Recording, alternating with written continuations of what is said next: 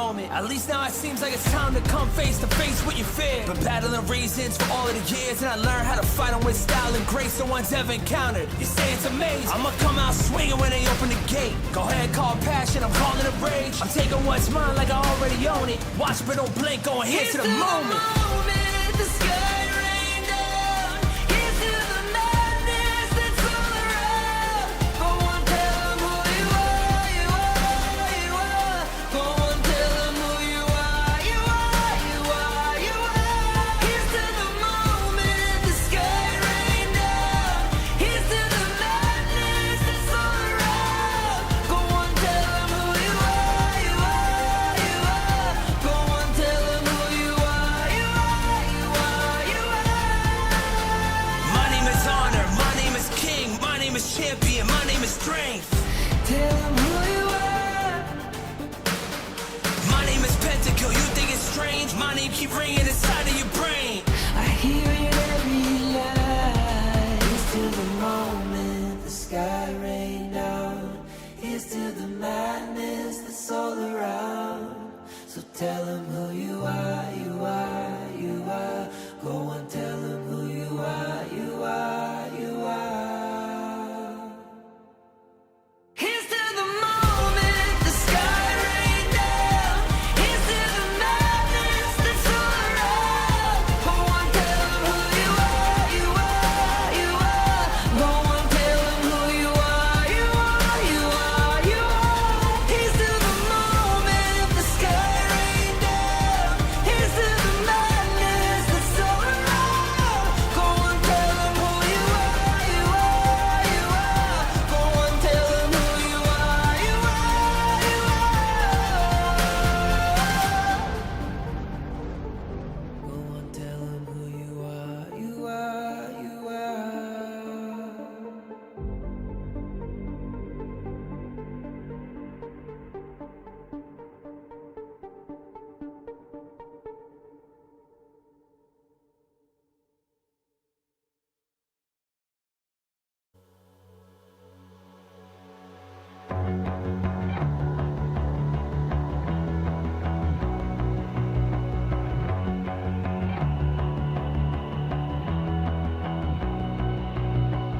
You've walked through the darkest nights.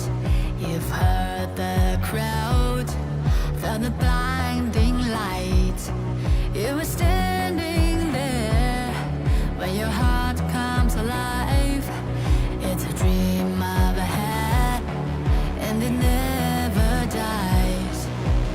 Right here, right now, give it all, get it out. Never a surrender, I fight and never fail.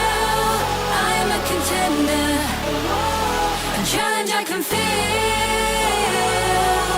The smallest lies become the brightest enemies, relentlessly. And even if you fall, you gave it everything to be a king.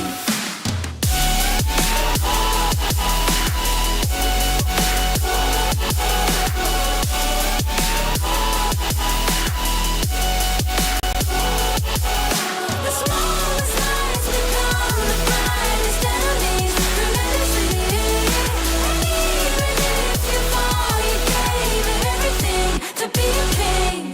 You carved your way with a sharp attack. You watched it all burn, and you never looked back. There will come a day when your fears will rise. You protect your crown, so it never dies. Never a surrender, I fight and never fail. I'm a contender, a challenge I can feel. The smallest lies become the brightest enemies, relentlessly. And even if you fall, you gave it everything to be a king. On my way, on my way, find my way, find my way. On my way, on my way, dream my way, dream my way. Never a surrender, I fight and never fail.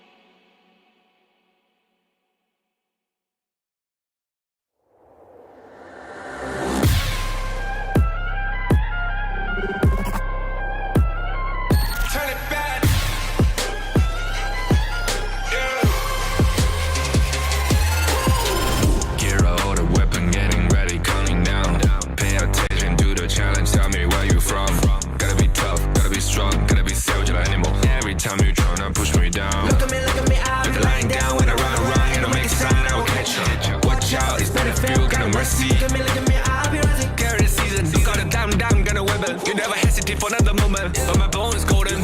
I'm invincible, just let him know. I can show you all the glory I own. Through the jungle, find a way to the pad. It's time we did. Go, live and rock and we go. It ain't a river, tiny bag. Storm is coming, tired of your cold. It's my kingdom, fire, blowing up. We the kings, it's our honor, showtime.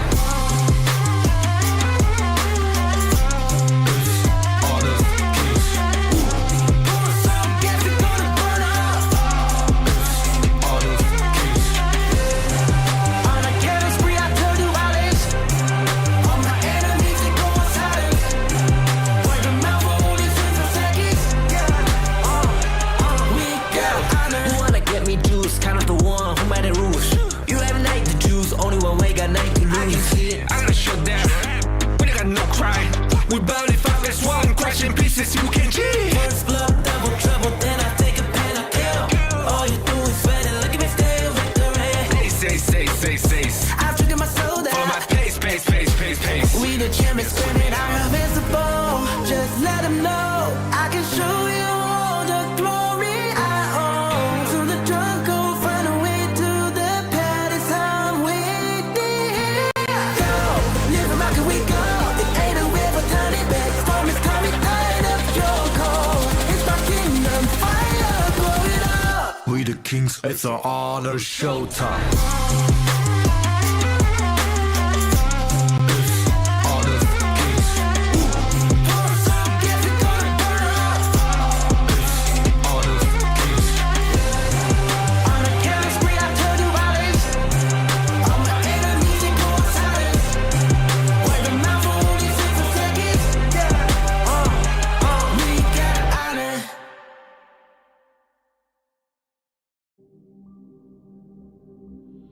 In this world,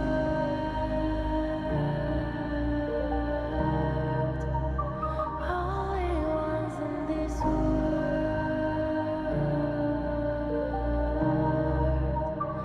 only ones in this call out my name,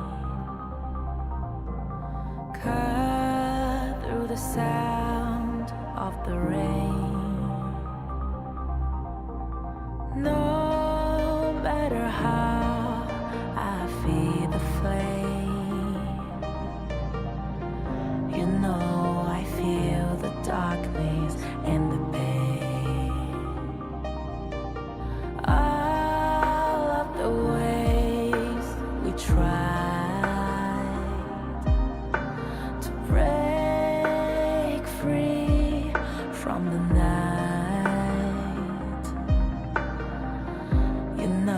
We made it out, we found the light. I fly so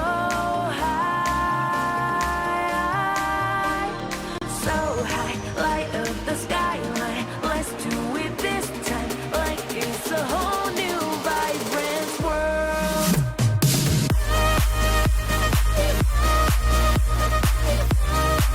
Like we're the only ones in this world.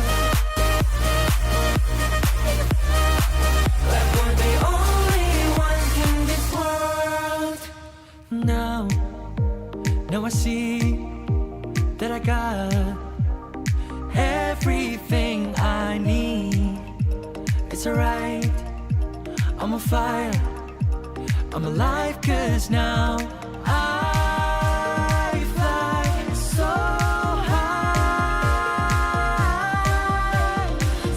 high, light up the skyline. Let's do it this time, like it's a whole new colorful world.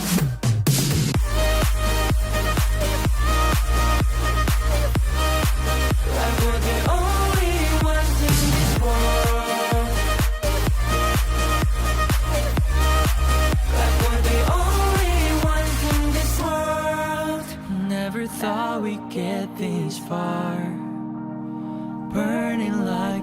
stars. How we get this far, like we're the only ones in this world.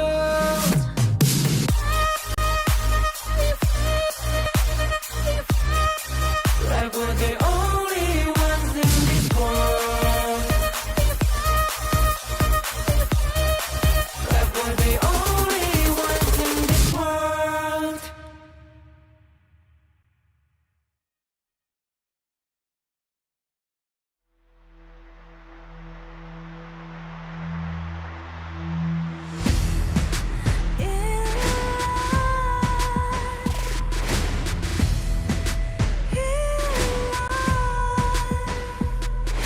What's a life without its worth? Compromising with what hurts inside. When you let fear decide your fate, you don't choose which path to take in life. In life, I'm finally letting go of everything that still holds me. I'm against all odds, but I won't give up, 'cause it's my time to shine.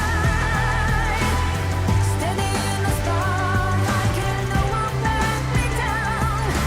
Destiny is calling high. I'm not afraid to fight for everything I love. Victory's on my side.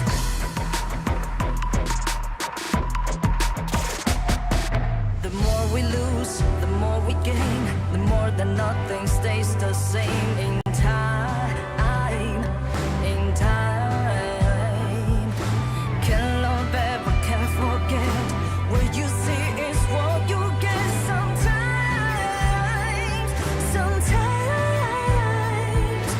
gonna show the world tonight. The light that shines inside us. We're against the odds, but we won't give up, 'cause it's our time to shine. Standing in the spotlight, can't no one back us down.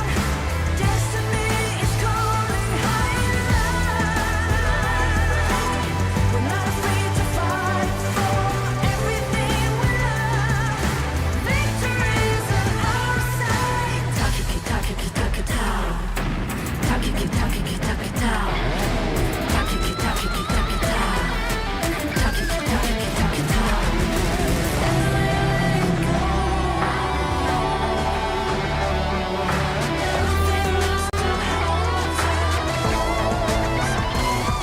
Cause it's our time to shine.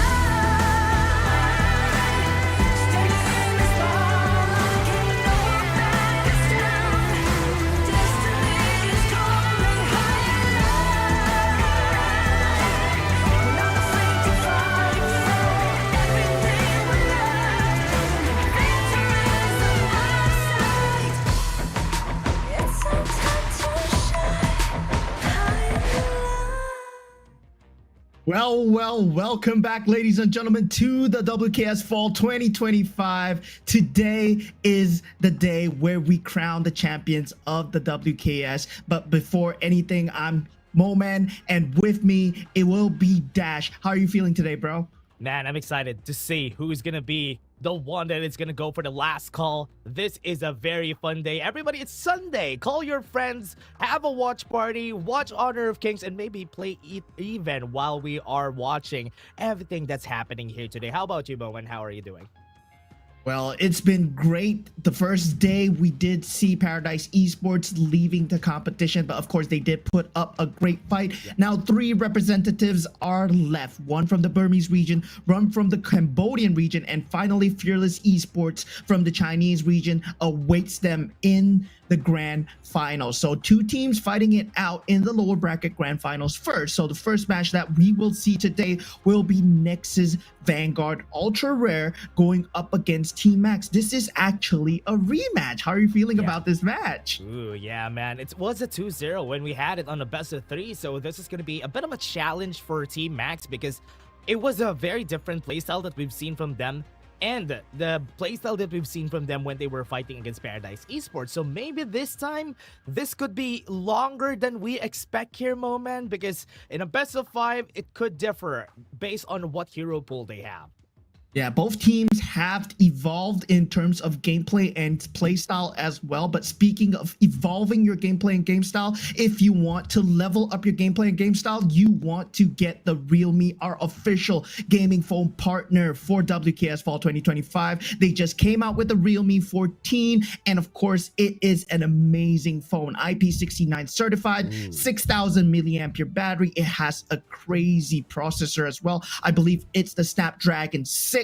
So that is a very good processor to play all your games, doesn't overheat as well. So very good phone to have. And IP69 certified, I must say. It is completely weatherproof, sandproof, played at the beach, play while you're hiking, play at anywhere that you want, underwater even.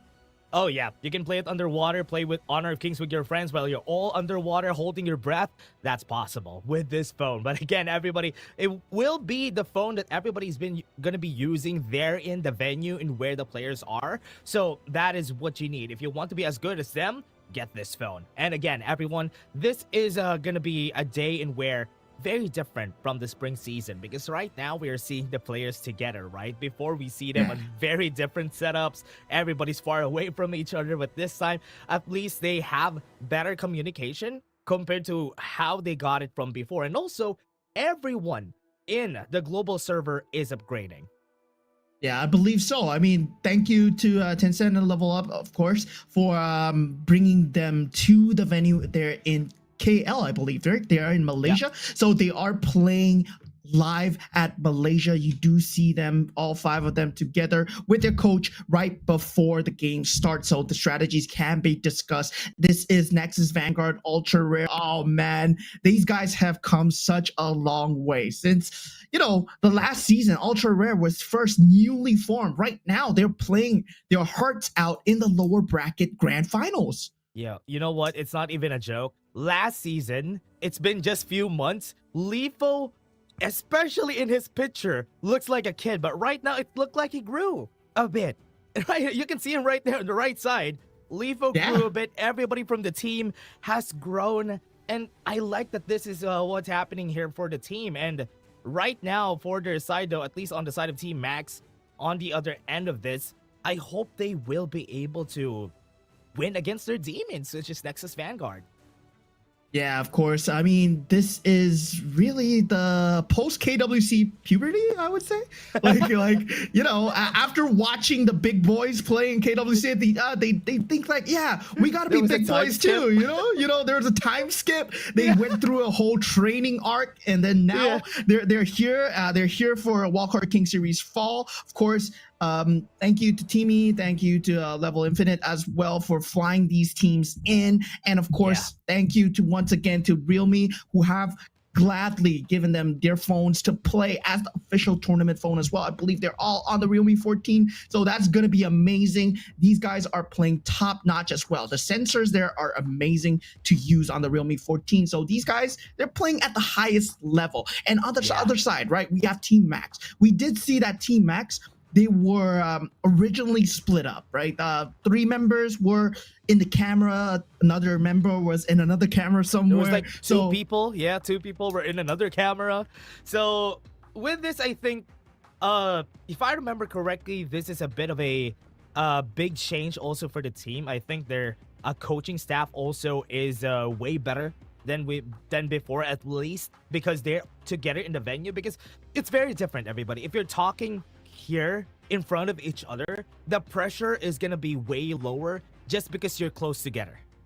Yeah, there is no like miscommunication through text or whatsoever. That's something that might get lost in translation online, right? Especially when you can see the faces of your people. I mean, this is a good communication skill to have, especially for pro esports player. That's why they do have gaming houses to play together, to actually train together as well. This is good for the competitive spirit of HOK or any esports in general as well. And I really believe that with the addition of KT, they have leveled up quite a bit, right? The way that they've been playing right now, they are much more conjoined with Kashimo. Of course, they still look a bit unpolished, but hopefully they can fix the mistakes today in a short span of time. Yeah, they need to really think about what they're going to be doing next year. We have seen the teams, we have seen both of them. They're getting ready, they're getting hyped up, and even the coaching staff are also there, just going to be helping them with their draft here. So right now, it's a good day to win Honor of Kings. I am really loving it. After the games yesterday, I was forced to use Secure, and I'm like, Secure. I think this is not gonna work. I won yesterday in my game, but I think this is not gonna work. It only worked because the enemies are not as good as these players. Well, I mean, this is what everybody's hoping for, right? Hopefully the enemy is not on form today. Hopefully the enemy is not as good as you today. Of course, different day, of course, different you as well. Of course, we all play ranked games. Every day it's a different form of yourself. So hopefully they both bring the best versions of the team. So Nexus Vanguard Ultra Rare, currently I would say they did have an easier time. But of course, both teams still have to face the Titan that is Fearless Esports waiting for them in the upper brackets. No, that's not even the upper brackets anymore. It's going to be the final match that awaits. Yeah, it's going to be the grand finals that they're waiting for. And lower bracket finals is here, underway, everybody. And it's still very early in the day. After this, everybody can celebrate because, especially Fearless Esports, if ever they win this or whoever wins it in the grand finals, they can celebrate the next day. They're still in the same spot. They're going to be waiting 22 days specifically before they head into the last call. They can have another trading arc, right? 22 days, I would say. Yeah, another trading arc. Maybe you will see Lethal go from. He's gonna go tall, man. He's gonna go very tall. Gonna be huge. Gonna be huge. So by the time he goes there, maybe if he makes it to last call, you're gonna see Lethal like 2 meters, like Shaquille O'Neal, and it's like I'm Lethal. It's like that's probably what's gonna happen. But Fearless Esports also awaits them in the grand finals, but finally they do have to fight it out. This is gonna be a best of 5, so first to 3 takes it. Global ban is still implemented, so as with all HOK tournaments, this is gonna be global ban. So they need to have versatility, they need to have much more strategy. We see Team Max yesterday having a lot of different strategies coming out. Nexus Ultra Rare too, but have they run through their playbook, right? There's still a lot of versatilities available, I feel. Yeah, and for everybody to know, first side selection is going to be whoever lost the upper bracket final. So whoever was there, which is Nexus Vanguard, they're going to be the ones who is going to be picking first on the side selection. Then they're going to be swapping after that. But again, this is going to be fun because at least we know who's going to be dictating where they are going to start in the global ban pick. Yeah, so it's going to be quite crazy where both teams, well, they are the sole representatives left, right? So they have to bring the best strats forward. I'm expecting early bans straight off the wazoo. Sure. I'm expecting like Luna bans, pay bans left and right. And because now they kind of know what Daffy is about, right? Daffy seems like he hasn't been playing more of assassin jungle role. He has been playing more of a tank jungle role. So they might be taking out the Ogrens. They might be taking out the Menkeys as well. He's especially good on these two, but I've yet to see him on something like a Dolia Dun, which might come out today. Ooh, maybe, because I remember yesterday they didn't go for that Dun from yesterday's match, but this time Team Max, the difference between them and this team Nexus Vanguard is that KT really plays a lot of the assassins. Yesterday, he played the Pei, the Jing. We even saw Musashi from yesterday. I mean, it's not an assassin, but they played him as a tank. But Luna also came out from their match against Paradise Esports. So this is a very hot and cold version of junglers here for both of our teams. Yeah, I believe KT has shown more versatility in the league so far. Can play both types of jungle, but they did get the better of them in the upper bracket semifinals, right? Nexus Vanguard, they played a very clean playstyle, but still, there were mistakes. There were gaps where Team Max could have come back. There was a period of time where they were using the Flowborn Marksman, I believe. My favorite marksman, by the way. But of course, they were using that marksman, and it was like they were clearing the creeps so well. It reached into the Tempest Dragon 20 minutes, but it was all due to Flick, who managed to take out the crystal and actually save the game. Yeah, that's true. This is very tough, right? Very tough for their side because they have to think about what they're going to do here because the changes from the best of 3 best of 5 very apparent. And as you were saying a while ago, Flowborn Marksman might be something that we're going to be seeing. Definitely. I believe Bot loves playing the Flowborn Marksman, so we're not going to miss it because we're going to see it game number 2 probably, or even game number 1 if Arlie is also banned. Yeah, I mean, Flowborn Marksman currently right now, I think in the patch, it's a very safe marksman to use. Yes, it's very very. strong, but I don't see the win condition behind it, right? You just pump in a lot of damage. It requires a lot of farm, but when a team makes it work, it's going to be magic because it feels like an improved version of the Lupin number 7, and Lupin number 7 itself is not very strong in the current meta. It doesn't have the similar capabilities of something like a Ho Yi might have to join fights and decimate the entire battlefield. Lupin number 7 feels much more of like an artillery kind of playstyle, right? And if you're talking about range, there's still the Shouyue that you can consider, and I believe none of the teams have pulled out the Shouyue so far. Yeah, Shouyue, compared to this season, I think we have seen the Shouyue a lot more last season. This season, I do think teams know how to play against it, especially that the game is quite fast compared to the last season. I do believe Shouyue needs a lot of time, maybe at the 15-minute mark, 16-minute mark, and where he's going to be very, very strong. But if you don't reach that point, we're not gonna see him a lot more. That's why we have a lot of early game marksmen coming out here, or at least a very safe one until they reach the late game. Yeah, I believe the teams have not found the combos to make the Flowborn Marksman work. And I believe something that would make the Flowborn Marksman work is having something like a Bozi, having something like a Yi Xing, something similar to the Shouyue lineup, right? Having the world is my board, having a cannon blast behind it so that you can set up the damage. And that's what similarly what you want to do with the Shouyue. You're going to put him in that same shoes. You got to think him as a better Shouyue maybe. Then afterwards, maybe the damage will start to translate.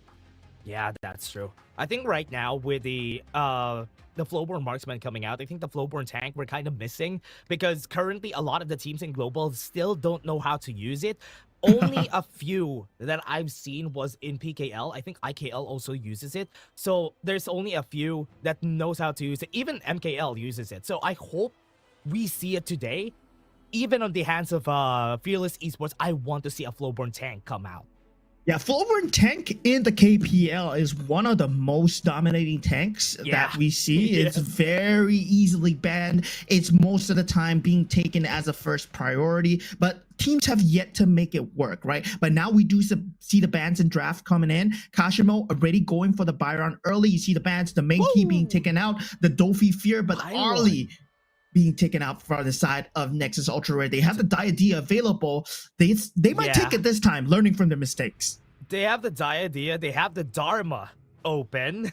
So I'm really surprised that the Team Max prioritized the Byron. I mean, I love the Byron as a first pick, but they are ready for it, Mo Man. We've seen this. Yesterday, they baited out the Arlie pick. They wanted the other team to pick it so that they could counter it out with the Musashi and the Lubang. Here we go. We're back.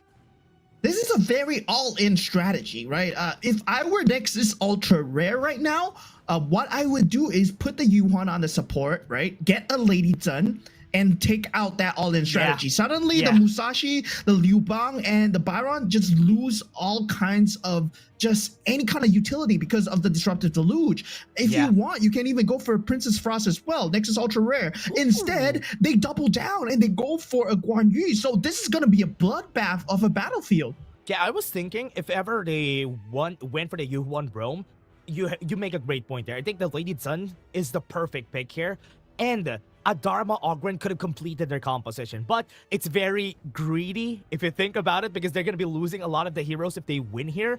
So I do think they're saving a bit of them. The Dharma Ogren combo that we are seeing a lot in Global will not be seen here in the game. So they're probably going to go for a Menki. They're probably going to go for something else as a tank here for Dofi. Yeah, and right now we do see a lot of the Clash laners having to step up in this meta. Of course, they are the main playmakers. Kashimo and Y20, Byron versus Guan Yu. So Guan Yu, of course, well, does very good a job at pushing him away. And Y20 on the Guan Yu, he has been monstrous so far. So whether or not Kashimo can find the opening, especially with the flash timings, that's going to be important. But Nexus Ultra Rare, they take out the Lady Sun themselves. They don't want the enemy to have it. So this might mean they might be going for the tank jungler. They might be going for the Ogren still. That's very smart. They even banned the Kaiser. That is something that they would pick for the side of Team Max. So at least now, having the possibility of an invincible warrior, which is very different, for example, a Dun, which is way easier to counter for a Musashi, that is a very smart ban. But on the side of Nexus, Yixing is also gonna come out. So this is 3 good picks already for the side of Nexus. Yeah, but I don't really see what Yixing can combo with. Sure, the Guan Yu, I agree. maybe, but there isn't much damage behind this. Whether or not you get the farm on Lifo, I mean, that's gonna be a bit hard, right? But yeah, they still get the Yixing through. So they are playing an extremely defensive lineup, and all eggs are in the flick basket right now. The only damage that really matters is gonna be the early. Yeah, I do believe this is a very greedy composition. It's still game 1. And we all know that people need to save some strats for the next games. And you know what? Even if they didn't pick the Yixing here, any other mid laner could have fit with this composition. If they're going to play the Arlie U1 or the Arlie for this game, they could have picked something more conservative for the other picks. But you know what? They can make it work. This is a game that they should win. Yeah, so now we do see the channel coming out. So the natural link counter is there. And they have yet to pick up their roam/mage, depending on where Yuhuan is going. But the Princess Frost, right? Very good lane clear, very good terms in terms of controlling teamfight, controlling a zone, but does not have much survivability. Yeah! Oh, we do see it. We do see it. Yeah! The Flowborn tank? Man, we shouldn't be speaking like this, right? They hear us. They hear us there in the venue. Now they have the Flowborn tank. They picked it up. Oh. I think that's a delay. I think there's a delay, right? I think there's a delay. So they don't know what we're thinking. No, but man, they can hear us live. Now we see Dolphy. Now we see Dolphy on the Flowborn tank. This is what I'm excited about. Flowborn tank, really good in terms of controlling the meta, in terms of just disengaging and just stopping the team fight entirely. So they can actually stall it out for the early to get a significant amount of farm before it becomes too out of hand, right? Yeah. The only problem that I have with the Flowborn tank currently, the best thing to have when you have a Flowborn tank in the KPL, what they do is they have a Master Luban. We don't have it yet in the global patch. We have a Dotao, but it's a way. You need to practice the composition in order for it to work, and that's how global teams have been making the Flowborn tank work. But here, because he's fighting against a Musashi who does the same thing, it could be possible. But now, let's see. This is gonna be game number 1 of the lower bracket finals. Let's see who's gonna win it. Yeah, Nexus Ultra Rare going up against T-Max, the Burmese representatives against the Cambodian representatives. One from their region left over to go up against the Chinese region of Fearless Esports that await in the grand finals. But already early game looking kind of tame, no invasions as of yet. And if you're talking about clear speeds, Duffy has a similar clear speed against KT as well. You will see them getting level 4 at similar levels of timing. But what I'm curious about is how the board is going to work with Duffy, right? Duffy has a lot of CC control and pushback and knockback as well, and whether or not the board is going to affect him negatively.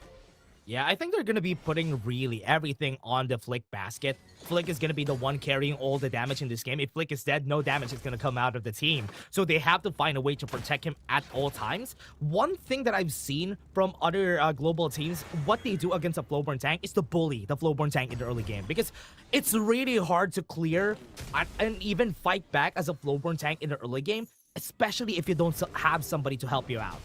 Yeah, it's kind of a mid-game composition for the Flowborn tank, but already with that level 4, he will have the utility needed to actually fight back right now.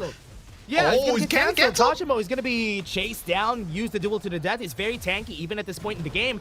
Look at the push, gonna come in with a Racer Cavalry. He gets a shield from the shield bash, and they're pushing them away from the tower. He survives in a double kill for Y20. Y20 with the Valiant save during that moment, that double kill coming through. It might be a trap all along. Maybe the cancel was the initiation that they needed. Yeah, actually, I think that's it. I think that's what they wanted to do all along. Dofi now punishing them from their mistakes, and Chigiri can't even get close from it. Now he loses a bit of his jungle counts. High-level mind games coming in from the side of Nexus Vanguard, and they have been doing extremely well in reading what Team Max is going to do. This means Kashimo and KT, they are behind in terms of just the farm alone, right? Y20, he's able to jump in the backline even more freely, and he will have that just battle spell on rotation as well. He already used it, but he will have it for the next objective take. Yeah, they need to be ready here. I think they didn't even do the rotations that we've seen from yesterday from other teams, in where they put Flick on the mid lane, rotate to the top side, get all the resources for Flick. They did a very normal laning setup here, Moman. Yeah, so they're not funneling too hard. They believe that maybe Y20 getting a bit of farm and Daffy having a bit more farm will tie them through this mid game, which I believe, yes. Flick will get the farm sooner or later, right? You are an early, you will be able to get the farm. Don't join the team fight if you don't have the farm. And then while to tie through this 5-minute mark, to tie through the 8-minute mark, you need Daffy and Y20 to not die in the team fight so that they can disengage freely. Yeah, we can even see Flick picking up the Sparkforge dagger, which is the new hot thing that we're seeing from a lot of the teams, in where you want the flash farm as an early. You don't want to fight in the early game, which is why they picked this up, so that they would be able to just get all the resources and have the damage ready in the early stages of the game. Yeah, the damage is going to be extremely important, whether or not the flash farm comes through, but already first Tyrant has spawned, and it's an easy take for the side of Nexus Vanguard. There's no contest at all, and I'm curious to see how this Princess Frost is going to fit in with this lineup. Duel to the Death with Winter is here is going to be a very deadly combo. Regardless of farm, it's going to destroy anyone in the front line. Yeah, whoever gets held down by the Duel to the Death to the Battlefield Command, whoever's held down, I think a Frigid Prison from Chigiri is going to hit for sure, just because of that two-punch combo that they're going to do. Now, Nexus gonna try to go for the bot lane. They have the World is My board, but they don't have the space to go and fight back. Throws a Parasol, and they're just gonna disengage. Yeah, bot was extremely low, but the Parasol was already expiring, so Flick did not want to overcommit for that kill, but they did get a lot of damage on that turret, right? They're trying to make the rotations just worse and worse by taking away the objectives. These minor objectives extremely important for Nexus Ultra Rare because they are not an engaging team fight. Y20 is the sole engager that they have. Man, this is gonna be hard, right? They're giving space to Dofi. They're giving space to Flick. Not a lot of pressure coming in from Team Max, which is what I was kind of expecting with this lineup, because it's easy to pull the trigger with a Duel to the Death. You have a Byron, you have the Lubang. I was expecting more kills from them. Yeah, the Kashimo and KT combo, right? The one that we've been seeing so far. Byron going in with the flash, having the knock-up, having the duel to the death. But now, they might want to try and combine that with Chigiri. They're waiting for that perfect moment because they need a minimum of 2 to just even things out. Now they're defending their Azure buff, which is a great rotation by them. But Nexus Vanguard, they're trying to steal it as much as possible. Look at Y20 go in that bottom side of the lane. Oh man, he's just there in the bottom side of the lane, and he's a big threat there. But on the top side, you're seeing Nexus taking over. Chigiri burns the flash just because he was out of position there. Yeah, I mean, Princess Frost, it's a very hard hero to play. Your positioning needs to be immaculate if you want to survive. Survivability is not there, but it's Kashimo, right? 1v2. Battlefield Command has been used. Flick just pushes him away. Now the board, somebody's going to be trapped here in front. More in full tempo to get the Sun to the kill. That is good already. Chigiri being chased down. They're running after him. Bashes him with a shield, and that's 3 on the board for Nexus. Yeah, this Nexus Vanguard domination coming through. I mean, without KT over there, without having the duel to the death, I don't believe they were in a position to take the team fights. Already being used on Y20. He's extremely low, but he's not gonna die. So KT's not finding any value so far as the Musashi, and that's not what you expect from a Musashi pick. Yeah, very, very tanky too. Y20 is not the best target. If they're looking for the best target here, I think Flick, Lifo has a passive too, a free destiny. So, man, it's still hard to get the kills there. But now Team Max are kind of struggling on thinking about what they want to do with this composition. They're the team who are supposed to be the ones aggressing against Nexus. Yeah, I mean, for Team Max, it feels like they've been trying to take fights at value, and they're being too greedy with it, right? They're not having the correct pieces to take the team fight when they should be requiring all 5. And they're trying to split as much as possible, try and get farm while trying to get objectives at the same time. And this greed has cost them all 3 tier 1s. They've costed them 5 kills so far. Right now, if they actually clash as 5, they still stand a chance because Winter is here, combined with everything else that they have. On paper, it's going to be very damaging to the lineup of Nexus Vanguard. It's gonna be way harder for Nexus to push after just because of the presence of the Winters here, and even the wave clear bot isn't even bad. So with this, I think Team Max just needs to think about this. They have a very big gold lead on their side, 5k gold lead for Nexus. Yeah, Doffy right now kind of unkillable. They require everything else. Board is used. Yeah, I think this is not gonna be a fight, right? They just use the board just to push away Chiggery bot, but it's not gonna happen. So with that, they're just stalling for time, but KT on the back might be in danger. Leader stand has been used. Flash has been burned already. Kashim was gonna fall down. Here it comes onto the back line to use the unending sword to the more full tempo. Gets the sun. They're not gonna kill that they want. And now they got a triple kill onto Flick. And they're just gonna be on pursuit and chase down the other 2. I mean, when you saw that Winter is here, it only cooled down after the engagements were done. Kashimo and KT feels like there's a bit of miscommunication coming through. Chigiri did not have the spells, did not have the magical damage, and bot. Oh no, this is gonna be bad. Mournful tempo gonna get used, pushes him back to his team. Delivery has been served. Yeah, this is crazy, man. This is the power of a full-born tank, right? He's literally unkillable, and he can buy so much space. You can think of him as a Dundolia by himself, or you can think of him as a Kaiser as well. And this is so insane to see that teams are not using it. But now that Dofi has shown it, it might be even more prevalent in the WKS right now. We might see this in the grand finals too. Yeah, Fearless is gonna pick that up later. I do feel like it. They're watching this and they're like, we can do it better. But this time, we're seeing on the top side, one real boy left alone. Battlefield command is up though, so he can just push that button and get out. Yeah, the eject button, didn't want to use it to just kind of survive. But of course, at that situation, you just want to split push. You're getting the farm as much as possible. Now, 7,000 gold lead towards the side of Team Nexus Vanguard. This is going to be a very tough spot to come back from. They need a dream scenario. Yeah, they need to find a way here. I'm thinking of one dream scenario. Law, and Sorrow is just there to bail him out. He's safe now. No more ult, no more things to use here. One real boy doesn't have the battlefield command, and Y20 playing bodyguard so that nobody could get close to this tyrant. Yeah, that's a very good point, actually. Law has been baiting out utilities for days with the Unending Sorrow, making sure that his team members are always safe. Oh no, but Kashimo's gonna be trapped. Yeah, this is not gonna be good. Won't be able to dash away. That's a kill on their side. And now they're gonna be running in pursuit. Gonna be pushing back one, and there you go. The delivery system is there, and Y20 is gonna be laughing at the back because of that kill. And now they are gonna try to maybe finish this. Bot is the last one. No, he was able to flash away, but do they have the wave clear though? That's the question. They're trying their best to do so. They are going to be able to do so with a duel to the death onto the backline. They got to kill on Flick and Law. That's good. They're changing the tides, but this comes Dofi in front. The board is there, but it's not going to hit. And it's still a 4-for-2. Yeah, it's still 4-for-2. They did take out the main marksman. We did see over-aggression from Nexus Vanguard being the bane of the game 1 during yesterday's series. They did manage to come back though. Still, it is not out of the woods yet for Nexus Vanguard. This is a period of time where they can actually kind of think of trying to come back, but their combo, right? Their combo needs to be much better for Team Max. They really need to use all their utilities together on a singular target. If it is Law, he's gonna Unending Sorrow out of there. So it has to be on either Dofi or Lifo. And Dofi right now, I feel like he's too tanky to die.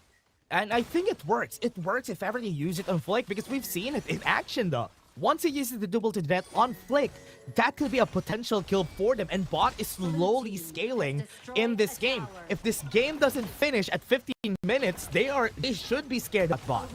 Yeah, that 15-minute mark, very important key marker to just usher in that late game. So Nexus Vanguard Ultra Rare, they need to be worried about that ticking time bomb. They have that global utility with the Liu Bang. One Real Boy, he will start being a threat really soon with the Battlefield Command. So it's something that you need to keep in the back of your head.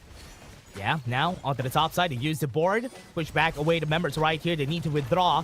Gonna go in, try and get some damage with KD already low. Will he be dead? Battlefield Command saves his life. And now he struggles for another day.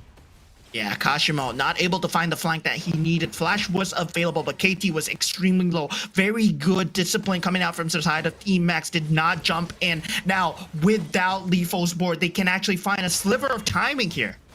Yeah, not a lot of sustain. Even using the Winters here right in the middle so that they won't be able to push this easily. Half HP already on Dofi.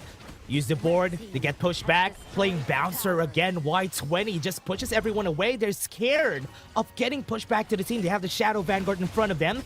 Might be able to get the stun. Kashimo in front. Gonna be using the Force Field Suppression. They got the shields. Onto the backline they go. No kills are happening just yet, but a Winter is here, is there to help him out. KT not gonna be able to get the kill. 1 HP on 2. And he's still alive, but Y20 falls. Still 1-for-1. Gonna go for the chase down. They have to use the flash. They have the Battlefield Command again up and serving. But now that is just it. Yeah, Dofi and Flick almost is never enough. If they got 2 there, that chase down would have been much more lethal coming out from side of Team Max. Now 3-14, 7,000 gold advantage. Nexus Vanguard, they still need to worry as Team Max, as long as the base is there, they will continue fighting. And if they can start to fight outside of the base, slowly scale in terms of having the map control, well, Nexus Vanguard, they're gonna start losing the team fights because their lineup is not meant for team fights, right? Everything is on Flick, and Dofi and Y20 are the main peel. Yeah, the pickoffs are going to be what they want here for the side of Nexus. They have a lot of ways to cause diversion against the other team, but a 7k gold lead is still apparent, and that's the reason why Nexus still has this confidence. World's My Board is going to get used. Kashimo is going to be trapped. Going to go for the chase down, but Good Winter is here to help him out. Yeah, Winter is here now currently from Chigiri being used extremely well. Yeah, Y20. Look at the push though. He's so low. And now they need to find a fight that they can fight because leader stance is already out. And this Tyrant is ticking so low. But maybe they can find a steal. Low HP already, but still, Nexus takes it. Yeah, I mean, at this point, this Tyrant buff, extremely important, but they know that One Real Boy has been pushing the side lanes, right? Consistently pushing on the edge. He's been doing a great job on the macro department, making sure that his team does have the space to work with because he can be at the fight at any single time. But at the same time, the duel to the death being used on Y20 just led them into the Tyrant because they knew that Y20 didn't die. Yeah, if Y20 is gonna survive those, right? Because he has a lot of armor. Even if we don't see his items, he has a frigid charge. That's a lot of armor for him. World's My Board is gonna get used. Kashimo is in front, playing defense for the team. But Y20 is just threatening onto the back line. Flick was able to move forward, but no kills are happening just yet. Yeah, I mean, this is going to be quite crazy coming in. Bloodbath, Nexus Vanguard, they will have to initiate on this tier 3 turret. They don't have any form of lane clear to work with. So, I mean, the creeps wise, it's going to be a very hard high ground defense coming through from side of Team Max. Yeah, but the offense also they need to think about it. Nexus, look at this. What they're doing here, this is the power of One Real Boy, right? Even if he's a roamer, he can do this anytime he wants. Battlefield Command away, it's okay, because at level 15, you already have a very short cooldown on that Battlefield Command, but it's still a 20-second cooldown, so they have to be scared on the next 20 seconds. Yeah, I mean, One Real Boy, he's been doing a great job of the macro, but of course, with the passive lane pressure from the tier 3s being taken down, those super minions really deal a number of damage. But at this point, right, net worth doesn't really matter.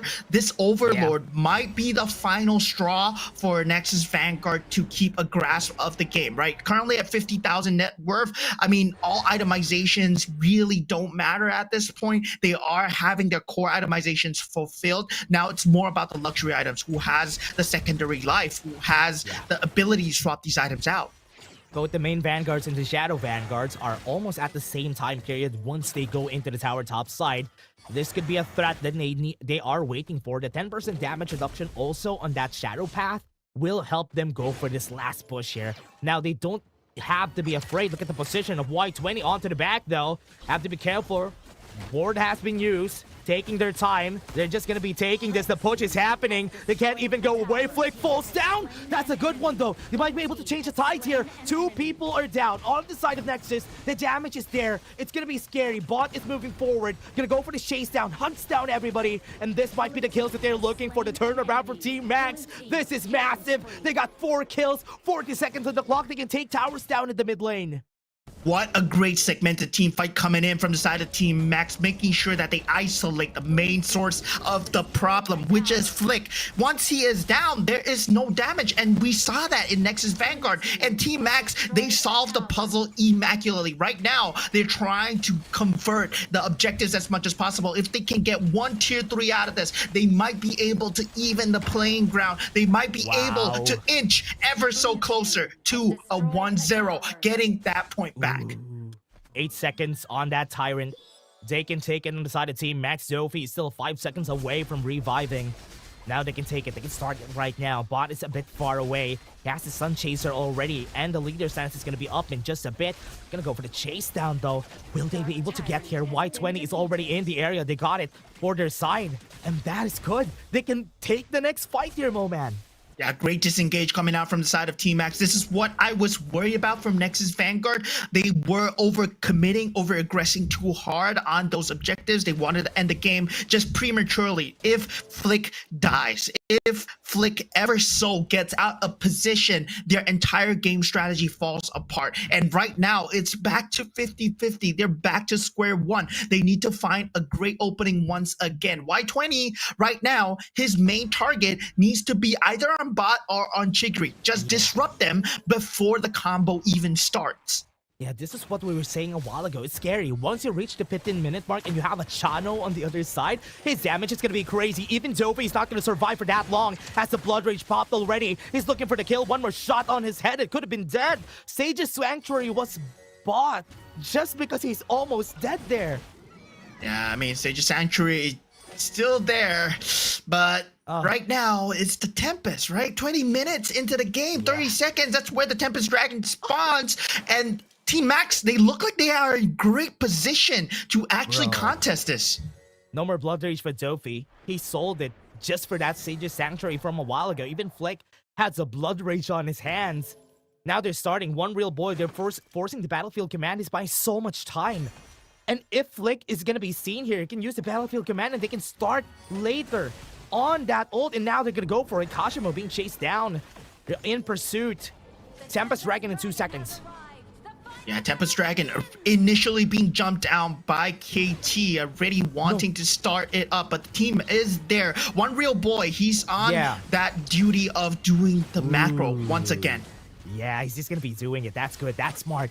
That's what they need to do. Just put him as a diversion. Somebody needs to react. They can't start the Tempest Dragon until they need to. Now, Nexus taking their time. Kashimo in position to actually push him back away. They're doing so good. And Flick is going to fall down. Sage's Sanctuary and Blood Rage has been popped already. Onto the backline, Kashimo falls down. Y20 looking for the right target, though. Bot has been stunned. He was able to flash away, but onto the back, you can see it. KT was able to get the duel to the death. He's going to be going in and out. He's going to be dead. A 3v5 is going to be happening, but Bot is still alive. He still has the Sage's Sanctuary. It has been popped, and that is good. Now they need to back off. Battlefield Command has been used. Nobody is dead on the side of Nexus. They can go for the last push. Bot lane wave is pushing.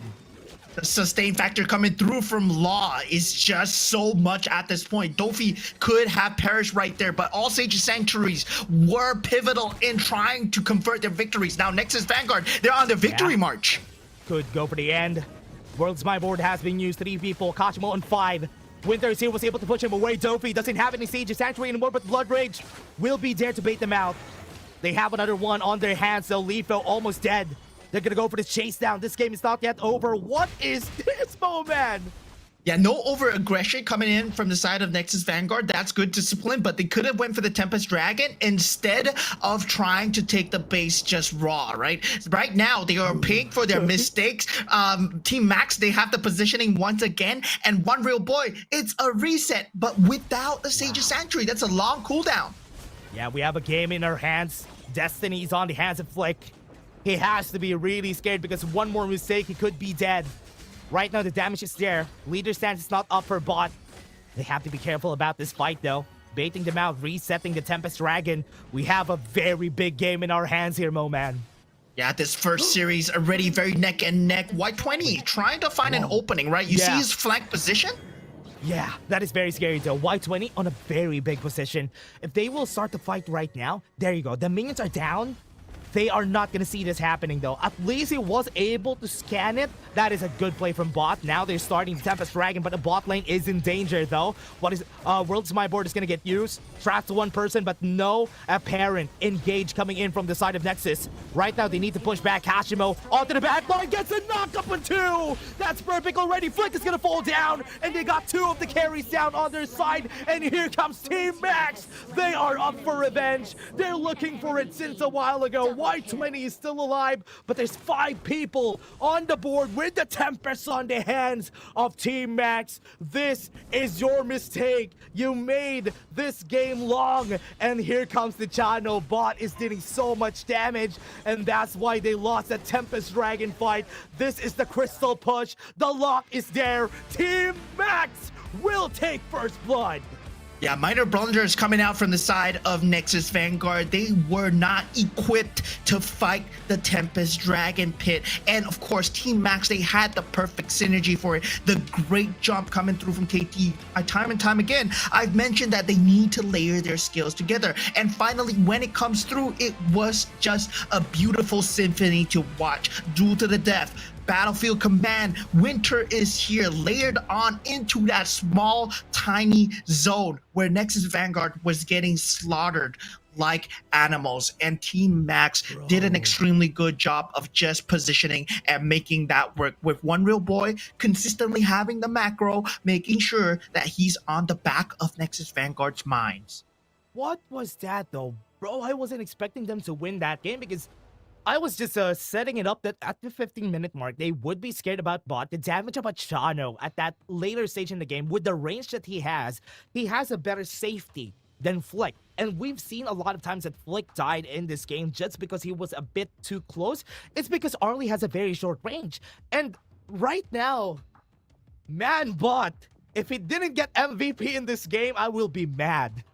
Yeah, I mean, Bot did an extremely good job, right? We saw his positioning just being immaculate with the Flowborn Marksman yesterday, and I was praising Flick for being kind of matching that. But with the Arlie versus Chano, I gotta favor the Chano, right? You gotta know that Flick, well, you have the Parasol to get out, but Bot has the chasing capability. And it was really matched with KT jumping him down with the duel to death, and Chigiri zoning him out with all the frigid prisons and all the winter is here. So there are a lot of spaces in the map that suddenly just become extremely dangerous to fight, because there's ice, there's swords, and suddenly there's wolves as well. So it's extremely scary for Nexus Vanguard. Yeah, and it was hard for Nexus. I think we talked about this also before, Moman. We talked about how Nexus, or should I say the former Ultra Rare Esports, had a problem with finishing the game. That was their problem during the last season. If they finished the game before 12 minutes, because they could. The high ground towers on the mid lane, the bot lane are already down. If they finish it at the 12 or 13-minute mark and risk the life of Y20, for example, to finish the game, that game could have been theirs. Yeah, I mean, I feel like Nexus Vanguard Ultra Rare are the team that likes to go for gambles, right? It seems like they like to go for the 50-50, and most teams, most professional teams, they don't like to go for the 50-50. They'll wait for the next objective. They'll wait for the Shadow Overlord, something along the lines of the Tempest Dragon, to actually seal the deal, to make it like a 70-30 instead of a 50-50. Meanwhile, Nexus Vanguard, they take those 50-50s. They jump in. They want to end the fight as much as possible. And this greed has been costing them time and time again. It almost costed them in the lower brackets. I mean, in the upper bracket semifinals, but right now it's costing them in the lower bracket grand finals. Yeah, it's gonna be costing them if they don't finish those games in where they had like an one item lead.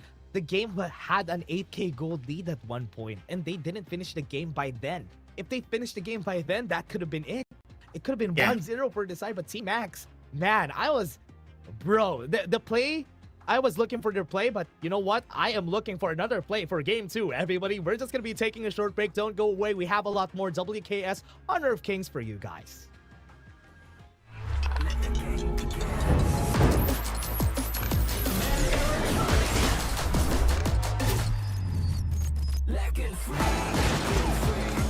Packing stinks. Victory. Another round. Sure, but how about a smoother phone next time? Realme 14, performance beyond limits.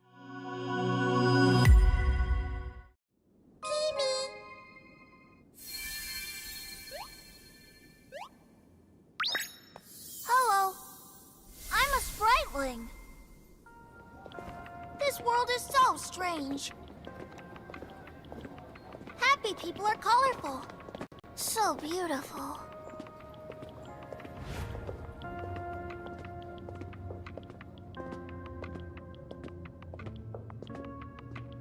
Are those their negative emotions? Oh, so scary! Huh?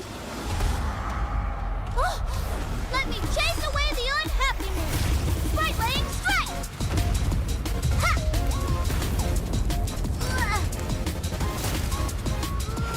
Hey!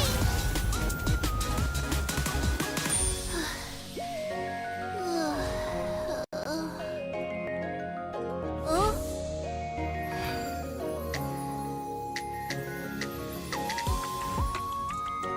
I'm a spriteling. With me around, you'll never be unhappy. Ow!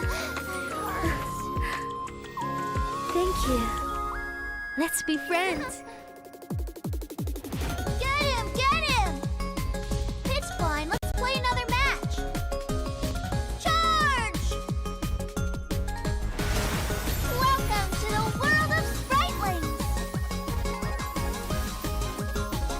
I'll take you to our annual Spriteling Festival. Enjoy HOK and release your unhappiness. The world can't be without spritelings.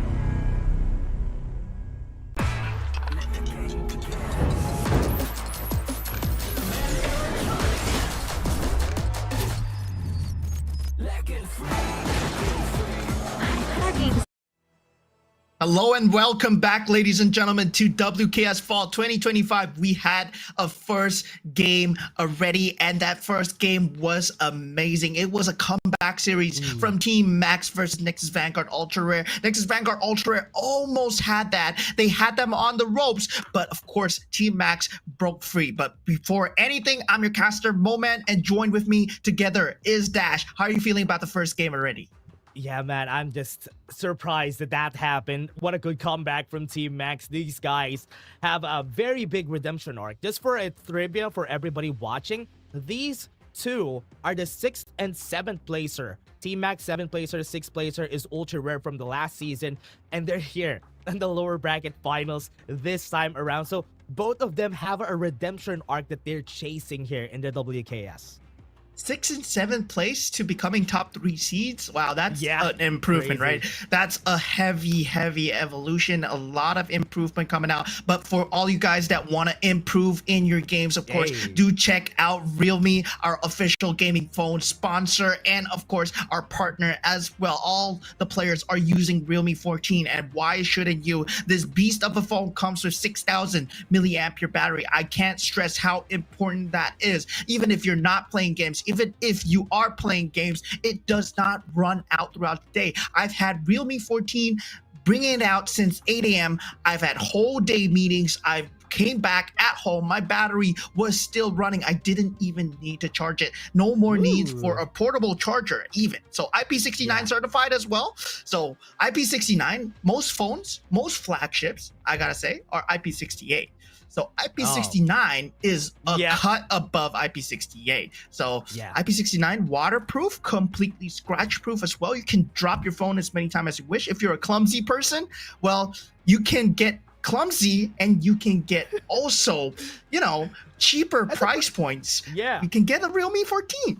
That's a perfect phone for me. I'm a very clumsy person. I drop my phone every time. So guys, if you're like me and you're clumsy as me, please get a Realme 14. Those players have this phone at their hands and there's nothing to say about their gameplay. It's all going to be about how they play because these phones are excellent. So get yours for free. Get yours, everybody. There might be discounters incoming soon, so check it out on your local digital source.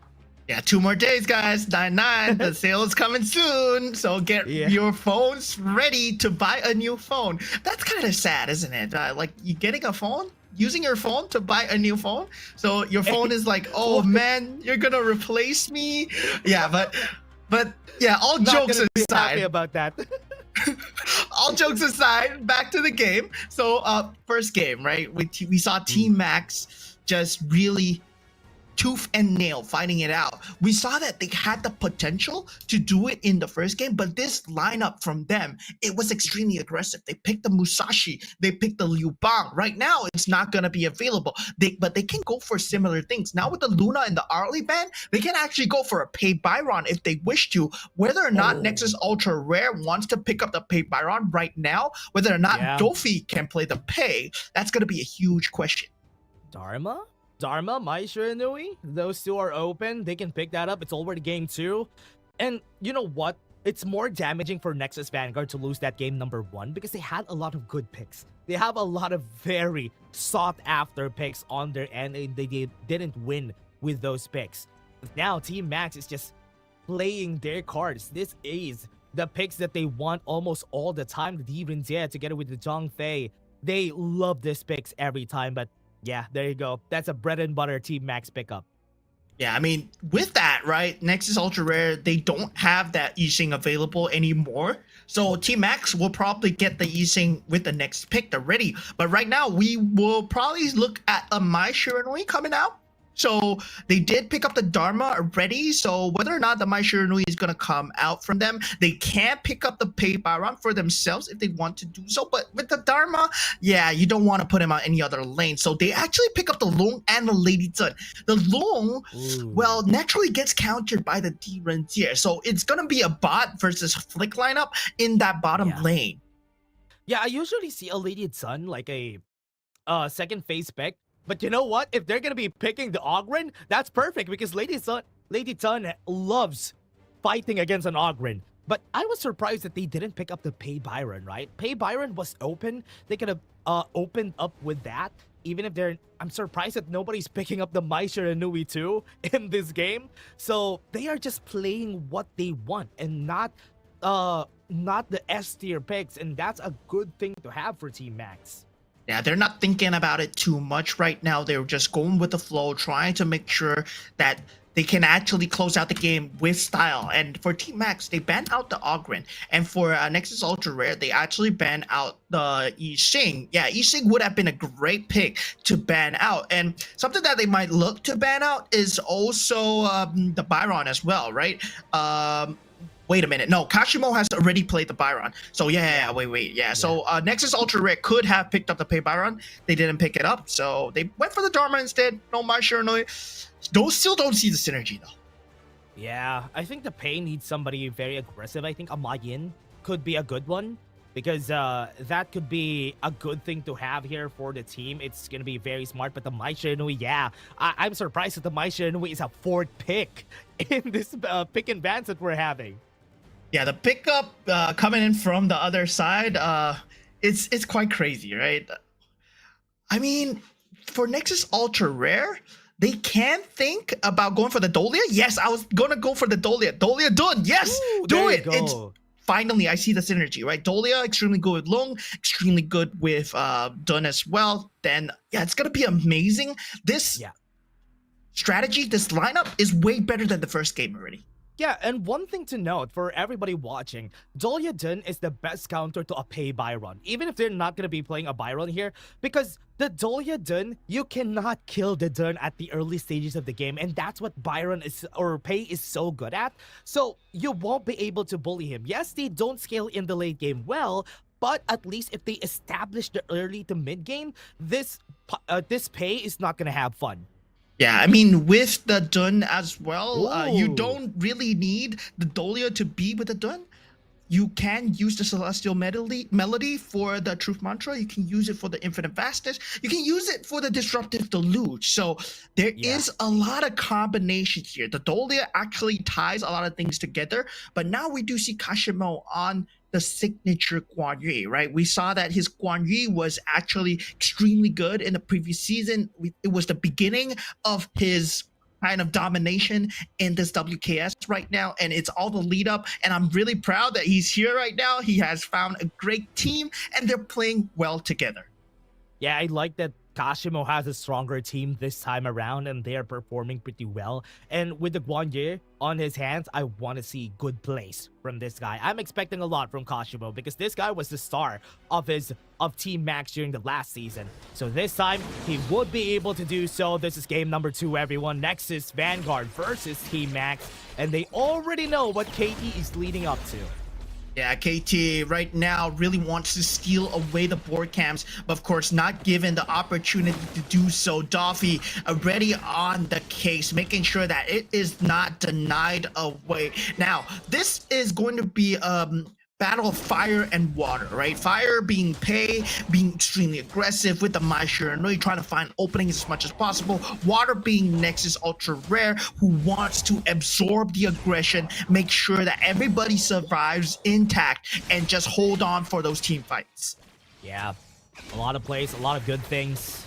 I think Mai Shiranui is a perfect combo together with the Pei because they don't already have a Byron at this point in the game, so at least they have that aggression that they're looking for. Right now, the Guan Yu has been one of the hottest picks just because of the recent, you can see it, everybody, the recent rework that we've seen for him has been helping out a lot of the Clash laners we have. Yeah, I mean, this rework has been just so awesome, right? Guan Yu just has multiple pushes. Now it's just so good. The speed is just too much for people to deal with, especially if in the hands of Kashimo. Oh, I was scared about that, though. I thought Law could be caught up there, but still very early in the game. No Racer Cavalry available. And what I like about it is that they can attack and move now, and even stay in a brush while not moving. That's like... I want to play him in the roam next time. If I'm going to be playing with Moman, I'm going to be playing him as roam. But now they're going to go here right into the middle. Teleportation circle was used onto the mid lane, but no fights just yet. Yeah, once again, you want to see Nexus Vanguard being as defensive as possible. Dofi trying to defend the board camp. There you go. Prison Strike has been used pretty early, but Dofi was still able to get that wave, so everything's pretty safe here for their side. Yeah, very good defensive maneuvers coming out from the side of Nexus Vanguard so far. This is a much better look towards their lineup, right? Not all eggs are in one basket. They have multiple ways of entry. Dofi with the Wind Slash, you can actually open things up. There's a Truth Mantra, there's a Disruptive Deluge. If you think about it, Infinite Fastness, very good entryway into battle as well. Not a lot of very high level macro that I'm seeing here for both teams, but I like that they're playing just what they're comfortable with. Right now, One Real Boy has been left alone. The Truth Mantra was there to kill them up, and that is good. What a good first blood. Yeah, at the same time, you remove the help that KT actually has. So with that, KT will find harder rotations throughout the map. At the same time, bot will also feel more vulnerable at the bottom lane. So great pickup, great use of the truth mantra early in this game. Well, you're not picking up a key target. Never mind, go on the Zhangfei. I love this play that they're doing. Everybody's just being staying in their lanes and just letting KT farm, letting Dofi do his thing. What was that? Tasha was just got the steal in this fight till beast. But that's a very small thing. But right now, everybody's just preparing for the next fight, which is 30 seconds. I like that KT still has the advantage here, man, because he's level 7, close to level 8 at this point. But now, that's not good. Ocean Tears was able to hit them up, and that is going to be the knockup coming into their side. They got killed even before the objective comes in. Here comes Y20. He still has his Truth Mantra available, but nothing is going to be followed up at this point. Yeah, I was just gonna say, right? You were saying that KT had the advantage. I'm gonna say Pei is a hero that needs the advantage because he is a glass cannon. If he gets caught by anything, he's gonna die. And just as I was about to say it, he just perished to the Ocean of Tears and the Wind Slash combo. No. What a good hit from Lifo. That is just so good. Right now, KT is in the... Okay, he's still gonna get the Azure buff. But this time, it's looking like Nexus is still the ones holding onto this advantage here. But because they rotated Y20 on the mid to the bottom side, I think there's a lot of tower damage that happened on the top. Yeah, there is a Kashimo problem on the top side. Too fast to deal with, too farm to deal with as well. But currently 2-0 in the lead. Macro still going in Max's favor though. KT's gonna be here. Not enough rage onto one real boy to use the ultimate. KT is in the area. Damage gonna be there. But will it be enough to actually get the kill? Close, but not enough. Yeah, great disengage from KT. Could have been bad if he stayed a second longer. Would have been knocked up by Dun, and Dofi would have had a field day, especially with Flick having charged up that Flaming Palm as well. Now, Y20 still has that Truth Mantra to work with. I think he has used it in the top lane to stop Kashimo somewhat, but did lose that turret in the end. Yeah, one thing that's good about what Team Max is doing is that they're maximizing all the gold, the resources on the map. That's the reason why even with 2 kills, they still have the gold advantage. And this is a good way to play Team Max. Just upgrading from that Game 1 and Game 2, they're kind of doing better this time. Yeah, and their macro has been immaculate, right? We saw that in the first game. They used the Liu Bang. Their macro, their sense of the map timings were very good. They used the teleportation circles extremely well. And one key factor to that is because KT, now on the Pei, he does clean up very well. So I hope that, they keep that going through. They get the macro advantage going because they're keeping up in terms of net worth. But they need a lot more farm if they're going to fight into this water lineup. Nexus Ultra Rare, they are extremely tanky, extremely sustainable. Yeah, what he's doing, he was, wait, Ocean Tears gonna hit. Never mind. But back to my point a while ago is that he's clearing mid. Get the jungle camps at the bot side. But no, this is gonna be a clear that they're looking for. Unbridled Outburst on the 2. That's good with the True, with a heroic charge to get the kill. That's 2. They're gonna delete one more, neutralizing the enemy. Lifo will be able to flash away, but at what cost? He's still gonna be dead anyway, so that's it. They're gonna go for the chase down. Y20 doesn't have the flash. They were able to get out of the way, eject themselves out of the fight.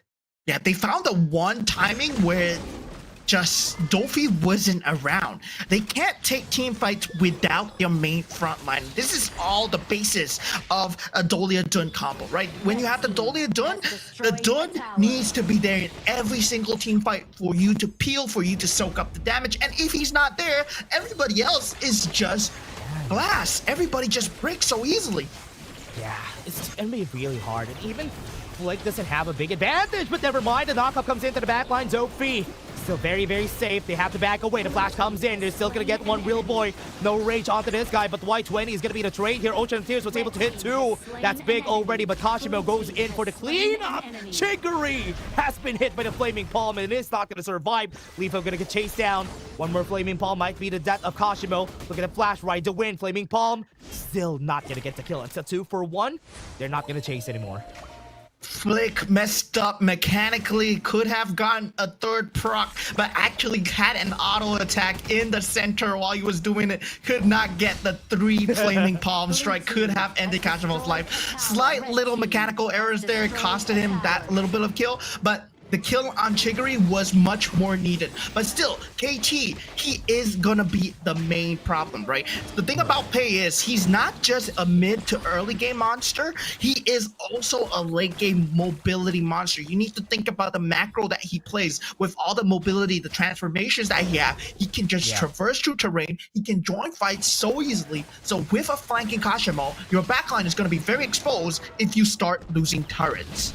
Tyrant is already up. KT not in position to actually go for the flanks, but they can start this anytime they want. Dofi using the Unruly Blade pretty early in this. He's trying to clear up, scout the area, maybe find something. But what they don't find is that KT is waiting on the sides. Leifo want to go in. The timing's just right, and Bridal Outburst was used. Got the stun on 3. They can get the knock up here, but no, it's not gonna happen. Chiggery was pushed back. The damage from bot, it's just so good. Right now, Unruly Blade is up, but it doesn't matter. He's also gonna fall right onto the backline. Kashimo is trying his best to play bouncer and push everyone away from the objective. This red buff is gonna go to the side of Team Max, and the tower in the bot lane, that was a diversion. They were just going for that push there, and now the push is happening. KT moving forward, they got the damage. Y20 is also gonna fall down. Kashimo got the push with a heroic charge, and that's it. These guys are playing perfectly, but one real thing is that he's dead. Yeah, I mean, One Real Boy, at this point, he is going to be the main damage soaker. But the problem is, Dofi is going down. And Dofi is the only source of damage sustained that Nexus Vanguard have. Your Vanguard, right? He is your Vanguard. If the Vanguard goes down, everything else just falls apart behind like flies. And Y20 could not find a great truth mantra at all because of that. So yeah, there's a lot of ultimates they had up, but they couldn't even use them. Yeah, they were disassembled, man. If we have a replay of that fight, you guys would see that everybody's not on a front to back position. They were disassembled. There were 2 people in the top part of the backside of the Tyrant. There were 3 people at the bottom. So they need to position themselves well. They're a front to back composition, and they need to play that. Yeah, they really need to start utilizing the strength of the compositions. They need to know that Doliadun, yeah, as much as you can just rotate away from the Dun, you still need him around as the main tank when the fight happens. But Team Max, they've been finding great timings, right? KT has been just making them run like headless chickens throughout the entire map. He's at the bottom side, he's in the enemy jungle, and right now he's joining the team fight. What a great Razor Cavalry right there onto the backline. Got 2 kills already. What a great setup from the team with the stuns. They can't even move. One Real Boy falls, but at what cost? 3 people are down on the other side. Yeah, Team Max looking like a completely different team right now. They're able to take out a tier 3 on the bottom side. This KT on the Pei, you don't want to give the Pei to this man, right? And he's been doing so well. Despite the fact that he died in the early game, doesn't matter. Yeah, he's level 15. Has a big gold lead, has the pure sky at this point. Man, he's dealing so much damage. Right now, they're gonna go for the chase down. Gonna go for the back in pursuit of Leifo. They force the flash on 1, and now they can go for the Overlord or even the top side. Yeah, 1 nuke from KT just chopped down half HP from Leifo. That's how much threat he is to the backline. If Dofi gets just demolished, then everybody else is just gonna drop because yeah, that is the damage marker that he's dealing right now. And now with 8,000 gold advantage for Team Max, they will take these objectives before taking the team fight at the base. This is the same thing that they were, Nexus Vanguard was at the previous state of the game. But of course, now Team Max, they're taking the objectives. What is that, bro? What's happening right now? Nexus is at the loss. Even Dofi doesn't have the items in order to survive a lot of the onslaught coming in from Team Max. It's really hard for them to turn things around. Even with Flick, look at the items, everybody. He is still 11.2k. That's a 5k gold lead against the other jungler. Yeah, this is crazy. 11.2 thousand, 6 item slots almost all fulfilled. KT is going to have a field day. If he gets a target, it is going to melt. Be it Dofi, be it Law, be it anyone. His goal lead right now is too substantial. So the disruptive deluge is the only thing that's going to keep him out. That's true. I think, oh man, Y20 needs to find a good flank here. I think he needs to find a good setup onto the backline. That could be the only thing that they need in order to win this. He needs to be sneaky with it. He has the flash. Unbridled Outburst was able to hit the backline, but a 2-man knockoff onto the side sends them flying, sends them all the way with a frigid charge. That is enough. Team Max is looking to win this, is looking to go for the grand finals. It's still one more win. Match point comes in right here for Team Max. 2-0. KT, this man is amazing on the Assassin Junglers. As we see in this, Malaysian is the key player for this game. This pay has been completely decimating, and of course you put Kashimo on Guan Yu, and Kashimo is going to deliver. And what did he deliver? All the kills to KT. That's true. He delivered all the kills, even all the gold. Everything was given to him, and he even takes MVP. Kashimo will be taking MVP in this game, even though KT had 12k gold this game. Yeah, I mean, Kashimo, I gotta say, the way that he was approaching these team fights, he disjointed them at all fronts. But who was disjointing them, right? Chigiri and KT, they were the backline crew. They were the dirty workers. They were making sure that your heads were turned left and right. And while their heads were turned left and right, who's behind? Kashimo. He's going to just push you into the battlefield. Y20, I'm sorry, but you couldn't get a truth mantra. Dolphy, I'm sorry, you're not going to get a win slash. Flick, I'm sorry. Infinite vastness, you're not going to be able to pop it. That's true. This is so hard, honestly. One Real Boy also, we talked about this yesterday. One Real Boy is this type of roamer that even if he dies doing what he wants to do, like get an Unbridled Outburst in, he doesn't care. As long as the team gets the kills that they want, this guy is gonna pull the trigger. Even though we shouldn't be seeing a lot of setups from a Deng Fei, he's using the Unbridled Outburst every time as a starter for the team fights. Yeah, and this is the unknown resource that I like to talk about a lot in the Chinese leagues, which is the HP bar, right? Using your own HP bar as a resource to bait and be the basis to start and set up these fights. And One Real Boy, he's been trying to use that a lot more. Sometimes it works, sometimes it doesn't. But in this game, we see that it gambles and it worked out because he gets the Unbridled Outburst off. He gets the stun in time. He might perish, but he sets up the team fight perfectly for the rest of his teammates. Yeah, and most of the team fights isn't even complete every time on the side of the Nexus Vanguard, because most of the time we don't see Y20 in the fights. He's a bit too late. He's late, which is supposed to be the thing on a Dharma because you want to get a re-engage truth mantra, but it's a bit too late because most of the time one person is already dead and there's no more damage at that point. Yeah, one person already dead. I mean, with that, Kashimo has a lot of pushback factor. KT has a lot of damage, so one person is confirmed gonna be dead. Yeah, and that's it, everybody. That was just our game number 2. That is match point for Team Max. They're at 2-0 now. Let's see if game 3 is going to happen. Let's see if game 4 is going to happen. But before that, everybody, we're just going to be taking a short break. Having your caster. See you guys in just a bit.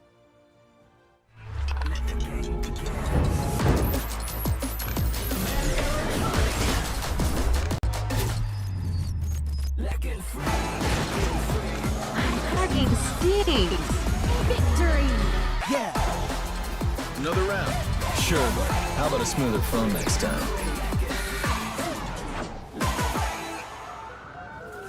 Realme 14, performance beyond limits.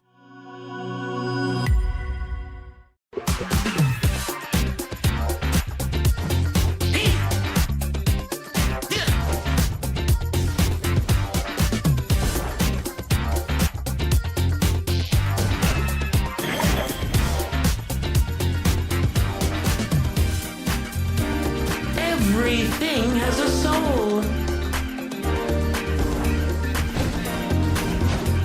Rampage. Thanks to Marinat Erudit's blessing, we shall know peace.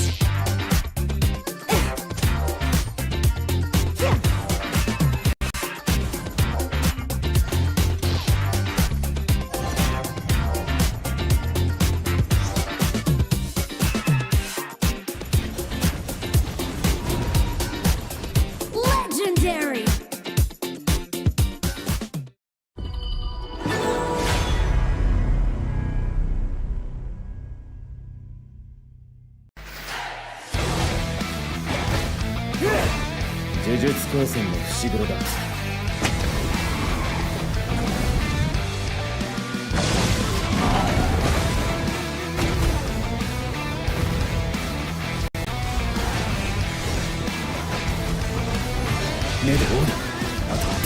Legendary!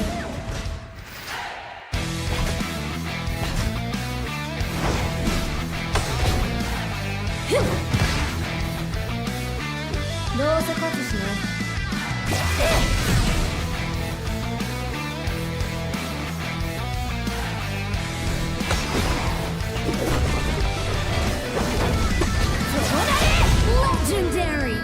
下手に出てりゃ偉そうに。寝不足か毛穴開いてる。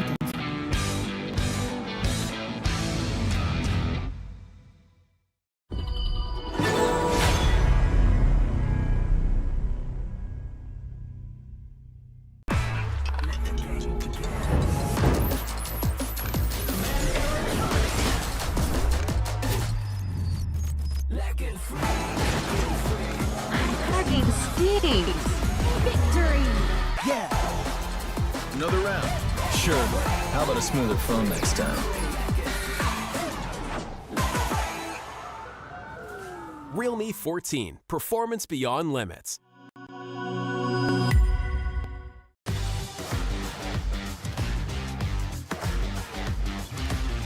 大丈夫。怪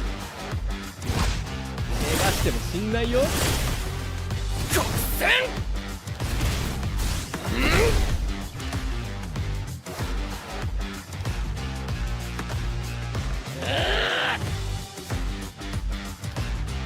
ほら、来いよ。Hello and welcome back, ladies and gentlemen, to the WKS Fall 2025. We had a banger of a first two games already. Team Max is currently in the lead 2-0 versus Nexus Vanguard Ultra Rare. The Cambodians are doing it. They might make it to grand finals. They are at match point. But what does Nexus Vanguard Ultra Rare still have in them? But before anything, I'm your caster Roman, and join with me is Dash. How are you feeling about game number 3? Yeah, different Cambodian will be on the top. I remember the last time that we've seen this teams, I think the Laotian team was able to get to the third place spot. Who went the lengths from the last season? I think it was See You Soon, right? That went the lengths for the Cambodian squads. So this time, I like the Team Max is the team that is doing this currently for the Wildcard King series. It's a different, a breath of fresh air because they're playing very differently from yesterday. Yeah, I mean, See You Soon, they couldn't qualify. They actually lost out to Team Max this season. But previously, See You Soon looked like they were the best teams out of the Cambodian region. But right now, Team Max seems to be besting other regions. Because last season, I was feeling like, oh, dude, the Cambodian region, they have great structure. But they need to improve their gameplay. They need to improve the way that they look at the map. I feel that this influx of talent that they have too has really helped them as well. Having another perspective, having these Malaysian players together with the Cambodian players, it has leveled up the gameplay. It has unlocked a new potential for Kashimo even. Yeah. And what I like about this, though, is that this team had a different structure from the last time that we've seen them. One real boy came from See You Soon. He was the Clash laner. That's why he has that killer instinct whenever he's playing the roamer, because he was the former Clash laner of See You Soon. And also, Chigiri was playing farm lane during the last season. So there were a lot of adjustments. And the adjustments couldn't be anything but honestly, it's perfect because everything's working, the gears are turning, and they're getting wins against Nexus Vanguard. Yeah, I feel like if you want to have an extension of your pro player life, you got to learn how to play everything, right? Yes. But now that we're going into the band stages, well, learning certain roles actually help you when you're playing out certain roles as well. Like, oh, if you're playing like farm laner, when you play on roam, you suddenly know what to do to help your farm laner. And if you're playing like mid laner, then suddenly when you're playing on support, you know what to do to support them. Yeah, this is the Nuhua that you were looking for last game number 1. And now we're seeing it here this time around for game number 3 with an Ogren.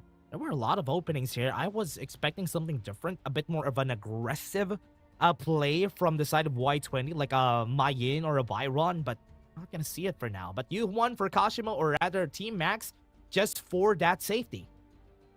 I mean, right now, Team Max, they are at an all-time high. They know that KT, you can play almost anything. I feel like they're gonna play something along the lines of a Jing, but hopefully Nexus Ultra Rare sniffs that out and bans it away, because Team Max, they look like they're gonna be playing an extremely mobile lineup with just having Chigiri to have that world is my board to lock people in place. So Nexus Vanguard, currently, they're going for a very nice top-down strat once again, but they did have a great synergy in the previous game. They weren't able to make it work. Yeah, what I like about this picks coming in from Team Max is that they are very mobile, as you said. They can go for pickoffs, they can go for team fights if ever they want to. Yixing is a good pick against an Ogren because Ogren doesn't have any dashes, so he's gonna be walking away from the board, which is good for the team. If they're gonna be leaning onto that, what you said, a Jing could be perfect here. I'll be honest, it's one of the perfect picks here for him. Yeah, it could be a Jing. I mean, we've seen what Fearless Esports can never mind. do. It's banned. Yeah, Luna's banned. He could go for an Ukyo even. So if he wants to go for an Ukyo, yeah, he could be doing it. Nah, bro, that's a G-Sin pick. Yeah, I mean, he might want to just, match up with Jizin, one of the greatest junglers that we've seen in the entire WKS. Of course, well, one of them will have to face Jizin, right? One of them will have to face Fearless Esports, who await them in the grand finals. This is the game number 3, best of 5, lower bracket grand finals, and whoever makes it out still has one more opponent.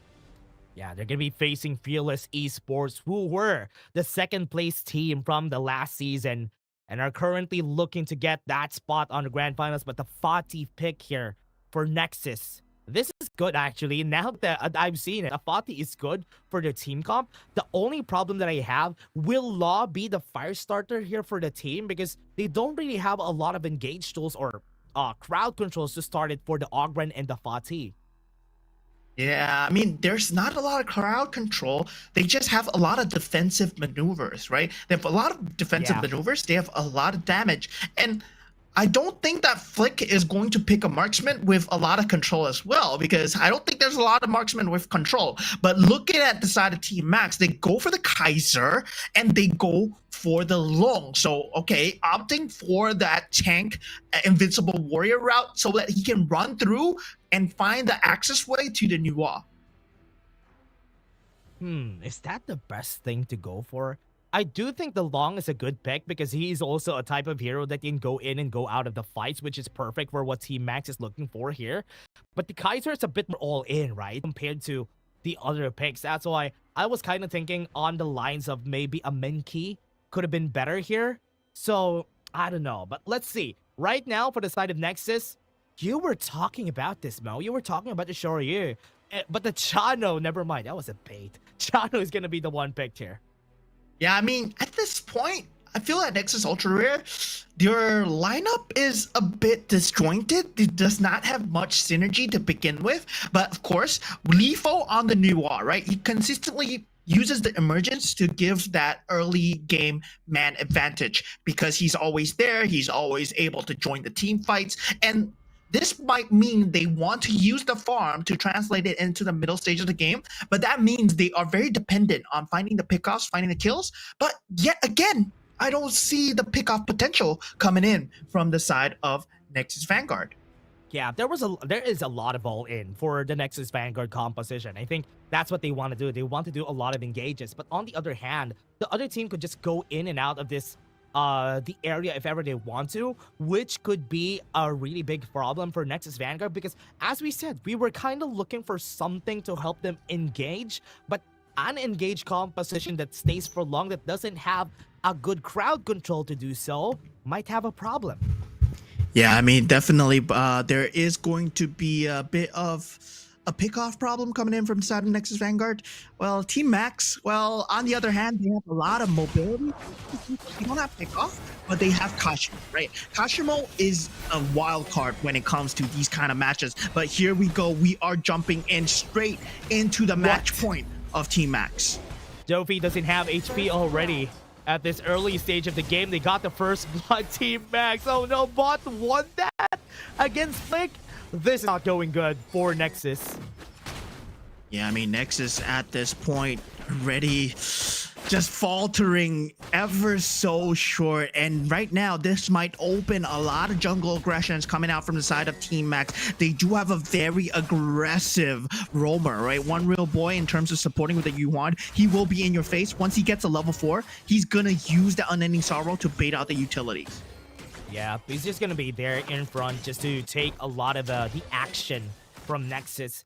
But this time, from what we're seeing, I like the Fatih versus Ma Yin matchup because Ma Yin doesn't need to commit on most battles, and Fatih wants somebody that commits if ever he's fighting on the clash lane, which is why you can see it. KT putting a bit of the stress on the top side of the map so that Y20 doesn't have a good time here. But now Emergence, bot lane, not gonna get anything just yet, but Sophie is also in the area. Nothing's gonna happen. I see what they're doing. They're trying to go for a bait and switch, but with the Emergence gone, they know that that cooldown is now underway, right? Right now, they go for the macro play, they leave Kashima on the top lane, and they start bringing the rotations in. Now they're starting to focus on the middle side of the turret. They know that bot has the infinite fastness, so he's gonna be safe. I like that what One Real Boy is doing is making use of the space. Look at that. The big space that the Mournful Tempo has is a big space maker for the team, and it could really help push out a lot of targets on the other team. And that's why look at the vision that he has along the river. It's very wide, and he knows mostly if ever somebody on the side of Nexus is going to rotate. Yeah, definitely. The vision game is going to be extremely important here, but at the same time, right, Y20 has been doing a great job on the top lane, making sure the pressure is always consistent, and Kashimo cannot join these team fights because of that, and this might just bring them some space. They need a lot of space from the side of Nexus Vanguard because currently I don't think Dolphy is enough to bring the space in because there's no kind of catch in for him. The only path of passing is not enough to slow people down. Yeah, it's gonna be really hard. Kashimo on the top side, not even gonna be looking for fights. You can definitely see that most of our team's fights or the heat map that we have is almost always in the mid lane. They are just taking the resource in the mid lane, rotate back to bot lane, maybe we can find a kill. That has been the rinse and repeat of both of our teams now, but now, Dofi's also in the area. They're gonna be using a board, gonna be trapping one Dofi, not in a good position. Invincible Warrior has been used. They use the Unbridled Outburst to push everybody away from the side of Team Max. Fight's not done just yet. Still have some HP from both sides. Damage gonna be there. They have to use the Unending Sorrow. Disassembled on the side of Team Max. Yeah, I mean, Nexus Ultra Rare, they did a very good job of defending, but at the same time, they lose a lot of macro for it, right? They lose that lane pressure on the top lane. They lose the lane pressure on that mid lane as well. Now with this first objective, hopefully they're in position and they can get it. Yeah, not in position. Disassembled in both fights. This could be a problem here. Could go for the steal, but never mind. That is still going to go for the side of KT. Yeah, KT with a great job on that smite timing as well. Couldn't win the smite battle. Now they do have the buff to work with. They are ever so dominant on the side of Team Max. Now with Y20 being the only playmaker that they have, they need to start funneling the farm onto Y20 to make sure that the mid game goes smoothly. But look at Team Max, right? They're setting the sights on the top lane. They're making sure that Y20 does not show his face, does not get the farm. Yeah, Y20 is having a hard time too because KT has been putting a lot of pressure in the top side of the map too.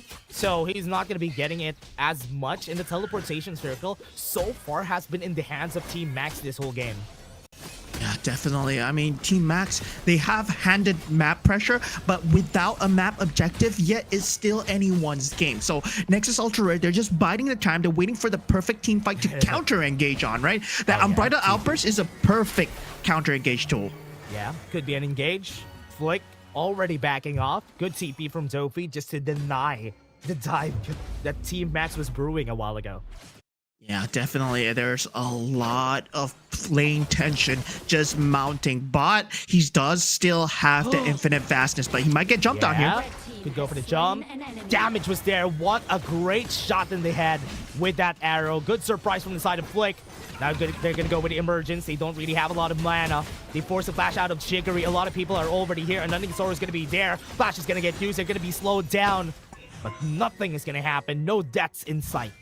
Yeah, great disengage coming out from the side of Team Max, cutting their losses. At the same time, Kashimo is going for what he does best, proxying and going for that trade, Nice deal. getting that macro factor on that top side. Nice steal from Dofi. Got the Crimson buff, got the bot lane tower. Nexus is doing a good job at playing the macro, fighting the 5-man death ball on the bot side. Yeah, I mean, at this point, Nexus Vanguard, they do have to play together. They can't really play too far apart. The only one that can be playing the macro is Y20, who has the mobility to do so, and he's currently doing it on the bottom side. So this is what I like. And Kashimo, meanwhile, mirroring that movement. This is what the macro gameplay is all about. Yeah, Leader's chance is gonna get popped. Kashimo being chased down in pursuit is the hunter. And Flick is not gonna get anything out of that, just some damage. Yeah, I mean, damage side Flick, right now, he still has a lot to do in terms of catch up for the damage department. He did get a kill on bot, but he's not going to get a kill on anybody else because everybody has defensive capabilities. And if bot actually popped that infinite vastness just one step earlier when he saw the projectile coming, he would have survived. Lord is there on mid. Yeah, Law getting ready for an unbridled outburst. Got the stun. But it's nothing just yet. That was just a way to disengage. Yeah, great disengagement tool. Nexus Vanguard, they know that their win condition is set. They're playing for the objective this time around. I feel that they're not too much greeding on the kills, which I like. And right now they're overcompensating just a slight bit, but their lineup does not lose in terms of fighting Team Max, right? If they get the farm on paper, they have a lot of damage. A lot of damage on the Nuwa, a lot of damage on Dofi, and a lot of damage on Flick as well. But that also comes with a cost, right? They need a lot of resources. Everybody's fighting for those resources. Y20 fighting the big fight against 4 people right down at the bottom. Mournful tempo stun not gonna connect. Now they have the slow from the smite. And the chase is happening. Topside tower is down for a trade for Y20. Yeah, great aggression, great target prioritization coming out from the side of Team Max, going for Y20, who they know is going to be solo. Yeah, Chicory is going to be in danger here. They have to clear the wave. Taking liberties was used to get the knockup down on Flick. But will they be able to push this? No, not going to happen. Yeah, I mean, at this time, 8 minutes into the game, it start to set their sights on that middle lane turret, right? That middle lane turret is ever so important. Tyrant goes the way of Team Max. They have the buff. They want to fight this. Gonna go for the chase down on Law. They got the unbridled outburst. Flick gonna get chased. Was able to flash away, but Kashimo going for the chase down in pursuit of the wolf. Gonna be hunting for it, and now in front is Y20 dealing a lot of damage against KT, but not enough to get the kill anyway. They have the ult with the Conductor of Souls. They're trapped now in the board. They can't get away from the cage, and Y20 is trying his best to get away, but no, kills are happening in that fight. Great disengage coming out from Nexus Ultra Red. If they lost any member there, it would have meant that they lost all semblance of map control, because that mid lane turret is going to be extremely important in that 12th minute mark, in that mid-game stage where they need to fight for the major objectives, which is going to be the shadow variants that are coming up really soon in around 30 seconds. Really looking for a pick-me-up there for side Team Max. Conductor Souls used, pulls back Kashimo. Dofi not gonna be able to survive that. What a great onslaught from Kashimo. They're gonna go for the chase down. KT got the knockback, but he's just gonna be ejecting everybody away. KT's at this point is just unkillable with the Invincible Warrior, right? If Flick cannot deal enough damage to him, that means nobody can. And unlike the previous game for Team Max, where they had the combo to work with, there's a lot of control. Invincible Warrior just really nullifies all semblance of control, especially if he uses it at the right time. Now, with this, 10 minutes into the game, without Dofi, they're gonna get the Shadow variants. A bit too late on Dofi. Can go, maybe try to get the steal with Law, but a bit too far away. The interception from the team is just so good. Law left alone, re-engage from the team. Had to force an unbridled outburst just to stay alive.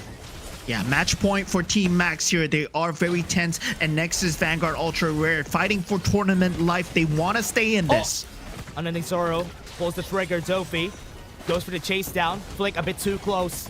Not a good position to be in. Bot with the shot from Heavens. Not gonna get to kill, but one real boy fell down a bit too close to the sun. That's a one kill. That's your state. Still, something that you need to watch out for, especially the low HP. They have a lot of damage, so this is what they're relying on, right? It's your state execution coming through with all that combined damage in the backline. Lifo and Flick will be the main damage to watch out for. Those cannons, if you can take care of them for Team Max, that's one problem solved. Yeah, Emergence, a bit divided, right? We see Lifo on the other side of the map. The flaming palm flash coming in from bot just to get the kill. Lifo. Flick doesn't have the leader stance at this point. Uses the board just to push everyone away. They're ejected. They're withdrawn out of this, and the mid lane tower could fall in minutes. Yeah, and this is the point of the game where I talked about, right? If you handle the damage, you start to see the cracks in Nexus Vanguard. Lifo goes down, you have no way of fighting back. Oh no, this is not going good. Team Max is looking for the win, and they are not stopping. They don't even pump the brakes at this point. Nexus, no, they can't even contest the Overlord. Yeah, 3,000 gold advantage though. So, I mean, at this point, Nexus Vanguard, it's still a comebackable game where if they get a Daybreaker, yes, they do get the Daybreaker on Flick. This might be the timing that they're looking for. Hopefully, he goes for the Sun Chaser build. He has the range to make it work. With that Sun Chaser, actually, he outranges everyone in Team Max. So this might be a sliver of timing where he gets that Sun Chaser ahead of everyone else, and then he makes it work. Yeah. Lifo, oh no, Flick in danger, had to use the flash, had to pop the leader stance. That is a 30-second cooldown skill, so Flick would need to wait for 30 seconds, and that's enough time for Team Max to take down one tower. Yeah, I mean, once again, everything is on that Flick basket. Dofi right now, he's trying to buy as much space, trying to get as much vision, but look at the sandwich. Yeah, look at the interception from the team. They are just using that space in order for them to take down the tower. Even the mid lane is in danger. Uses the Annihilation. KT tanking up a lot of damage with Invincible Warrior. But they are looking for the bigger prize, which is the bot lane tower. Look at Kashimo cutting off the wave top side. Wow, what a super heads-up play coming in. Knows that Y20 is going for that full-on macro on that top side. Now he does not have creeps. What a smart play, bro. Kashimo, this is crazy, man. The macro from Team Max is just way better this time. And they are destroying everything from the inner turrets.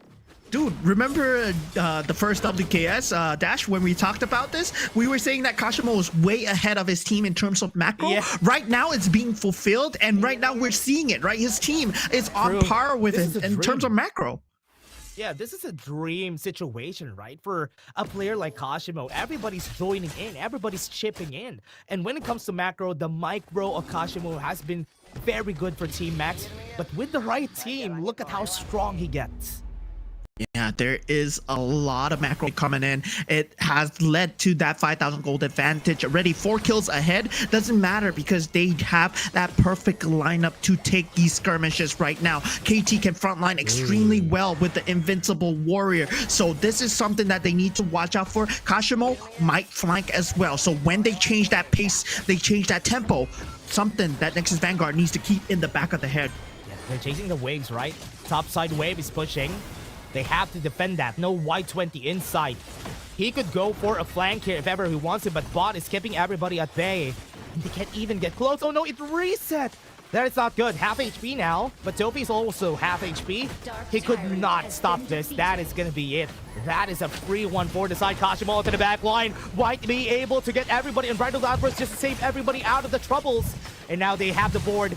Catches 2. Jopi is going to be the first to fall. And Team Max with an Invincible Warrior in front of them. KT taking a lot of damage from Y20. They're just going to be backing off, respecting the damage that he can deal with the Sacred Tree Blessing. No kills in sight just yet. That is a Tyrant-infused Team Max.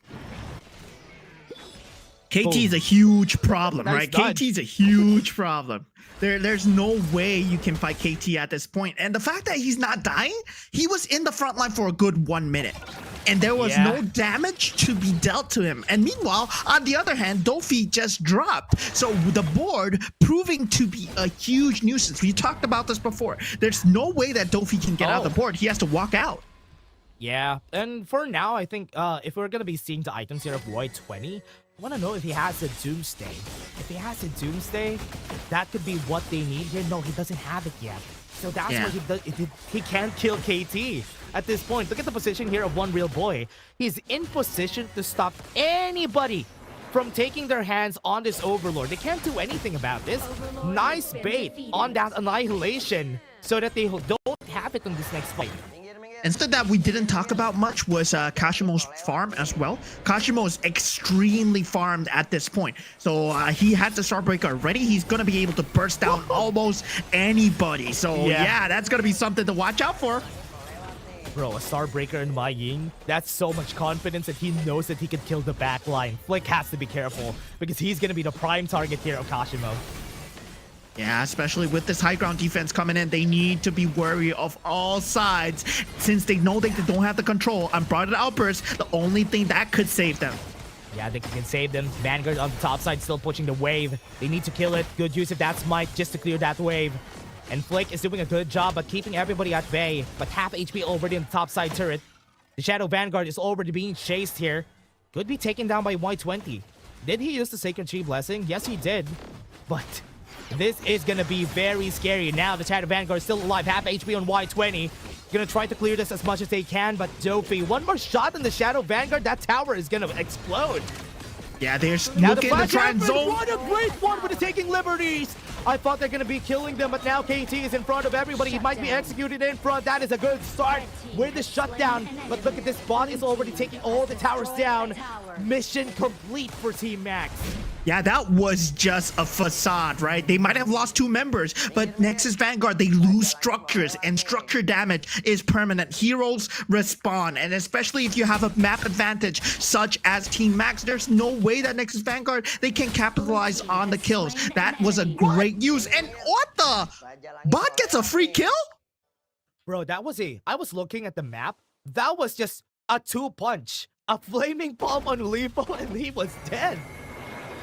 Yo, this is not normal here. Team Max currently 10,000, close to 10,000, 9,000 gold advantage. Yeah. Still, it's a huge advantage. Kashimo at this point, they are heroes that actually make use of the advantage because they are mobile heroes. Yeah. They can play solo. They can just find pickoffs. And Nexus Vanguard, they're forced to stick together. Yeah, bot even used the flash just to secure that kill. Very important one because 6 seconds before Tyrant is already here. And they can't even contest or gain vision from this because the new Wa is dead.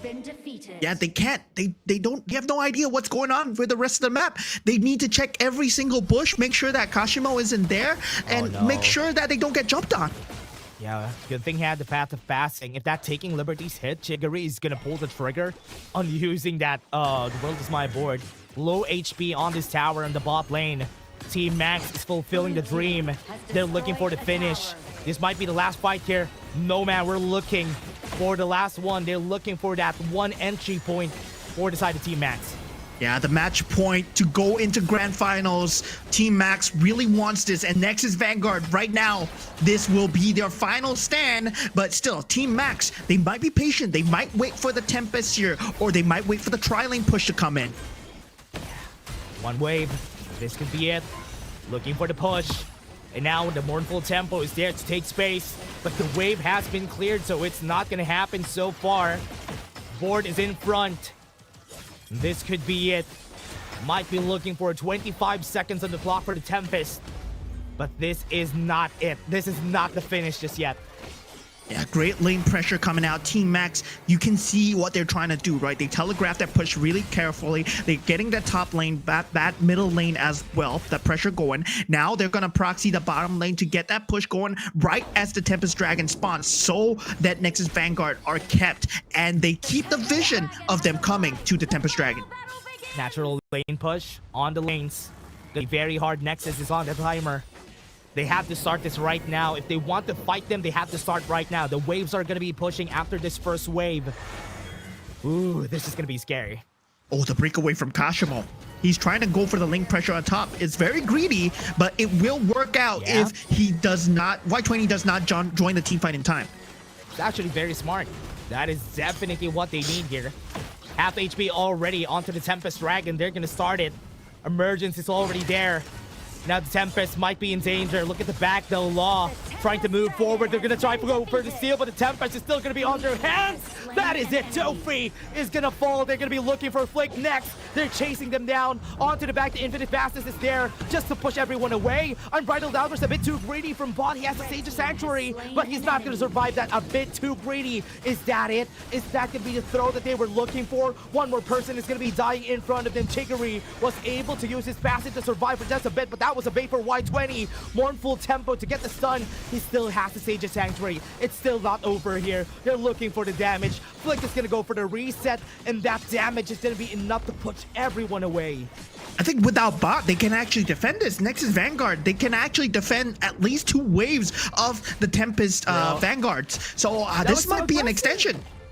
Infinite Fastness in front of everybody. That was so aggressive, bro. But bot, okay. They have the Tempest anyway. It's okay. They can still go for the reset, but the Tempest Dragon might be ticking. Yeah, so this might mean Nexus Vanguard have found an entryway back into the game. Right now, net worth does not matter. Structural damage is the only thing that's permanent right now. The lane push is something that they need to consistently think about and make sure that they deal with those orange dragons, the ones that you see on the mini-map, right? As they approach the base, they will destroy your structures in record time. Yeah, they constantly have to think about Flick. We have established this already. At this point, Chano is at max. So he's going to be the scariest one here on the enemy team. Invincible Warrior has been popped pretty early here for the team. And right there onto the backline, Dofi is going to be the target. Blood Rage has been popped already. He has the Sage of Sanctuary. Was able to use the Conductor Souls to get some HP back. But there you go. He will be able to survive for just a bit. Another time for him to survive. KT is going to be popping the Blood Rage himself. And nobody is dead. Yeah, it's do or die though. There's one more wave, but Kashimo is extremely low HP. They will be able to hold on for now. Nexus Vanguard, they live to see another day. This is going to go the distance here. The second Tempest Dragon about to spawn in 1 more minute. Nexus Vanguard, they want to stay in WKS. This is probably the longest WKS game that we have casted here, Mo, man. A second Tempest Dragon is in sight. 40 seconds on that Tempest, and they had to wait for it. One mistake, it could still be anybody's game. Team Max at least has 2 chances because they still have their waves. Yeah, they're not going down without a fight here, but still, Kashimo has been lying in wait, right? We've yet to see value out of him jumping onto a solo target, trying to enter the backlines, but he has been great in the macro department so far. But now might be his time to shine. The wave there has been so good. Nexus has been clearing this wave very well, and that's where the Team Max struggles, which is why they're having such a hard time starting this fight. Y20, Sage Sanctuary has been popped, had to use the flash away, and the Annihilation almost took the life out of Kashimo. Yeah, that is great usage of their utilities. Right now, no flash on Y20, no flash on Kashimo, but you know that the Sage of Sanctuary is not available. So the next time you jump on him, it's going to be permanent, at least for the next few minutes. Now, with the Tempest up, this is a bigger one. This is a chunky boy, man. It has 82,000 HP. Man, that is a high HP Tempest Dragon. They're going to be looking forward. Top lane is going to be where it's at. Everybody, look at that. The Clash lane push, if ever they don't clear this wave for the side of Nexus, they might lose this game because that is going to be a fast push on those minions. Yeah, something that they need to consistently worry about, losing all the structures. Now that Flick is full, he does not have the boost to work with, but when he pops his leader stance... Kashimo's position. Look at that, everybody. On the back line, Kashimo. Lifo might be in danger here. He could be the target. Onto the back line. He should be careful. Leader stance has been popped already. Low HP on that Tempest Dragon. They're not going to let it pop. They're going to move forward. Might be able to go for the steal, but a good steal coming in from bot. Secures it for the team. And this could be what they're looking for. Flick is still very safe onto the back line. Right now in front, Lifo is going to be the target. Right there, and then Kashimo is saving the team from utter defeat. They got the kill onto the back. They got Lifo in front. Bot is gonna be there just onto the back line, clearing everybody, and Team Max was looking for this. They were sent down by Nexus Vanguard, but Team Max struck back when it mattered most. With revenge secured, they booked their tickets to the grand finals.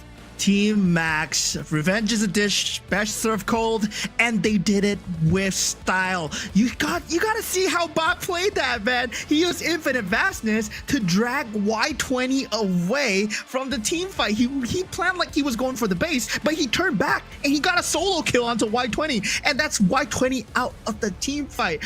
Wow, Team Max, their macro gameplay, their individual game styles coming together. It was just beautiful to watch. They might have faltered just a slight bit, but it didn't matter in the grand scheme of things. It's still 3-0, a clean sheet in the lower bracket finals. Yeah, the segmented team fight that they did there was very smart. There was a fight on the mid lane. There was a fight at the middle of the blue buff. There was a fight at the Tempest Dragon itself. So there was a lot of fights happening, and it was crazy that they were able to pull it off. Nexus held their ground. Yes, they were the rookies. Yes, they were the new kids in the block. But this time on the second season, or rather this season of WKS, right now in the fall season, they are not new anymore, and they got the third place spot, which is not a bad spot to be in. Oh man, I'm excited about the matchup already. Team Max versus Fearless Esports. This is going to be the first time that they are going to be fighting each other in the playoffs, right? So it's going to be crazy. I want to see KT match up against G-Zin. Show the retired player why he's retired. Bring him back to retirement maybe. And KT, hopefully, I hope things work out for you, because Team Max, well, I really am rooting for the underdogs right here, and I believe you can take it down, Fearless Esports. Now, Nexus Vanguard, it has been a great run at the WKS. Congratulations on making this far, and congratulations on being here. But of course, sadly, we'll have to say goodbye to you guys. Yeah, I'm still very happy for what they have done. They were the new kids in the block. They're a very young team, everyone. Just for you to know, this team, Nexus Vanguard's Ultra Rare, it was their first time getting here on the last season, and this time they came back with fire in their hearts, and they played at the third place. I'm still very proud to see that these guys were able to reach this level and to reach this spot in a second season showing from this. Yeah, this is just their second season, and they finished in third place, so they are on for greater things. I really hope they keep this lineup, because right now it feels like if they expand on the versatility, their strategies are extremely good, right? They could actually reach the top, but right now, focusing on what is left on the horizon, it is going to be the grand finals. Up next, it will be Fearless Esports going up against Team Max, and that is going to be one heck of a series. Yeah, everybody, Fearless Esports also, their storyline is really great. For the side of Team Max, I love that they have this place. Wasn't able to reach the playoffs. Now they're at the second place. Maybe go for the first place. Good storyline for Team Max here. Also for Fearless Esports, they were denied by Pause Gaming last season. Now there are no more pandas to deny them their spot here in the grand final. So pretty excited here, Mo, man. I know that we're going to be waiting for them to get ready, but I'm pretty excited for what's going to happen. Yeah, of course, guys. After this, there will be a set timing for the players to get ready, because Team Max are playing consecutive games, so we will give them ample time to prepare for the next fight. But before anything, let me talk about our official gaming phone sponsor before we leave you guys. Of course, it is realme 14. This is the phone that they've been playing on, and the realme 14 just came out, so grab it. It is great for mobile gaming, even if you don't play HOK, which I bet you do, because you are watching us. You better be playing HOK on the realme 14, because this device is so competitively good. It runs extremely cool when you're gaming as well for long hours, especially when you're on that Grandmaster grind, or that 100-star grind, or the 200-star grind. You're gonna have the battery life to go the entire distance. Yeah, if you want a Friday Frenzy phone, this is the best one to get. Friday Frenzy, you know, all your friends call them in, play the whole night once you get home from work, and it's a weekend also, everybody. So we all know that you're playing a lot of Honor of Kings this weekend. But again, that was just our first match. We still have our grand finals after this, everybody. We're going to be going for a long break, I think. So again, don't go away. You can go back here later on, because we're still going to be your casters. My name is Dash, and I was here with Mo Man. See you guys in just a bit.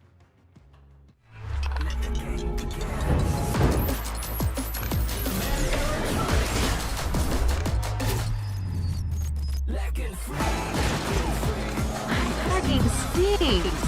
Victory. Another round. Sure, but how about a smoother phone next time?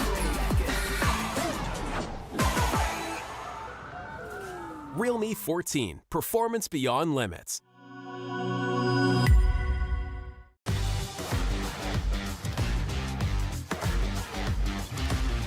大丈夫。怪我しても死んないよ。極戦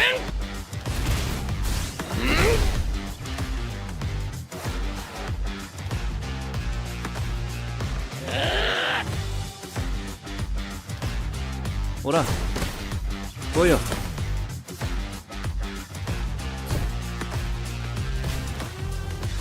無限だよ。領域展開無料空所。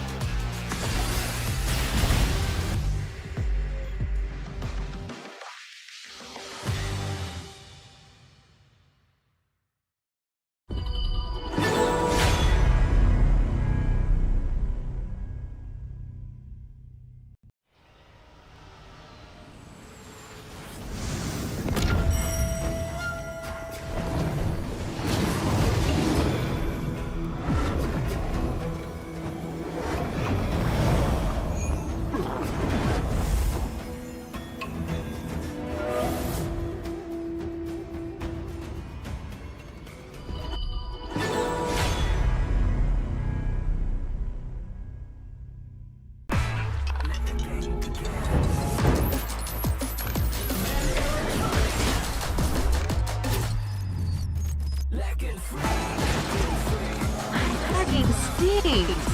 Victory. Another round. Sure, but how about a smoother phone next time? Realme 14, performance beyond limits.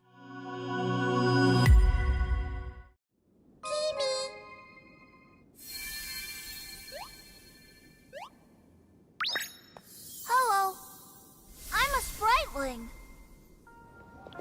This world is so strange. Happy people are colorful. So beautiful.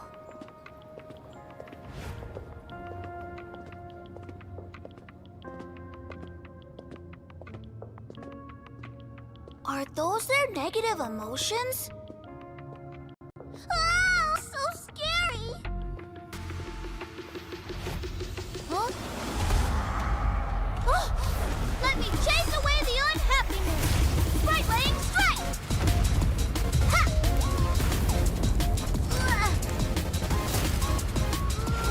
Hey!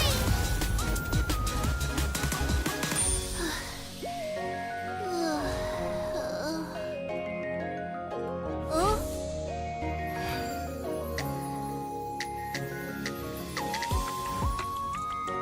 I'm a spriteling. With me around, you'll never be unhappy. Ow! That hurts. Thank you. Let's be friends. Get him! Get him! It's fine. Let's play another match. Charge! Welcome to the world of spritelings. I'll take you to our annual Spriteling Festival. Enjoy HOK and release your unhappiness. The world can't be without spritelings.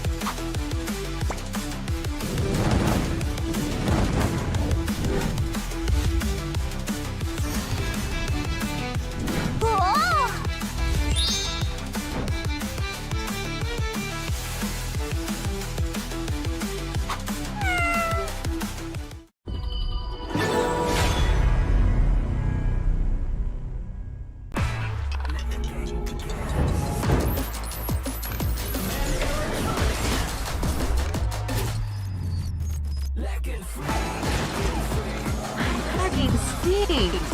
Victory! Another round.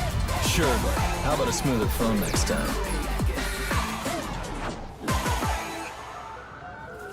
Realme 14, performance beyond limits.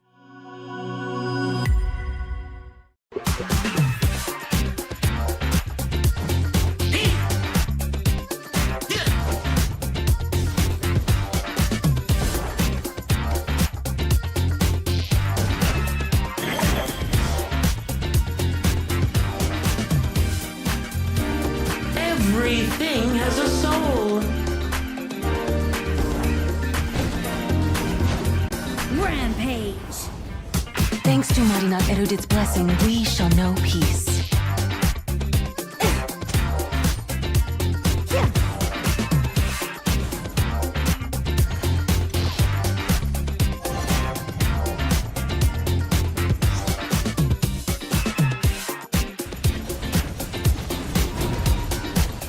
Legendary!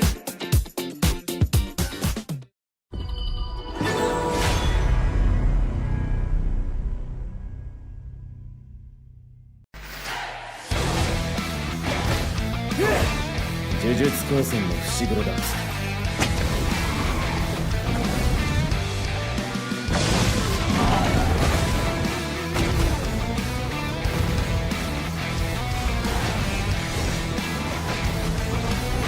目で追うな。あとはタイミング。 Legendary!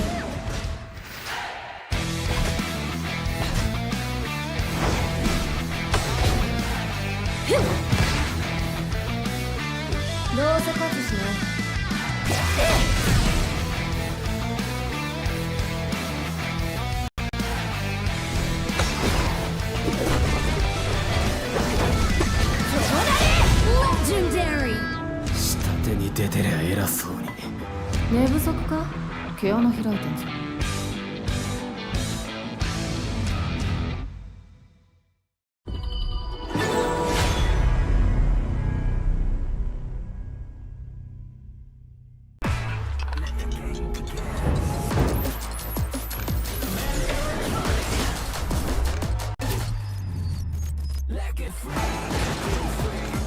Fucking stings! Victory! Another round. Sure, but how about a smoother phone next time? Realme 14, performance beyond limits.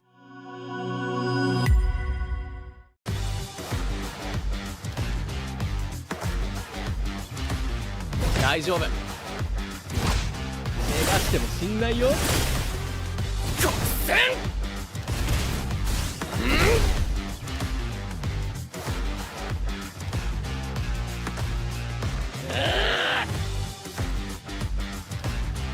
ほら来いよ。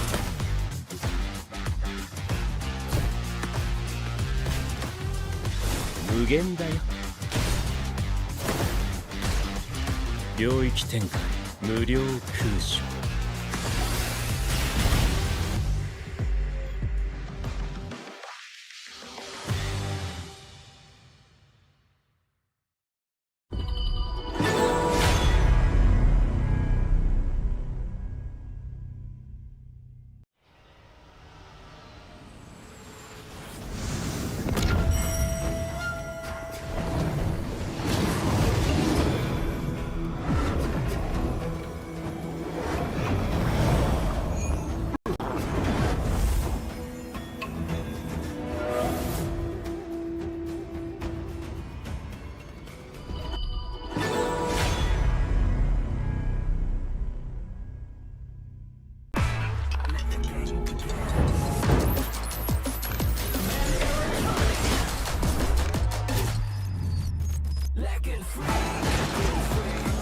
Fucking stings!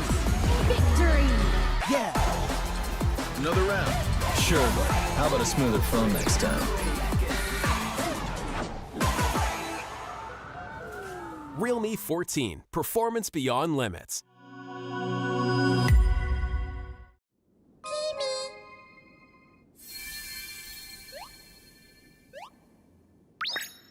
Hello.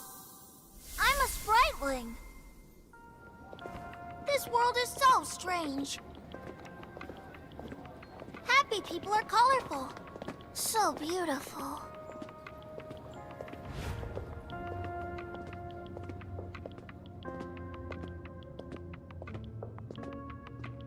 Are those their negative emotions?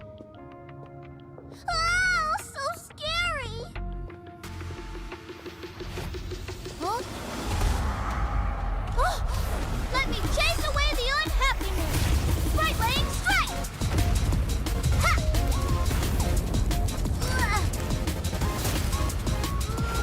Hey!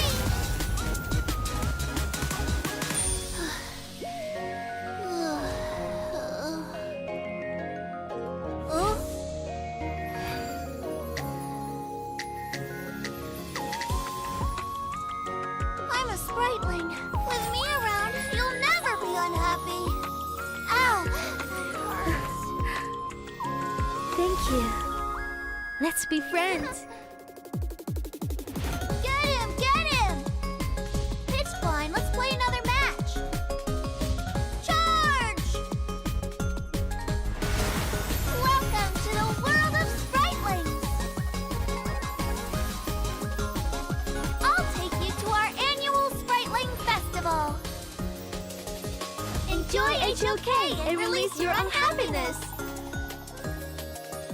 The world can't be without spritelings.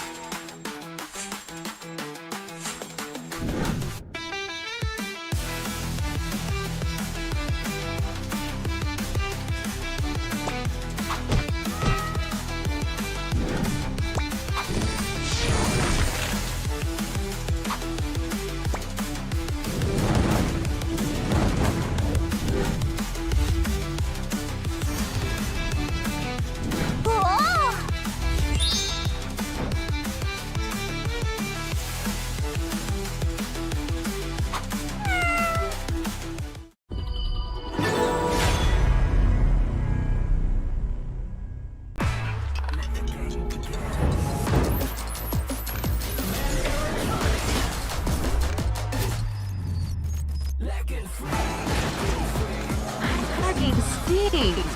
Victory! Another round. Sure, but how about a smoother phone next time? Realme 14, performance beyond limits.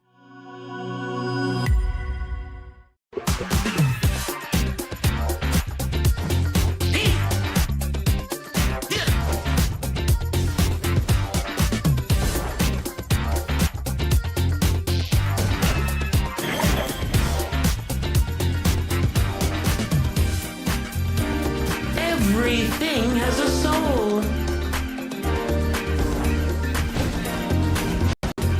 Rampage! Thanks to Marinat Erudit's blessing, we shall know peace.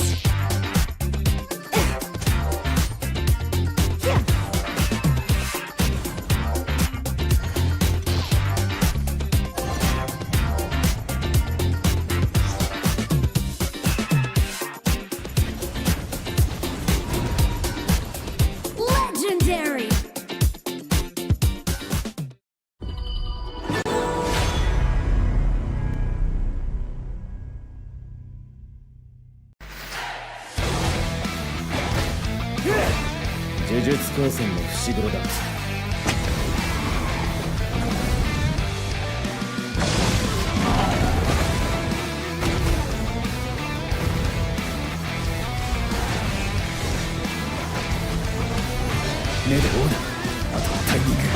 Legendary!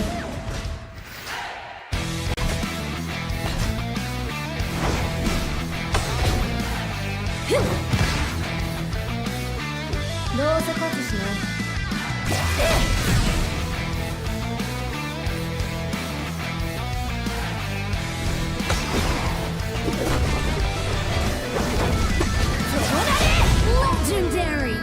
下手に出てりゃ偉そうに。寝不足か？毛穴開いてんぞ。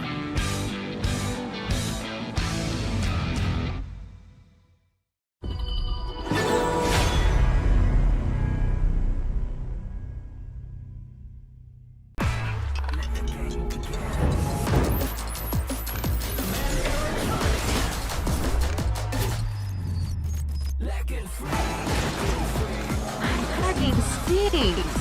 Victory! Another round. Sure, but how about a smoother phone next time? Realme 14, performance beyond limits.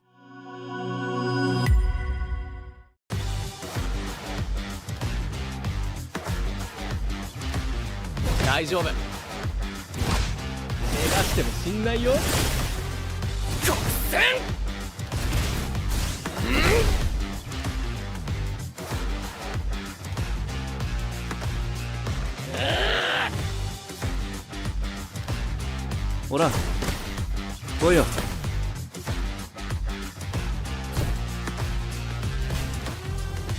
무限だよ. 領域展開無料空所.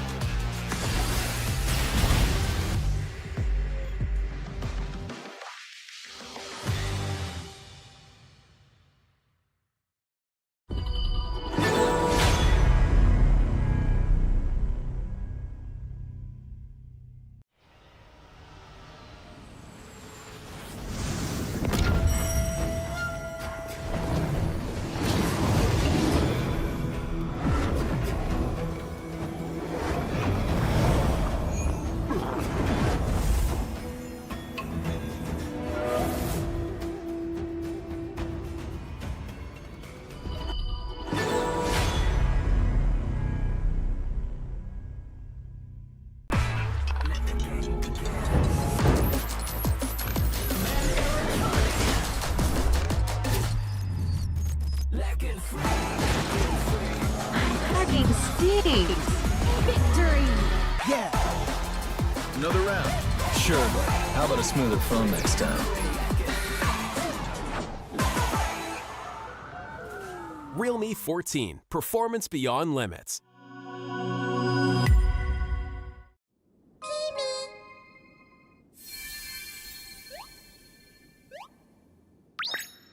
Hello. I'm a spriteling. This world is so strange.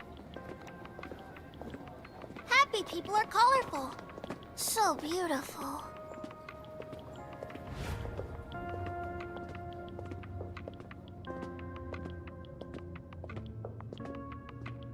Are those their negative emotions?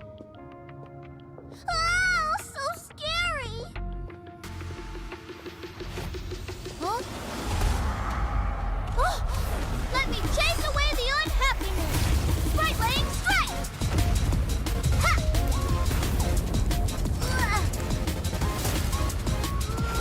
Hey!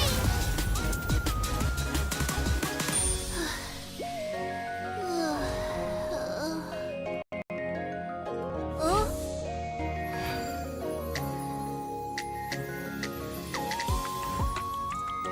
I'm a spriteling. With me around, you'll never be unhappy. Ow! That hurts. Thank you. Let's be friends. Get him! Get him! It's fine. Let's play another match. Charge! Welcome to the world of spritelings. I'll take you to our annual Spriteling Festival. Enjoy HOK and release your unhappiness. The world can't be without spritelings.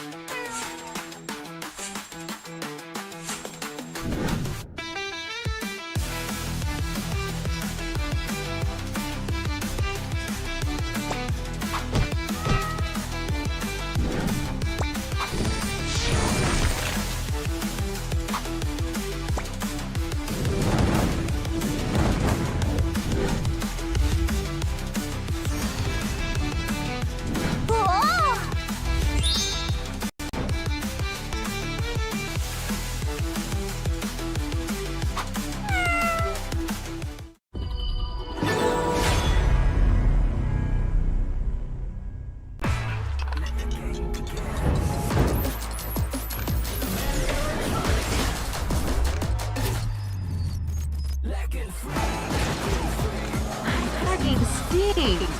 Victory! Another round. Sure, but how about a smoother phone next time? Realme 14, performance beyond limits.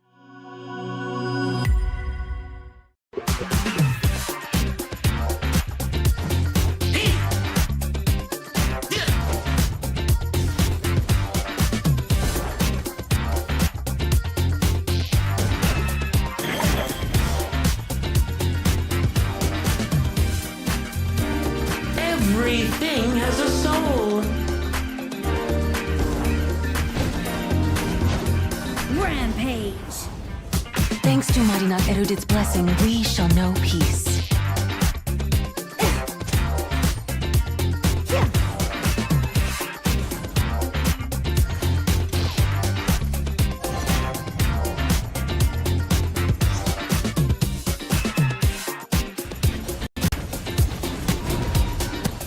Legendary!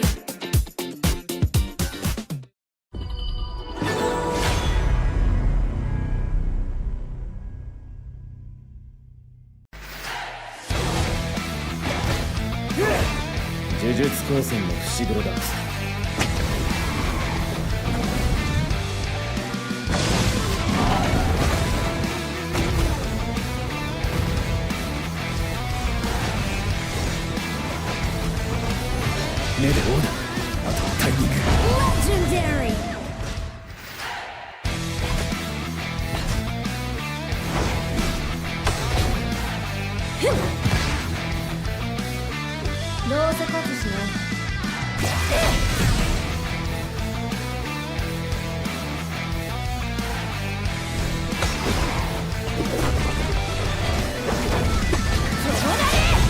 Legendary! 下手に出てりゃ偉そうに。寝不足か？毛穴開いてんぞ。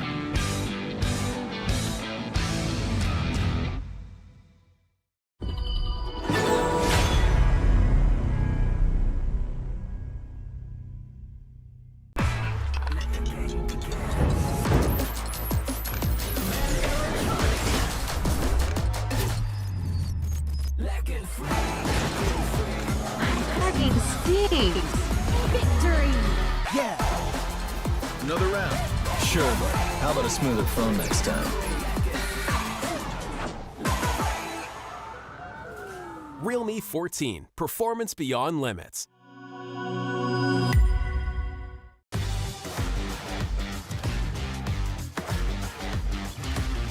大丈夫。怪我しても死んないよ。極戦！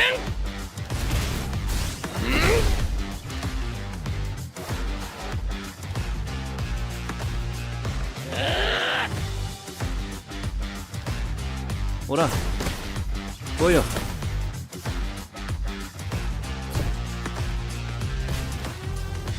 無限だよ。領域展開、無料空所。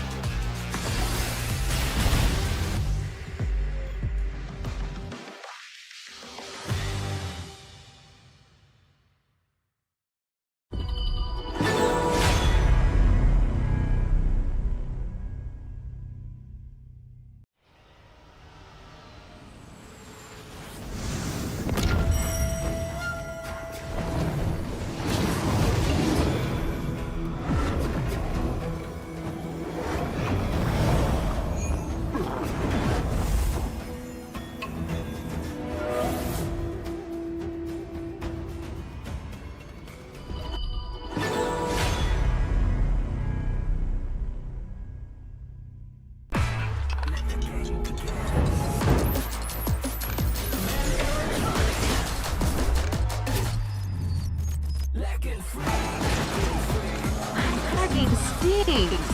Victory! Another round. Sure, but how about a smoother phone next time? Realme 14, performance beyond limits.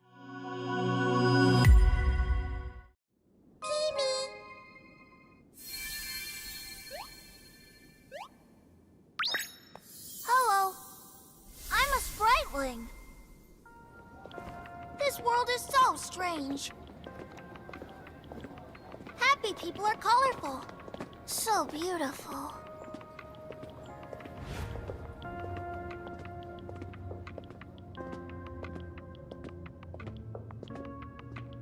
Are those their negative emotions? Oh, so scary! Huh? Oh, let me chase away the unhappiness! Sprite lane strike! Ha!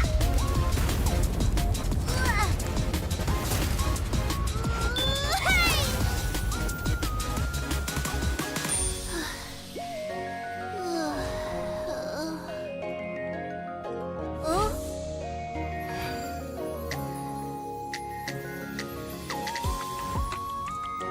I'm a sprightling. With me around, you'll never be unhappy.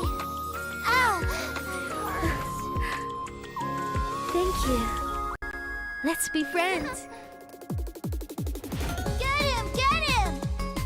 It's fine. Let's play another match. Charge! Welcome to the world of spritlings. I'll take you to our annual Spritling Festival. Enjoy HOK and release your unhappiness. The world can't be without spritlings.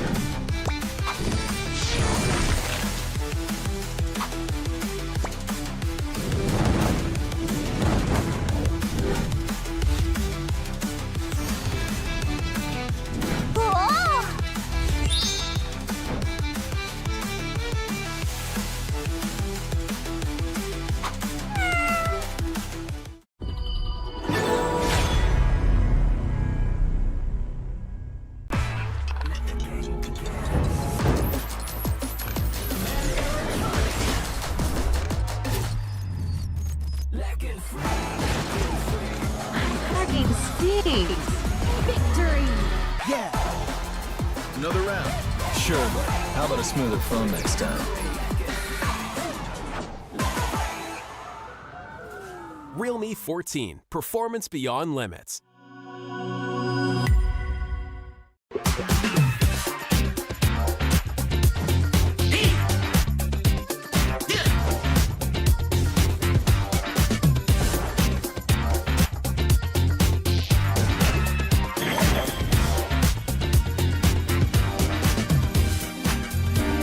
Everything has a soul. Rampage. Thanks to Marina Erudit's blessing, we shall know peace.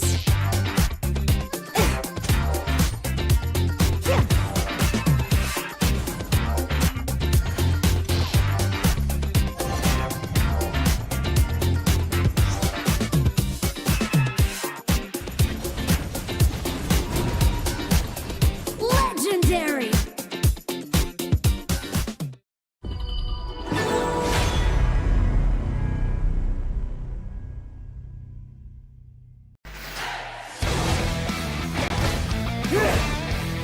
Legendary.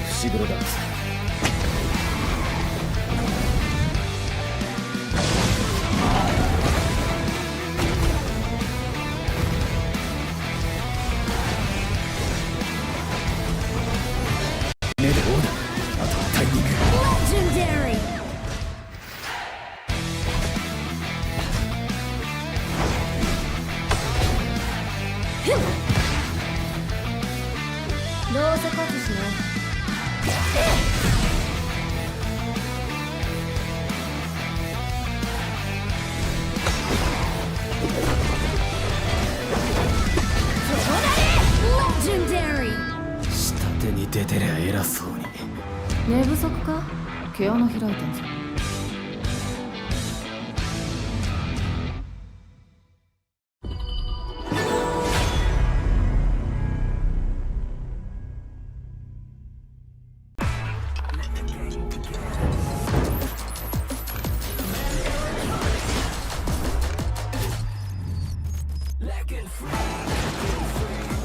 Cracking stinks.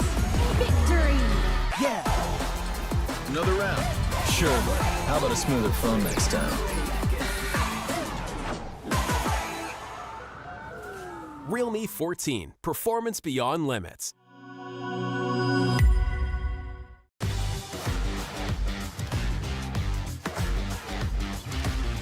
大丈夫。怪我しても死んないよ。決戦。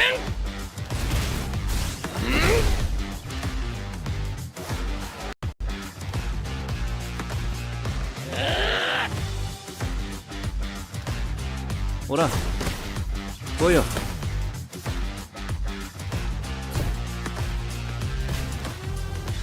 無限だよ。領域展開無料空所。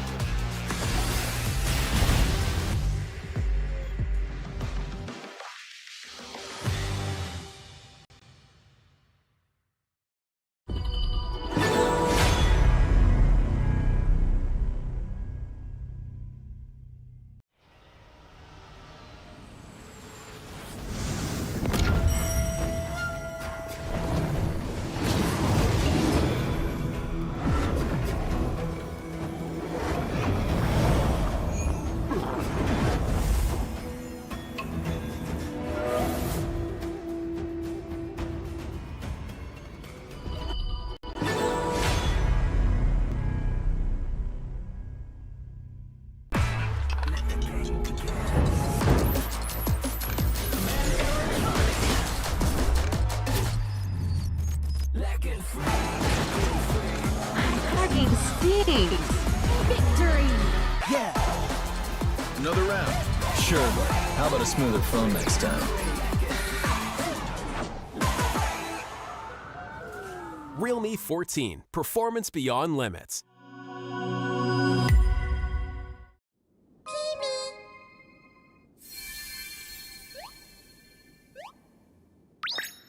Hello. I'm a spriteling. This world is so strange. Happy people are colorful. So beautiful.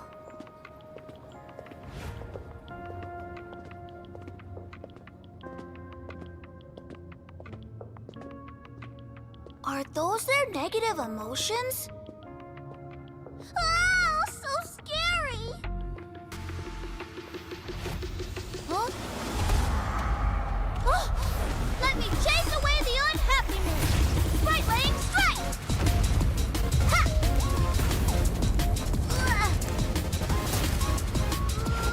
Hey!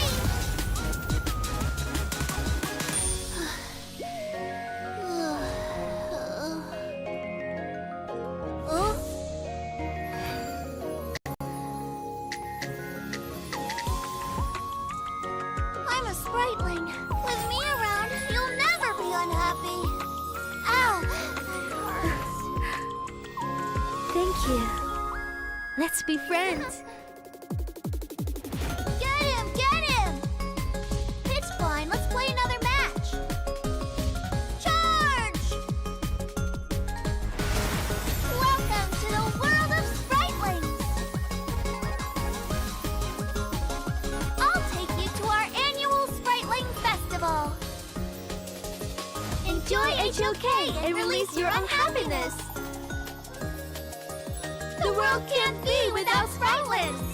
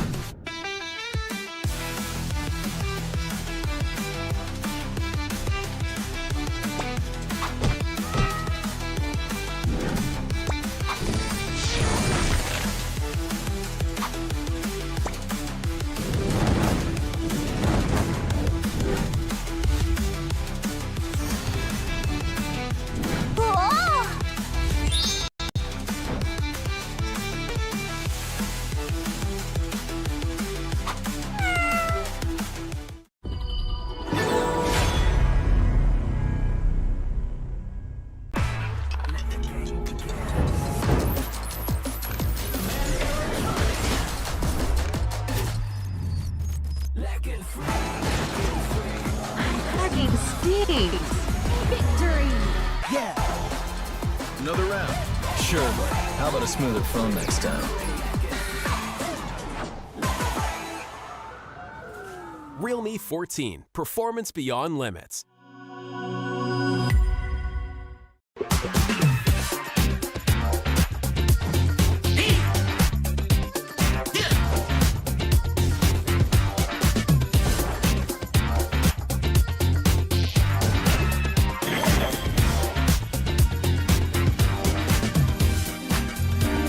Everything has a soul. Rampage. Thanks to Marina Erudit's blessing, we shall know peace.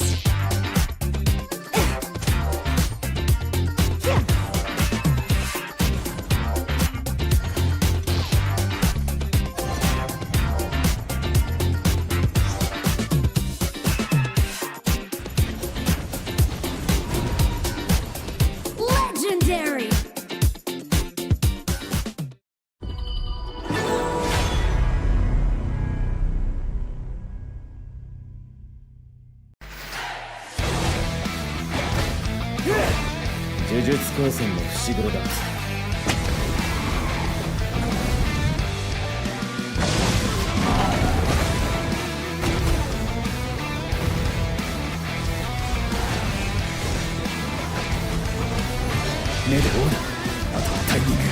Legendary.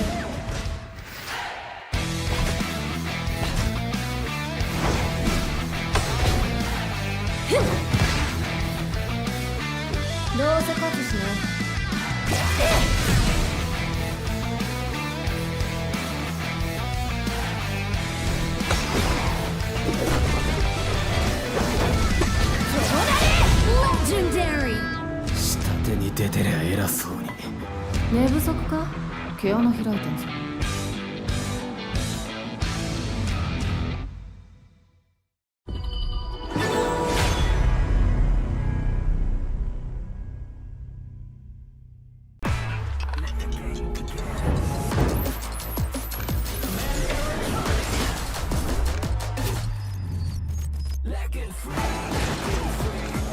Hugging steam. Victory.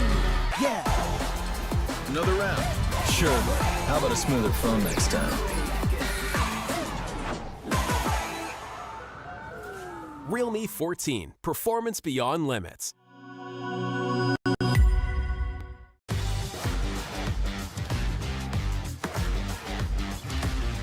大丈夫。逃がしても死んないよ。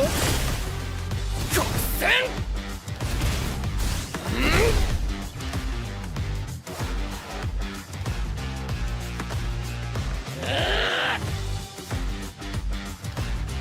ほら来いよ。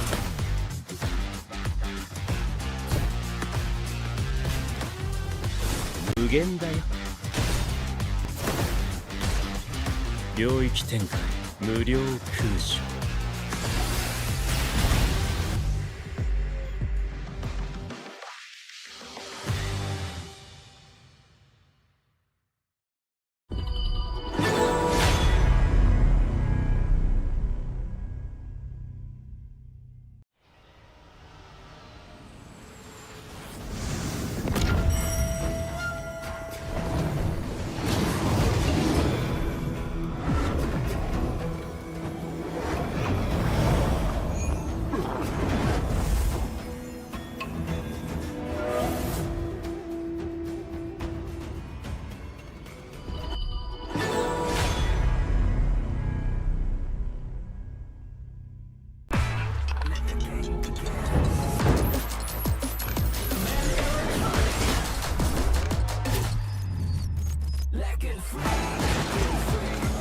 Hugging steam. Victory. Another round?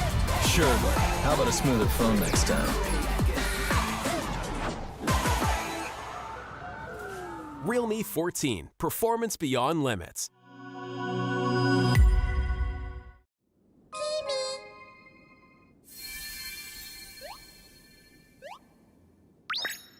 Hello. I'm a spriteling.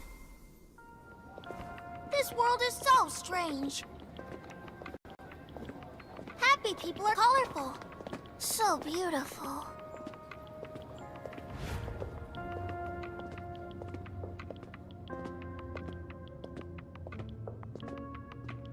Are those their negative emotions? Oh, so scary! Huh? Oh, let me chase away the unhappiness! Sprite lane strike! Ha!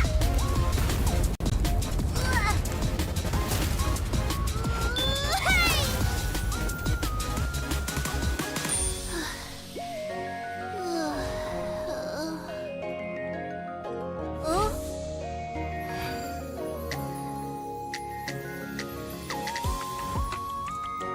I'm a spriteling. With me around, you'll never be unhappy. Ow! That hurts. Thank you. Let's be friends. Get him! Get him! Pitch blind, let's play another match. Charge! Welcome to the world of spritelings. I'll take you to our annual Spriteling Festival. Enjoy HOK and release your unhappiness. The world can't be without spritelings.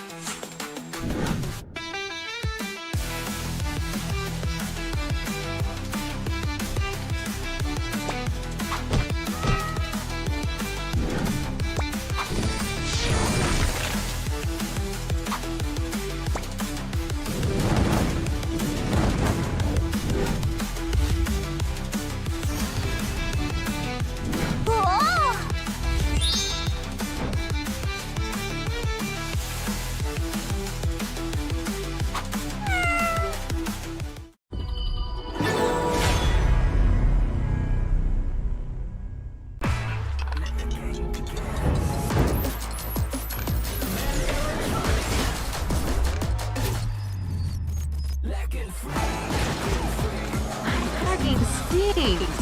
Victory! Another round. Sure, but how about a smoother phone next time? Realme 14, performance beyond limits.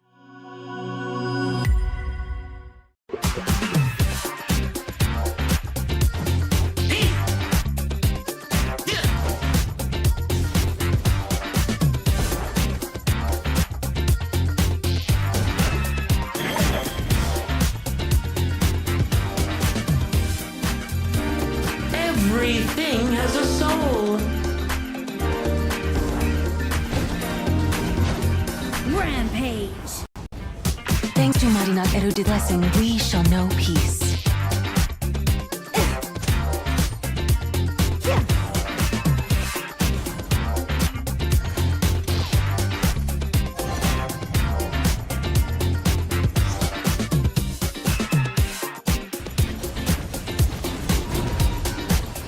Legendary!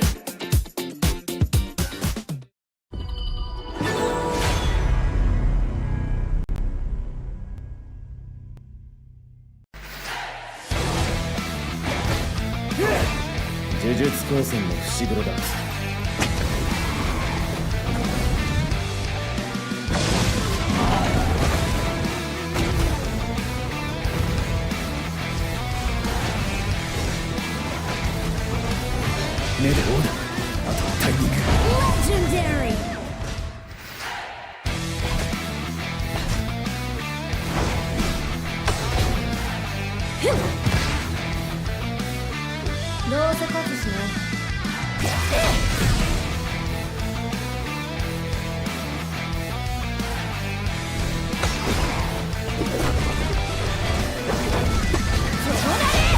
Legendary! 下手に出てりゃ偉そうに。寝不足か？毛穴開いてんぞ。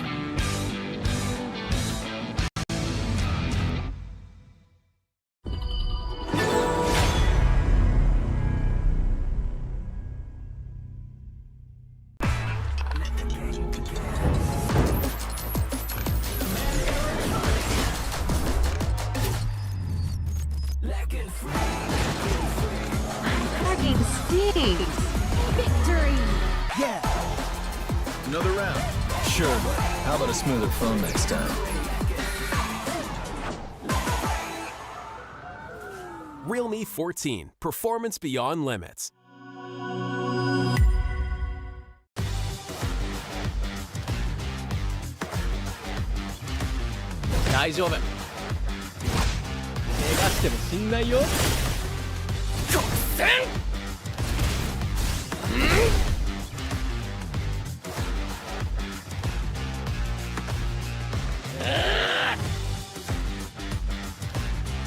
Ora, 보여.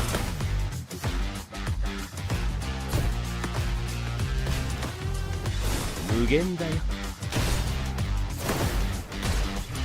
領域展開無料空所.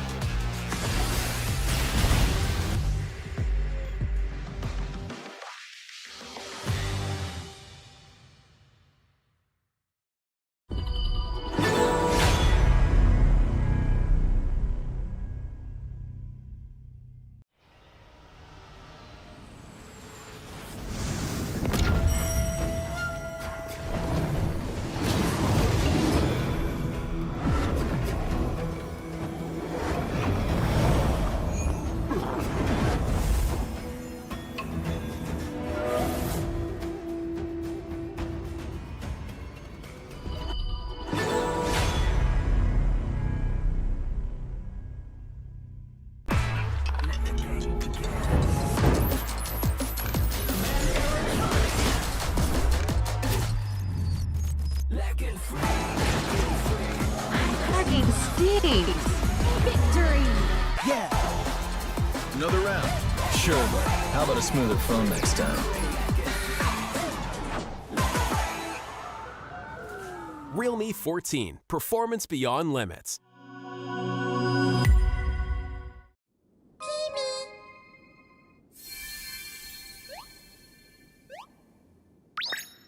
Hello.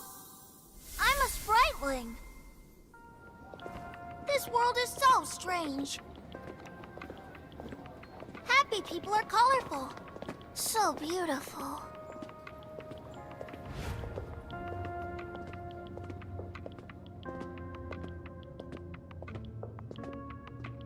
Are those their negative emotions?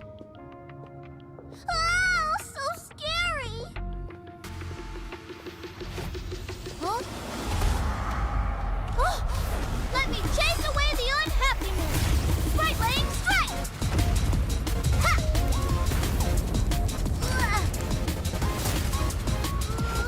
Hey!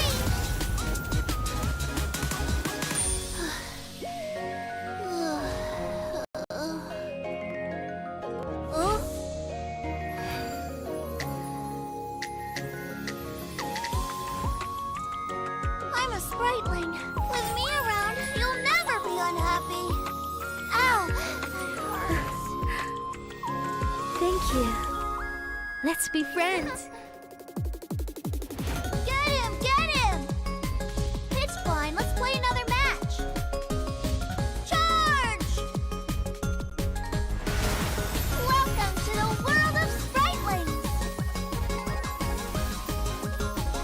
I'll take you to our annual Spriteling Festival. Enjoy HOK and release your unhappiness. The world can't be without spritelings.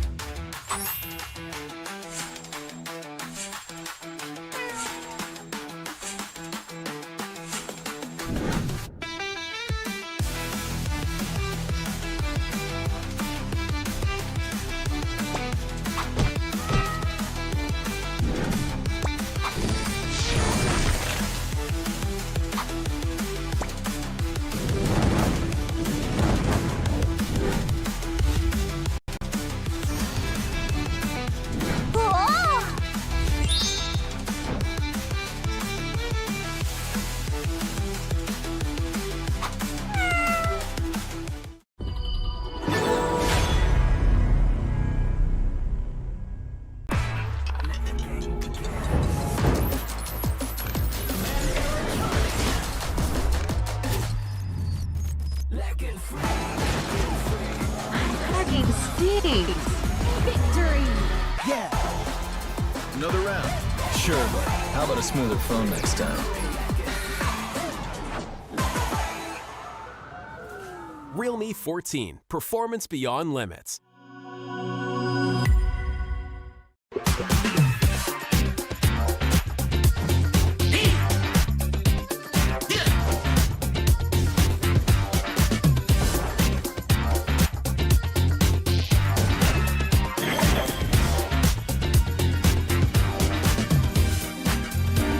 Everything has a soul.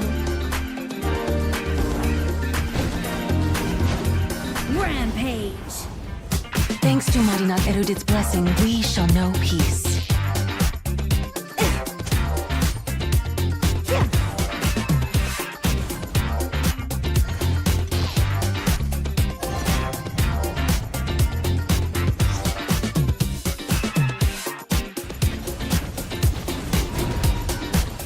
Legendary!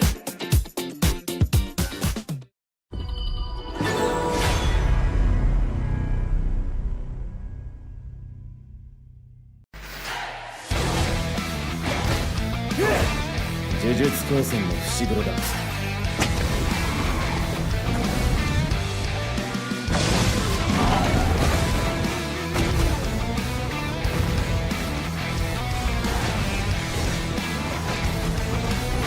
目で追うな。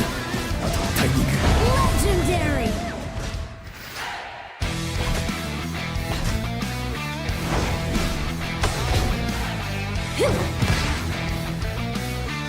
No se confusión.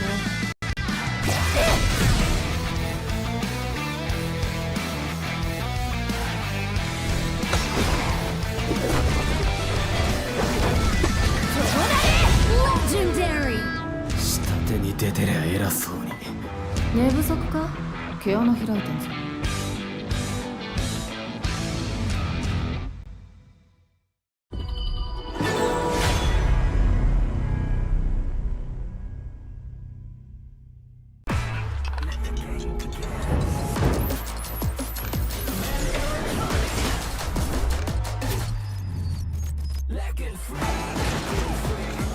Hugging steams. Victory! Another round. Sure, but how about a smoother phone next time? Realme 14, performance beyond limits.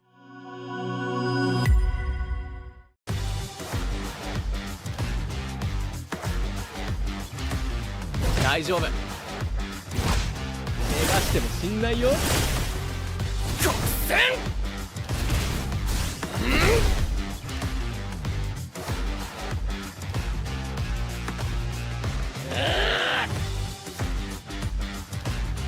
ほら、来いよ。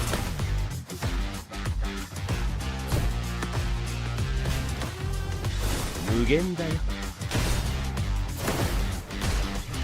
領域展開、無料空所。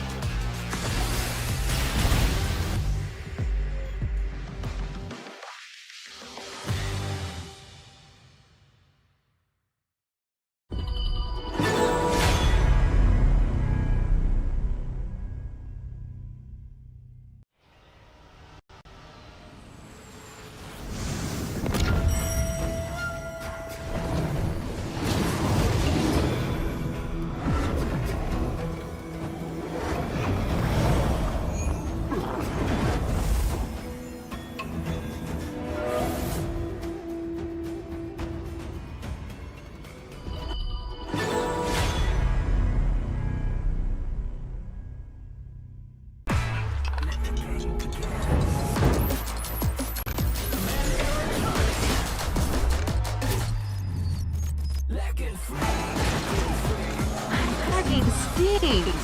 Victory! Another round. Sure, but how about a smoother phone next time? Realme 14, performance beyond limits.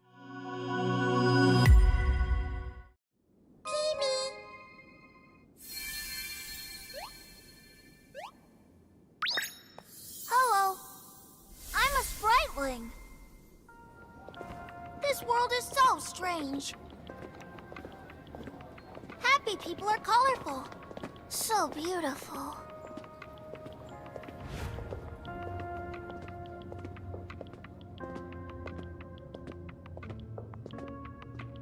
Are those their negative emotions? Oh, so scary! Huh? Oh, let me chase away the unhappiness! Sprightling, strike! Ha!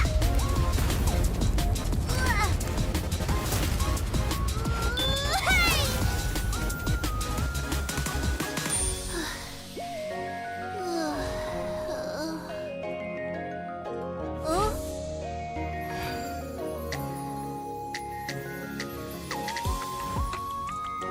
I'm a Sprightling.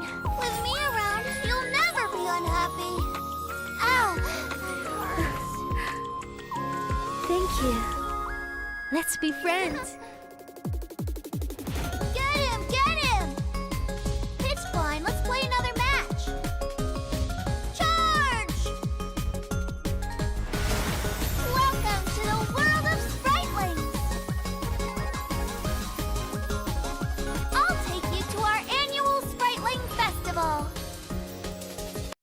Enjoy HOK and release your unhappiness. The world can't be without Sprightlings.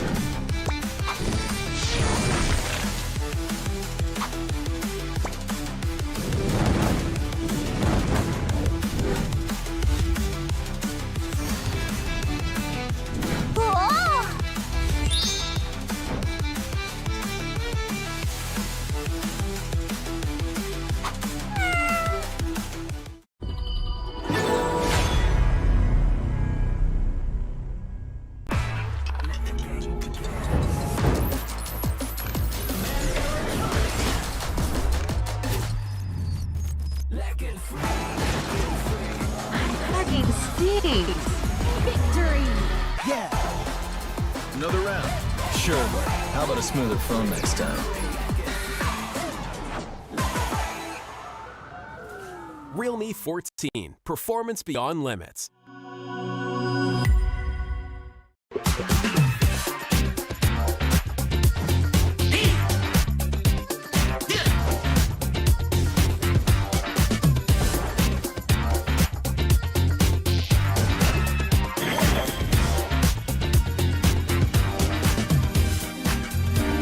Everything has a soul.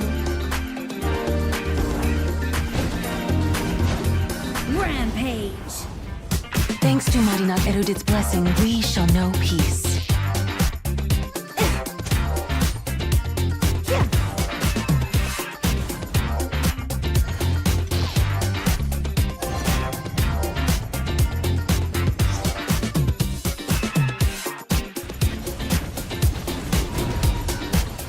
Legendary!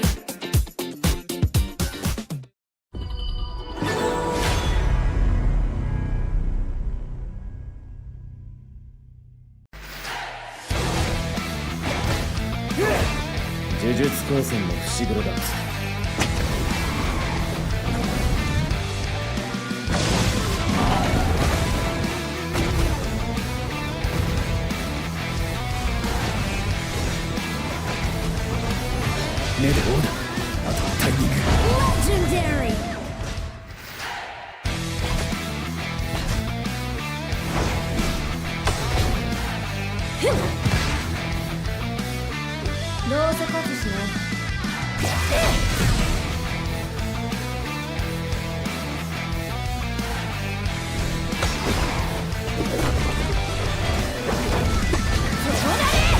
Legendary! 表に出てりゃ偉そうに。寝不足か？毛穴開いてる。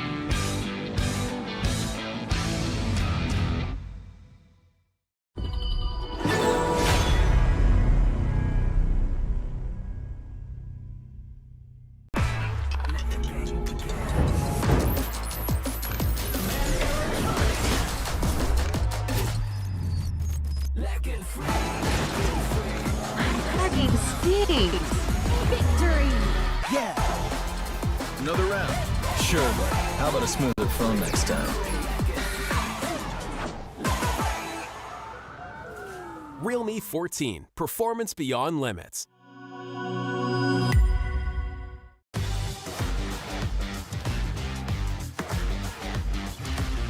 大丈夫。怪我しても死んないよ。曲線。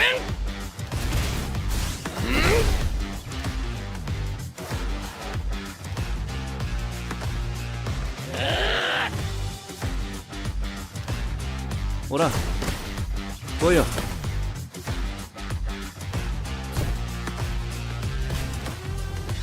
無限だよ。領域展開無料空所。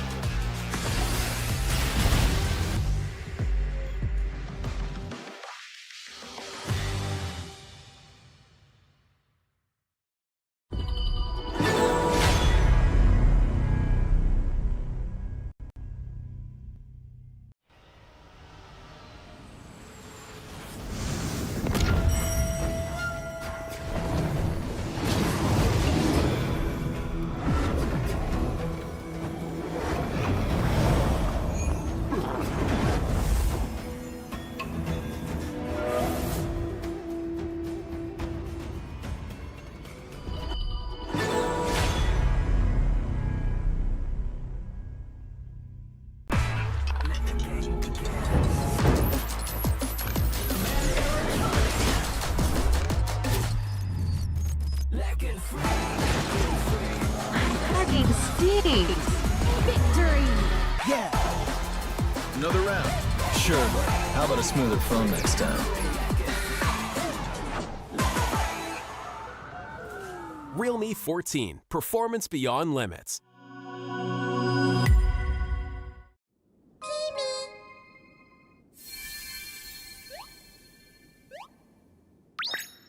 Hello. I'm a spriteling. This world is so strange. Happy people are colorful. So beautiful.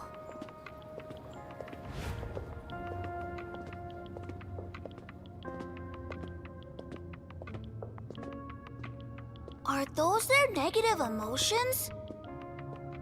Ah, so scary!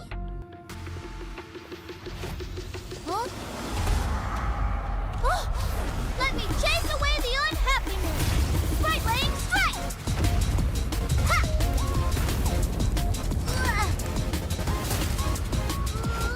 Hey!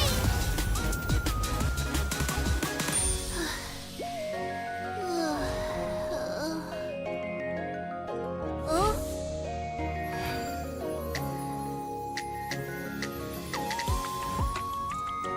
I'm a spriteling. With me around, you'll never be unhappy. Ow! That hurts. Thank you. Let's be friends. Get him! Get him! Pitch blind, let's play another match. Charge! Welcome to the world of spritelings. I'll take you to our annual Spriteling Festival. Enjoy HOK and release your unhappiness. The world can't be without spritelings.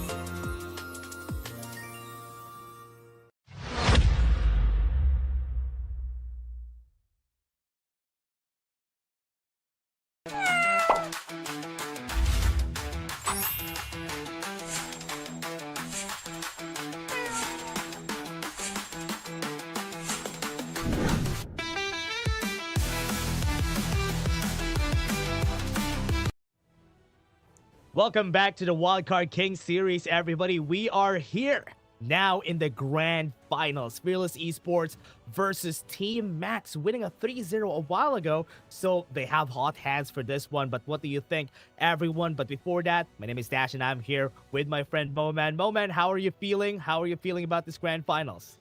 Well, I gotta say, right, KT has been performing very well, but I don't think he can match up to Jizin, right? The retired man who came back out of retirement just to play one last WKS and hopefully makes it to KIC. That's what they're aiming for. But with this super new and revamped lineup of Fearless Esports, they have Snow in the fray as well. And yeah, we were just saying, I think Snow beats Kashimo every day.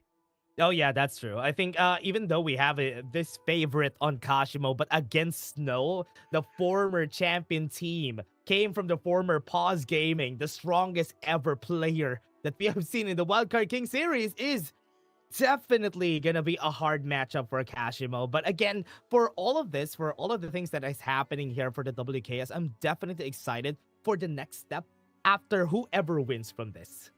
Yeah, definitely. The next step, it's going to be the last call, right? And last call, well, you're still going up against the runner-up of KME and KMW to fight it out for one singular slot to go to KIC. And that's going to be playing in the big league. So you talked about the evolution of the teams. You talked about the evolution of the players, how much players have improved, but also the phones have improved along with them, right? So right now, the newest and the hottest in town, it is realme, our official gaming phone partner. Do get the realme 14. Do check it out. This is a monster of a phone. 6,000. I can't stress enough. 6,000 milliampere battery. Some power banks aren't even 6,000. This bad boy has more energy than a power bank.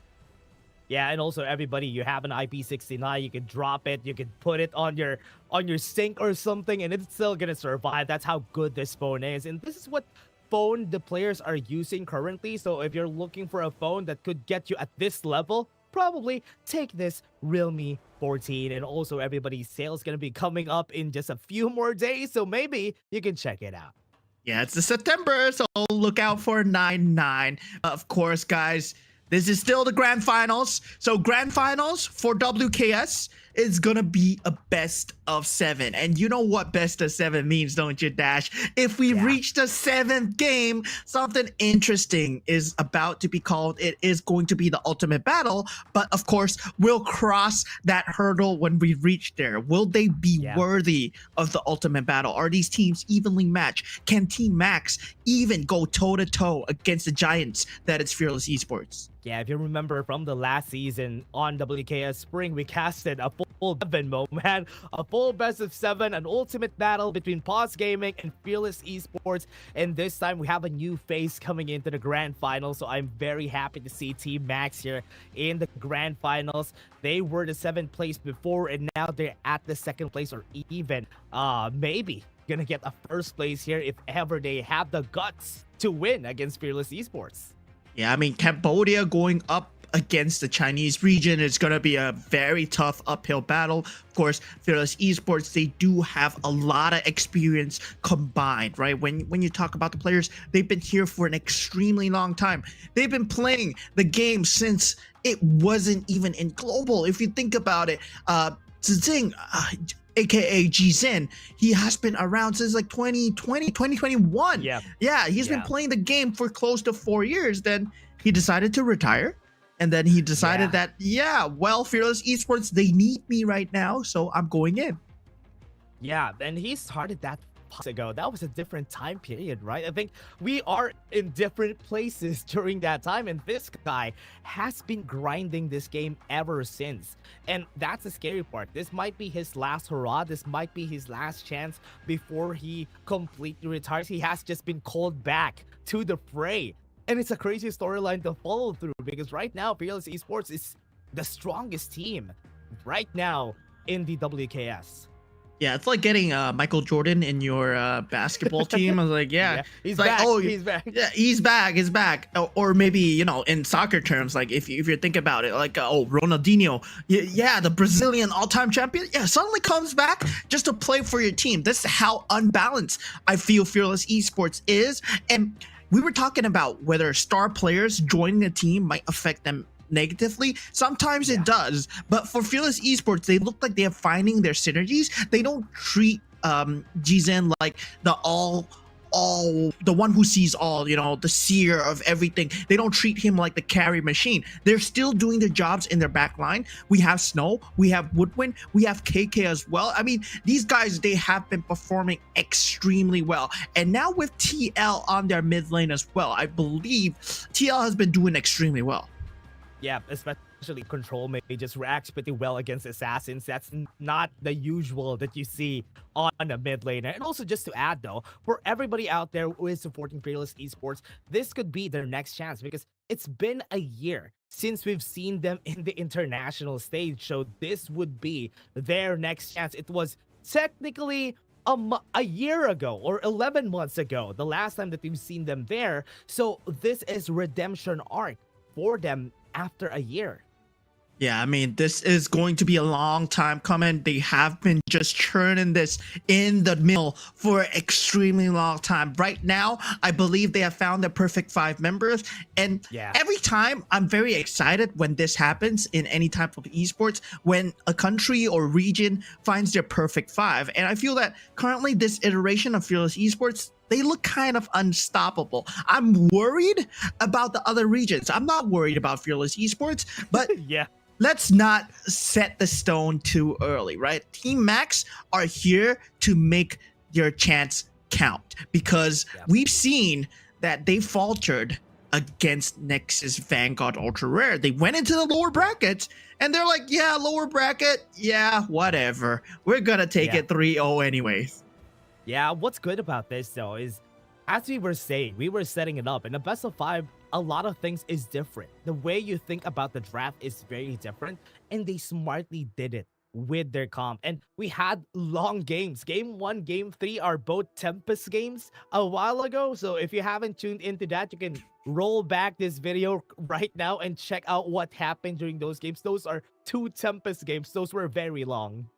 Yeah, it's gonna be something to watch out for. Their combo that they used early on against Nexus Vanguard, which was the Musashi into the Liu Bang and the Princess Frost, right? That was an extremely just enveloping combo. It just choked every single point out when they reached the farm point. The Winter is Here was doing so much damage, and then you had the duel to the death to worry about. You had the battlefield command to worry about. So there's a lot of zones of control. And Team Max, I believe, well, they've found a better synergy. Hopefully they can rely on especially people like Bot and KT a bit more, instead of having it being the Kashimo show. And that's exactly what happened in the Nexus Vanguard game.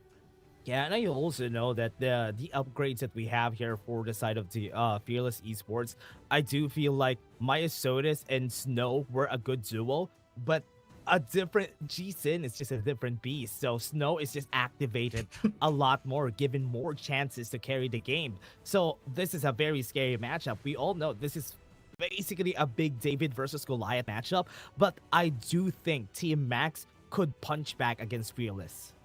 Yeah, I mean, Team Max, well, hopefully they can send G-Zen back to retirement, because KT, well, I'm looking at you. I'm looking at you, because the way that you played the pay just now was just so scary. Whether or not it's going to just translate into this game, whether or not your team can match your tempo, that's going to be a lot on the execution, especially on the draft itself as well, right? Whether or not you take out the Luna, whether or not you take out the pay, or do you want to give the pay to G-Zin, who is a monster on it as well? Yeah, that is the question though, because a pay is very meta-defining currently on the state of the game that we have. He's very meta-defining and usually a first pick potential for every one of the teams. One thing that I've seen, I remembered from the last game, I do believe that Team Max prioritizes their team composition more rather than countering the other team. And that is one of the things that could be used as an advantage. Just build a composition out of what you're very comfortable with. Yeah, and that's what Fearless Esports does as well. And most high-level teams, they would go for either just trying to get the composition in, trying to find the synergies, trying to make their own composition work, play their own game, right? Instead of trying to deny the opponents. Only those extremely at the top, they start to do denial gameplays where you start to see like, oh, they're going to do this. So how about we implement this in our game style and then we take away their choices as well. That's only at a higher level order of gameplay. And hopefully we get to see a glimpse of that in this best of 7. And hopefully we get to see a glimpse of that more in HOK in general. But generally, I feel that for these teams, it's time to focus more on what you want to do. Yeah, and as we talk about the global stage more and how the setups are or the meta is when it comes to the macro with the teams, Fearless Esports, they were the team who was doing that, what everybody has been doing on every regions before everything else, because Fearless Esports were very macro centric during the last season, especially during the long group stages that we had, right, Mo, man? It was a very long group stages. Fearless Esports was playing calculated compared to Pause Gaming's chaos that we've seen. But in the end, for the last season, chaos reigned, chaos won. And now, at least order is back for Fearless.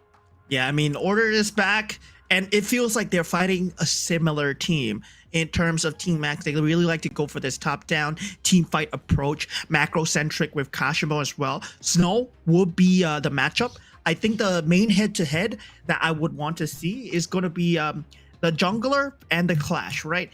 It's going to be the Kashimo versus the Snow Show, and it's going to be the KT versus the Jizin Show. So it's either or. I feel like currently in this meta, it's not too defining on that farm laner to actually carry the game. We don't see Arlie hard carrying games anymore, especially in this meta. It's much more on the jungler and the clash now.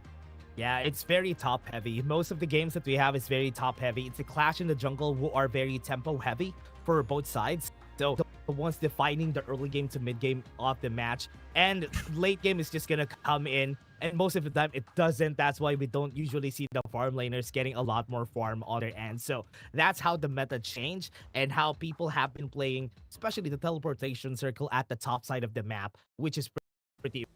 Yeah, right now, the rotations in the early game very important.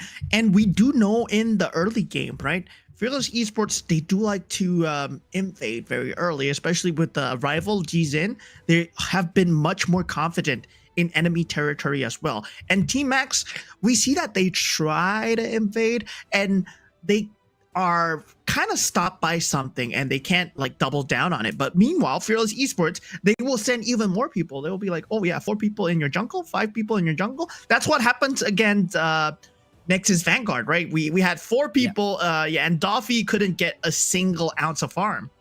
Yeah, and what they also play here for their side is how they play the gold share. That's what I like about Fearless Esports. Even if they give like 4 kills, 5 kills to the enemy team, you'll always see them still on top. They always have like a 1k 2k gold lead, even if that's the case, which is how they play the gold share. They always distribute everybody on the lanes in the early game, because that's what teams need to understand, that the resources are always important and losing a bit of them is going to be bigger as the game goes on. Yeah, and for all of you that are aspiring to be like pro players in Honor of Kings, of course, you do want to watch how Fearless Esports play the early game. It's very important to take note of their rotations, right? You want to see how they funnel farm onto KK. They generally like to do it on the middle lane, especially if he's on an Arlie. Then, of course, go to the top lane, go to the bottom lane, depending on which one is safer, and then find the matchup that works for KK and then plant him there. Well, Fearless Esports, they have been doing that. This has been their MO since the start of WKS, right? Since they qualified through the open season, where they actually are a qualifier team, and right now they are a stable team. So wow, that has been one heck of an evolution. Yeah, and also one thing that I like about this is that the journey also of Fearless Esports, even last season, an open qualifier team. So they start from the open qualifiers, starting from the bottom, and now even if they win this, they're also going to be the last call. So it's still a very much long journey that they still have to tackle. And the last call, for everybody to know, it's still going to be on September 29. So it's 22 days from now. it's gonna have like a 3-week break after this. Well, 3-week break is good, right? I mean, it seems like for WKS, they took a very long break, and the team that even went to KWC is not here. So, and I felt that they leveled up during this break. It's like all the gameplay that they're doing, there's no more rookie mistakes that I was seeing in the previous WKS. It feels much more polished. It feels like we're looking like a proper franchise league here. And for WKS, I feel that the teams itself, the competitiveness has increased. The bar has been raised. So that means the whole region is improving in general. And hopefully we get to see more of this region. Hopefully we get to see more of entry teams coming through. I'm pretty sure the next one, they're going to have an open qualifiers as well. So when we have that, well, there's definitely going to be teams coming through. There's going to be new blood coming through as well. Yeah, they're going to get better as the time goes on. And that is an expectation for us here, Moman, that they're just going to get better. They're just going to be there. And Fearless Esports and Team Max, for everybody watching, they're still just preparing for the game that we have today. It's going to be a long game. It's a grand final, so everybody's preparing. Fearless and Team Max are getting their things ready because, you know what? Dinner time is close by, so maybe they're eating first before they go in for this grand finals. Yeah, and something new about this WKS, of course, all the teams are live at the venue. So they will be in the venue in a competitive scene. They're all playing together. They will be with their coaches as well. So they're in a controlled environment. And of course, the ping is, of course, managed. So that means they will be on a similar ping. No more online shenanigans where, yeah, you're playing from a different region and you're suddenly just lagging behind. Right now, everything is much more competitive. And I feel that this WKS, that competitiveness shows in their gameplay. Yeah, and I like that they have this spot in where everybody's playing. I like this for the teams because they really needed something like this, an on-site event where the players could be together and they're not going to be online because, as we said a while ago, the communication for these players is important, and if it gets cut off midway during the battle, it's not going to be a good game for them. Yeah, I mean, that communication is very important. And we did see in the previous season where there were players scattered across the globe. Well, some players were playing together, some players were not. We don't know where their coach is. And yeah, but the cameras are all there. We know they're all there, but it's just like, yeah, we don't know if they are communicating to each other or via the game, you know? Right now, I mean, they have the ability to speak to each other verbally and also like just access the body language as well, right? Because body language is very important when it comes to these kind of gameplays. You know when a player is tense, the coach can talk to them, and there is going to be a lot more on-site demand for just these kind of critical situations. Yeah, and they will be playing up to their maximum potential here for the tournament. So yeah, we're still waiting for them to start the game for both sides, but Fearless and Team Max are still getting themselves ready here for the tournament. Team Max, I love this development from them. I like that Kashimo has a dependable team because the last time that we've seen him, he was really needing somebody dependable on the team to step up. And at least now there is 4 people stepping up from the side of Team Max. Yeah, I mean, there's a lot of people stepping up for Team Max, but all I want to do is also mention the teams that were participating in the WKS as well. Of course, the most recent one to have left us is Nexus Vanguard Ultra Rare. They have improved a lot, and before that, we did have Paradise Esports as well, right? Paradise Esports came into the previous season as the only Laotian representatives. We were kind of like, we had our doubts, right, about Paradise Esports, whether or not they would make it, but especially so during the last season, they did make it to the playoffs as well. And right now, they've made it to the playoffs again. So they're extremely consistent. And hopefully they can keep up that level of consistency. And for the next time, for the first time, actually, we didn't see you soon in the playoffs as well. So playoffs, Team Max has been improving by leaps and bounds. They managed to get one real boy inside as well. That's why he's doing so well. There has been a role swap of Chiguri from that farm lane to the mid lane as well. And I believe it's a good look on Chiguri. Yeah, even the other teams here, Pro Esports, we've seen them, but they aren't able to progress in the tournament. What I like, though, is the story of Paradise Esports being The third place team, then they're now in the fourth place. At least they are still a playoffs heavy team. So it's still good to see them. But see you soon, and Pro Esports compared to the last season had a very big roster for both of their sides, and this time they were still not able to reach the expectation coming from them. So it's still a very big growing region. So I hope they would be able to do so in the next season that we have the Wildcard King series.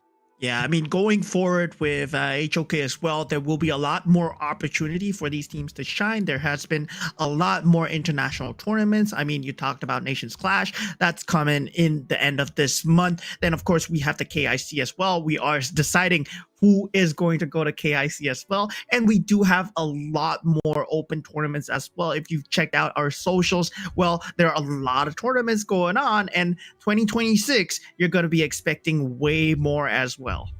Yeah, as we want to talk about it, though, the Nations Clash is coming for the other regions that we have. It's PKL, MKL, and IKL will be having the Nations Clash this October. The next tournament after that will be the KIC, in where you're going to see all the regions right here in Global that are going to be fighting for that spot. For the next tournament after that, which is Challengers Cup, we have 3 slots there for the global stage that is fighting against KGL, fighting against KPL, and all the other leagues that we have on December. It's going to be crazy, Mo man.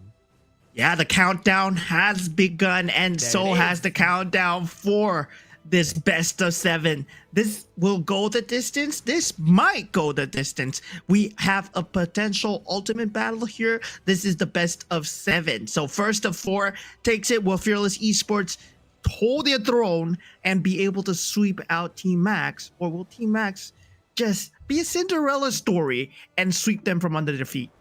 Wow, I want to see that, though. We always love an underdog story, right? We want to see the teams that there were no expectations from be able to win against the giants like Fearless Esports.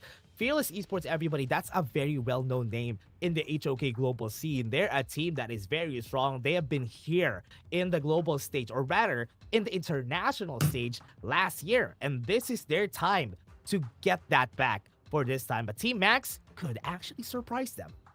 Yeah, I mean, we've been surprised, right?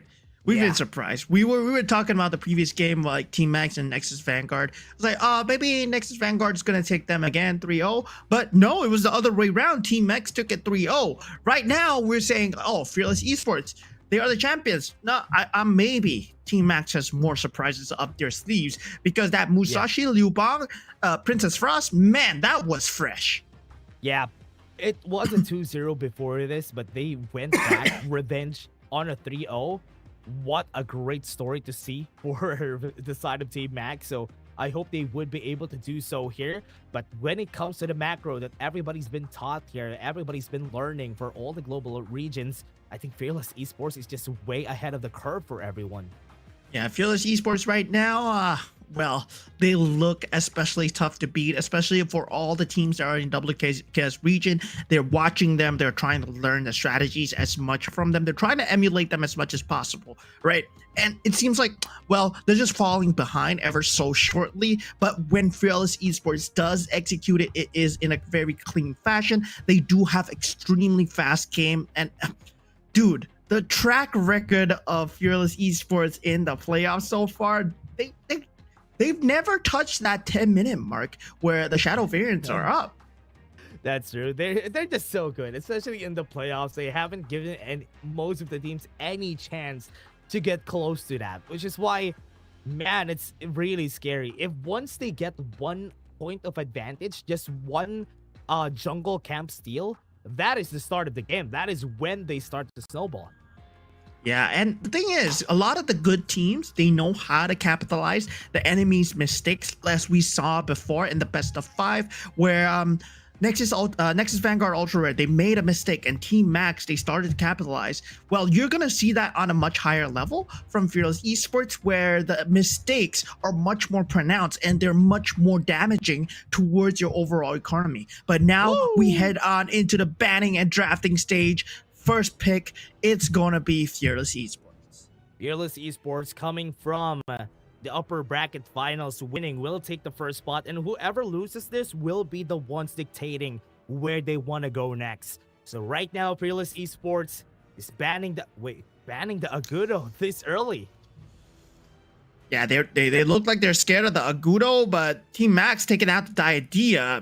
This leaves a lot of prime junglers in the pool, right? We've talked about Luna, we talk about the Pei, and yeah, the Dharma is still there. The Byron is still there as well. So there is a lot of opportunity to go all guns blazing during the first draft.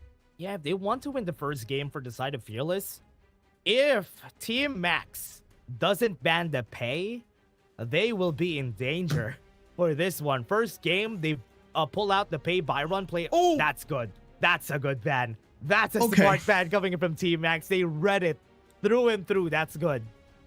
Okay, they banned the Byron, but does Fearless Esports pick up the Dharma here, or do they go for the Pei option, right? There's a lot of options available. They might just pick the Mai Shiranui and then force the opponent to go into a Dharma?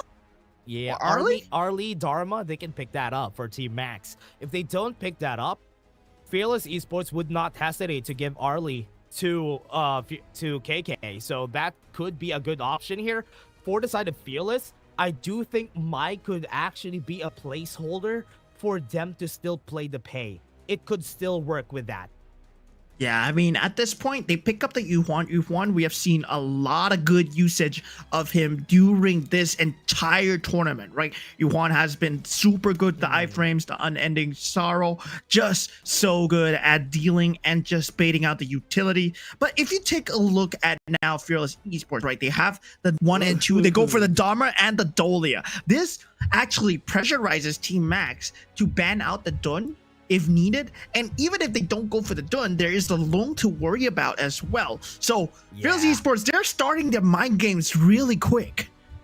Yeah, I do think this is a very early Menki pick for Team Max. They could have went with other options here rather than the Menki, because if they went for the Ogren, that could be a good denial for Decisive Fearless. Usually whenever you have a Dharma, a Mai, you usually pick up the Ogren because you know that the Ogren will be safe. And you have a lot of starters for the Ogren, so he can get close to do damage.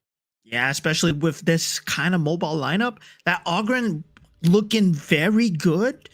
And of course, now Team Max, they find themselves at a slight checkmate, right? You can ban out whatever you want. That the pool is still there. You need to think about the Lung. You need to think about the Dun. You need to think about the Ogren. But they ban out the Kaiser. Yeah, actually a very smart ban. Invincible Warrior 2 times. That is going to be hard. And they also know the power of that one from KT because he used it during the last series. This time, Team Max needs to think about what else are they going to use. I think Arlie and Yuhuan are already good picks on their side. They just need something really safe on the mid lane to survive against the Mai Shiranui.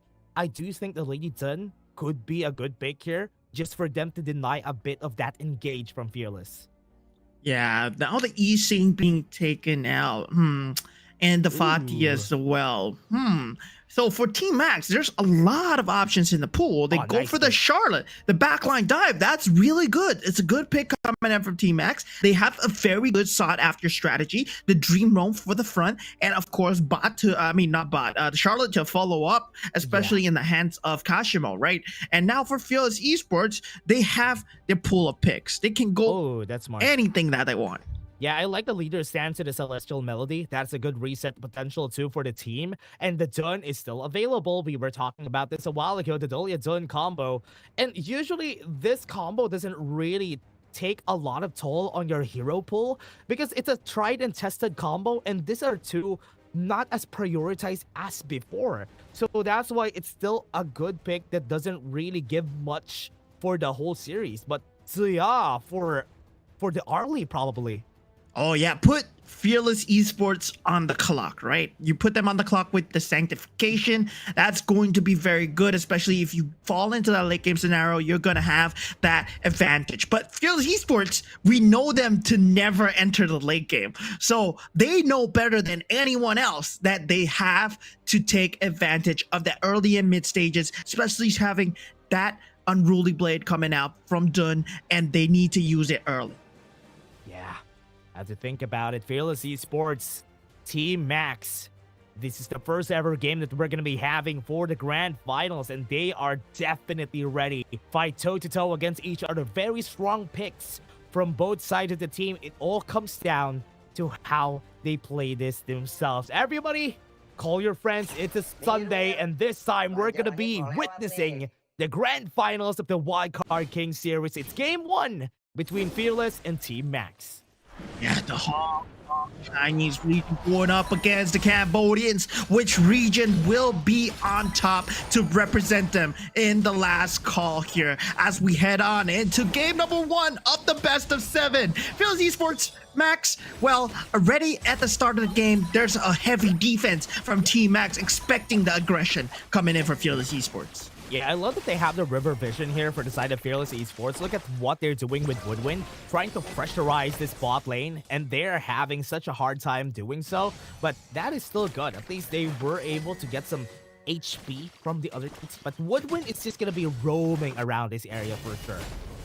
Yeah, and Snow has been doing a great job of keeping vision on Kashimo so that he can go for these creep denials if he needs to, right? He might not get it, but having that threat, having that vision is always important, especially for TL to rotate throughout the top and bottom side of the lane.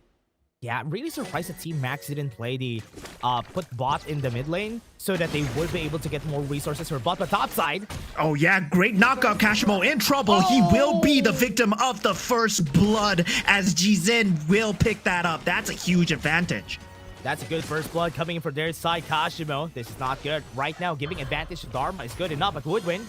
Yeah, Woodwind extremely low, getting chased down by one real boy and bot, but will parasol away, and he was now out, but already a counter kill coming out into one real boy. Yuhuan not having that on an Xaro, not level 4. Yeah, no ults just yet. Forced the flash away. That is very good. Right now, Fearless Esports is just showing them how it's done, and they're having a hard time finding ways to get something around the map.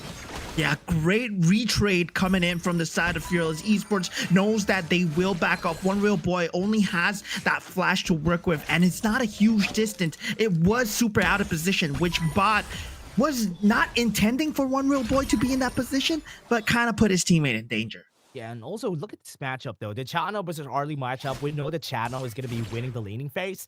Look at how bot has been struggling bot lane just because of this. Now, engage. Yeah, great knockup. Once again, pushback coming through from the side. Chigiri able to flash away, just keeping a sliver of HP. But you can see the amount of decisiveness that Fearless Esports have, and already extended team fight. They want to take the Crimson Golem. They will be getting their hands on it, and they get the finish onto KT. And now KT will not find any value, but already a trade on the bottom side as Team Max answers back onto KK. Good trade from Team Max. At least the kill that happened against KT was traded back from their side, but it's still a big gold lead right now into the game. It's still a 2k gold lead, and it also lost a lot of the chunk of their jungle camps on the top side. Seems like the name K is very popular amongst the pro players. We have KK and KT. I mean, what's next? Maybe KV. But already a great initiation. Kashimo unable to get out, does not have the power gradation. Did have the flash though, did not commit. Yeah, I think the next one is KTV. Whoever's going to win is going to go there later as they win. Yeah, that sounds great. That sounds great. KTV, but already great engagement, killing spree for Jizin. Once again, this guy is on a monster spree. You don't want to give them this amount of advantage, but this is exactly what Fearless Esports need to do. They need to be aggressive. They know they are on a clock. Jump onto Chigiri once again. Dream Robe to disengage, but with that, they get the Azure Golem. They get all the creeps for themselves. Insane collapse. They're still not done though. Bot is in danger. Yeah, bot, he needs to run. He's not going to be able to get out. He uses the parasol trying to get a consolation kill for himself, but he will not be out of harm's way. Jizin is there for the finish. Now on a rampage. You see that flashy banner. You know it's him, and they're getting the bottom turret as well. Yeah, good spacing from KK, who was just able to push bot slightly so that he wouldn't be able to get the kill. Not even using the flash there. The Tyrant was taken for free. And even if that's happening in the bot lane, no movements from Team Max on the top side. Yeah, Fearless Esports right now looking so clean. 7-1, 5,000 gold advantage at at 5 minutes into the game. This is a very crushing advantage for Fearless Esports. That's a big advantage. This hard 5k gold lead at this early in the game. That's a massive gold lead, everyone. That's only a gold lead that you see in like 15 minutes in the game. But this time, at 5 minutes, they do it. Fearless Esports is just playing on another plane at this point, and they are just looking very sturdy in this game. Fearless Esports at this point, they know that they're unkillable. Right now, Jizin, he's not going to be challenged by any member of Team Max. They need to hold on to the late game, but can they even reach there? Because Fearless Esports, they hate the late game. And already once jump in with the Unruly Blade, Windslash does not connect, but the Celestial Melody double onto Chigiri as he gets an unstoppable streak. Jizin, he still wants more. Jumping in onto Kashimo, has to get out, and Kashimo will not be able to respond. Great patch again. Azure buff is in danger. It has been taken. Good answer from Team Max at the top side. They're trying to take the tower there while all the attention is at the middle lane here for Fearless Esports. Yeah, they managed to keep down Chigiri, the key target of the Sanctification. Jizin still providing a lot of vision, keeping eyes on that timing, not giving the buffs away. And he's still living in the enemy's territory so far. He does have the ultimate to work with if he wants to. Gets the smite off and jumps in once again. Windslash not connecting, but doesn't matter. Woodwind is there. KK extremely low though, but Dream Roam is away. KK is actually nearly felled to bot on that middle lane skirmish.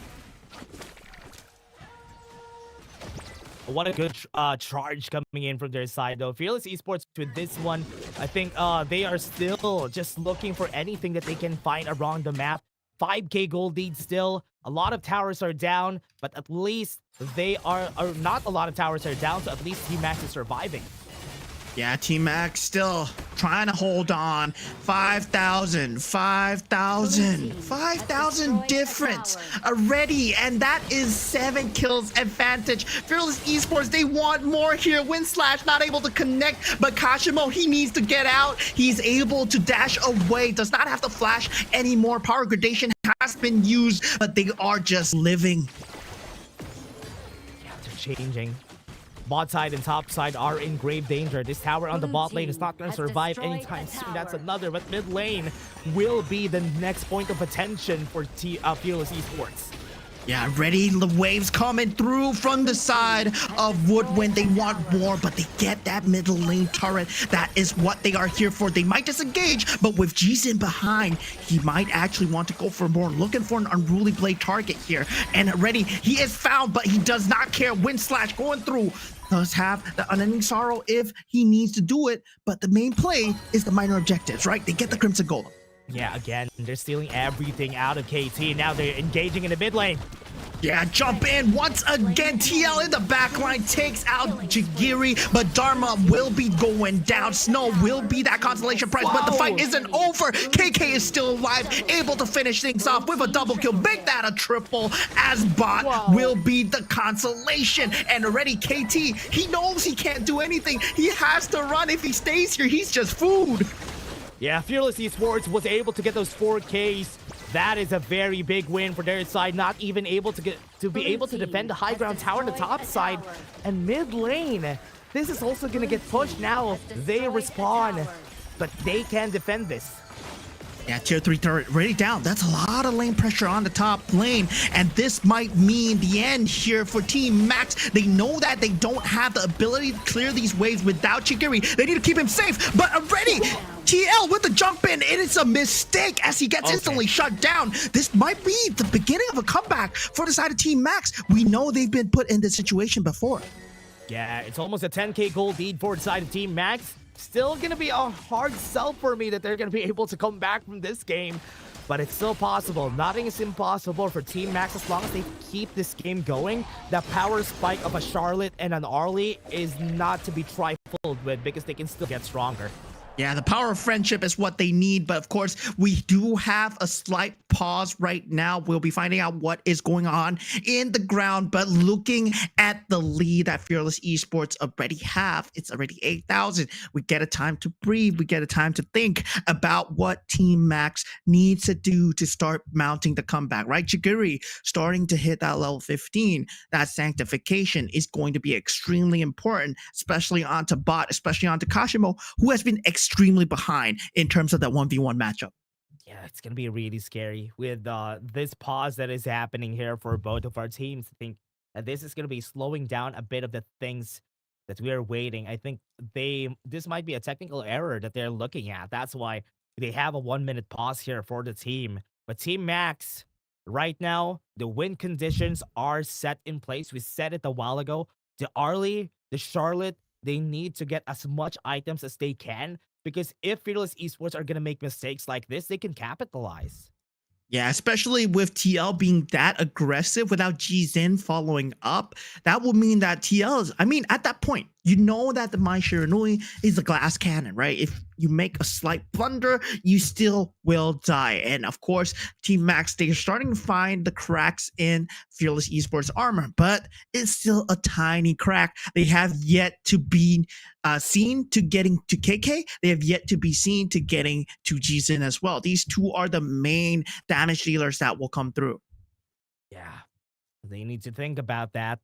But Fearless Esports, you all know that KK, we've seen this on the hands of Team Max, and that Chano is really scary as the game goes on. Once he gets the Daybreaker, nothing is safe from that Chano.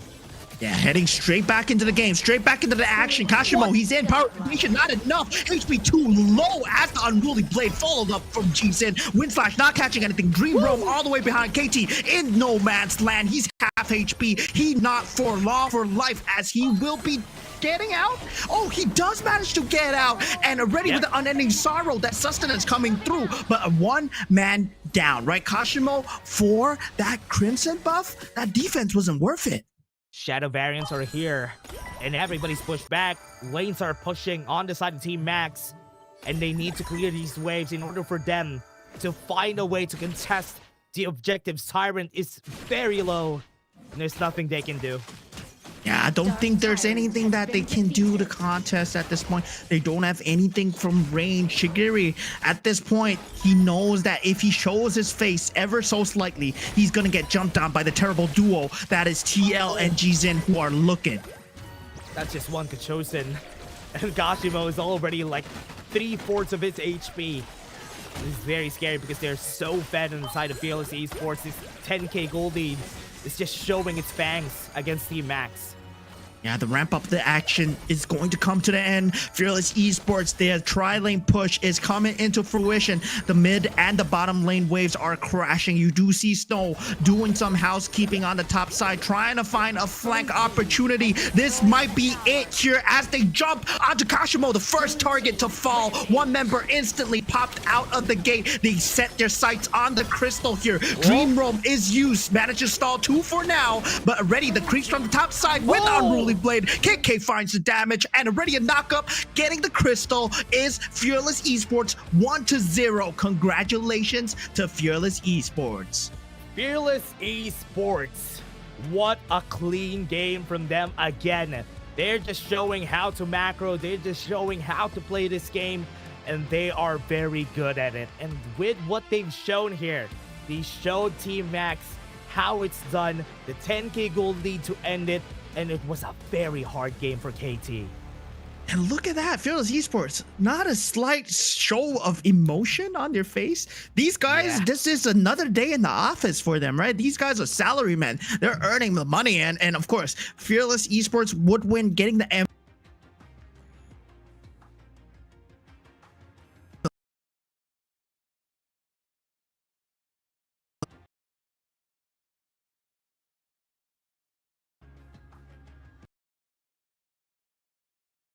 the vision game. He was consistently in the enemy jungle together with Woodwind, making sure that there is no ounce of space to be taken in their own jungle.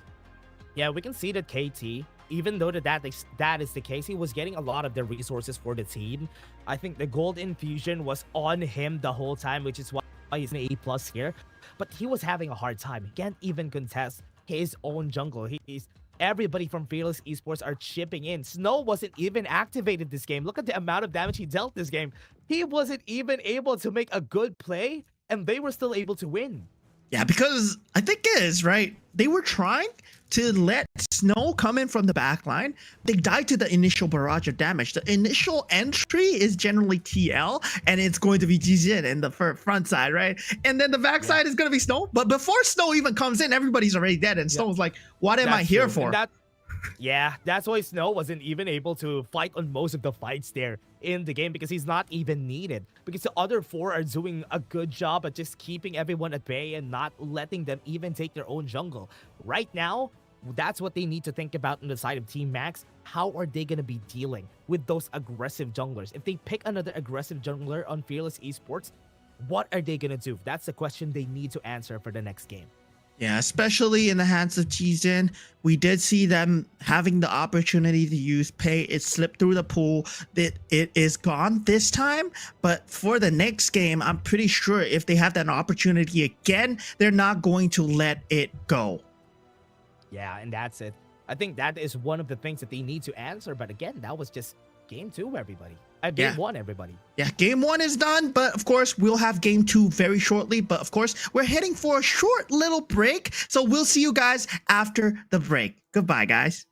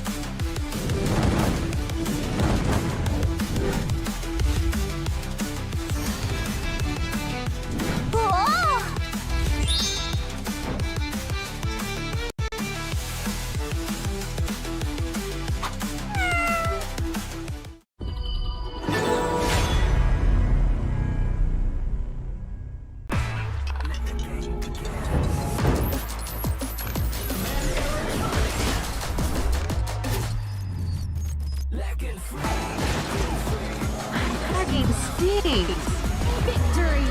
Yeah! Another round? Sure, but how about a smoother phone next time? Realme 14. Performance beyond limits.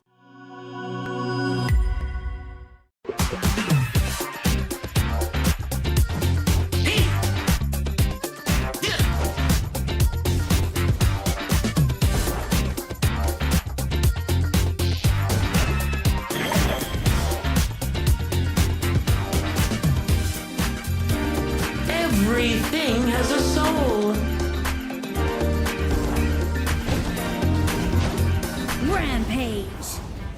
Thanks to Mighty Not Erudite's blessing, we shall know peace.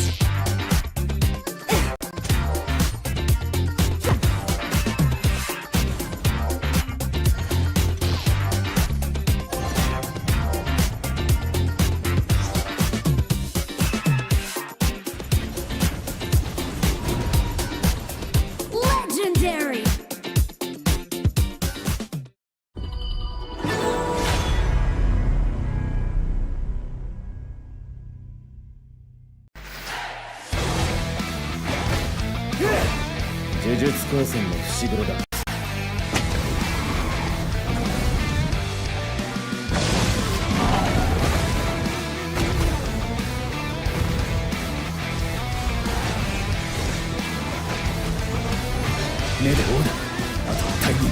Legendary!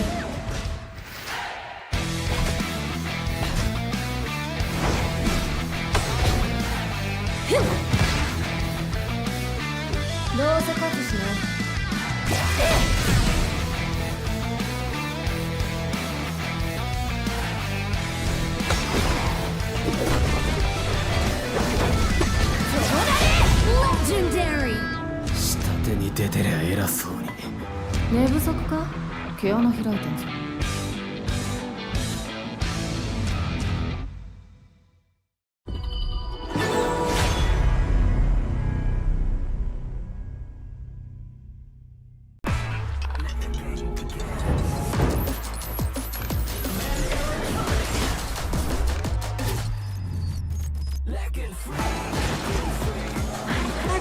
Kings.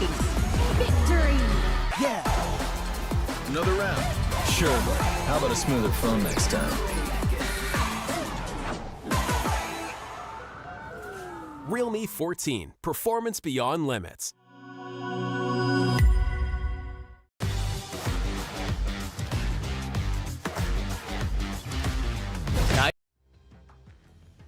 Fearless Esports takes the first blood, and now this time Team Max needs to get a punch back against them on this next game. But before that, everybody, we're gonna be your shoutcasters for today. My name is Dash, and I'm here with my friend Moman, and we're gonna be bringing you the action. Moman, what do you think about Game 2? Dude, it was action-packed, man. Fearless Esports didn't just give a single inch of breathing space to Team Max. Hopefully, Game 2 goes better for Team Max because I'm feeling for KT at this point. KT couldn't even survive in his own jungle. And yeah, that was very hard to watch because Fearless Esports are showing them who's exactly going to be champion.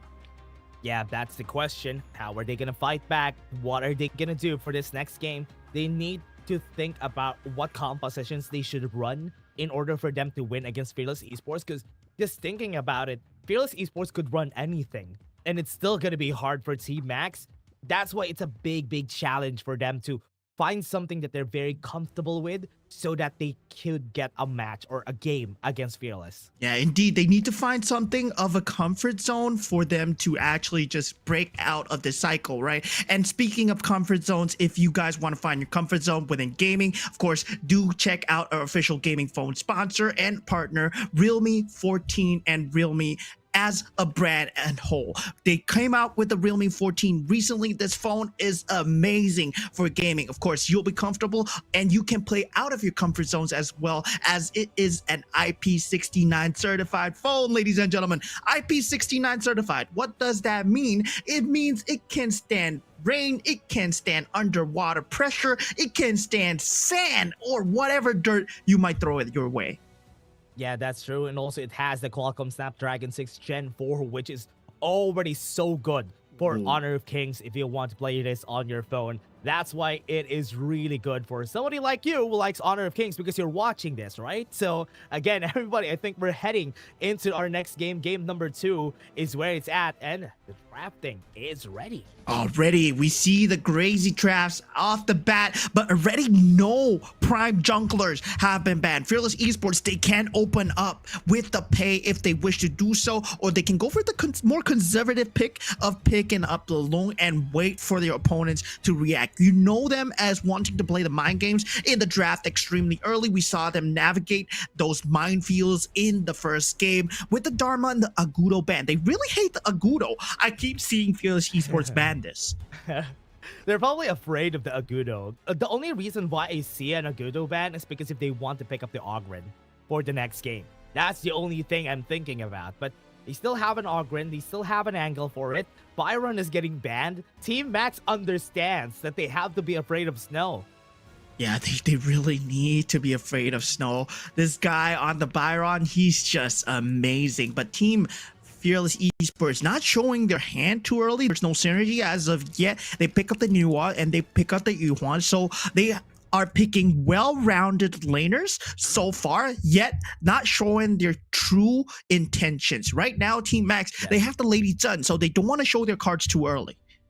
Yeah, what I like about Fearless Esports' draft is this draft has a lot of range. You have the Mournful Tempo, the Flaming Palm, even the Nuwa has a lot of range in their belt, so they can make use of that in this game to take space against Team Max, and that's a recipe for something good for them. They just need to play this and have like a tank jungler, and these 3 are gonna take space for them.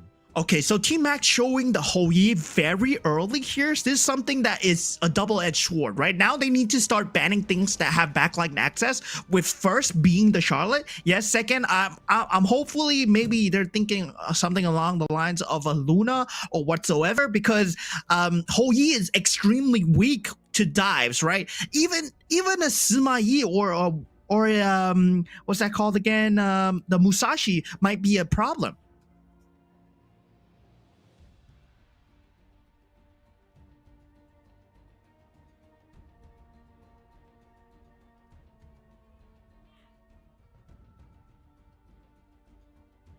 they're also respecting the fact that Kashimo is gonna be playing this for that 1 year.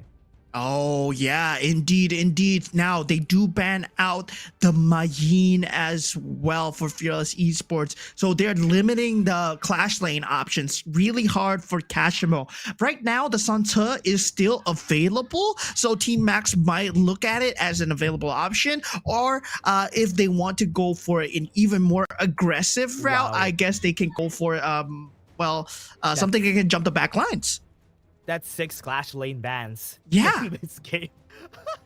Look at the respect that they both have for both the Clash Laners. They were forced to pick up the Lu Bang for Kashimo because they have no other choice. What else are we going to be picking at this point? The combo that they can do this with the Lu Bang is probably the Musashi. They can even go for the Han Sin for KT.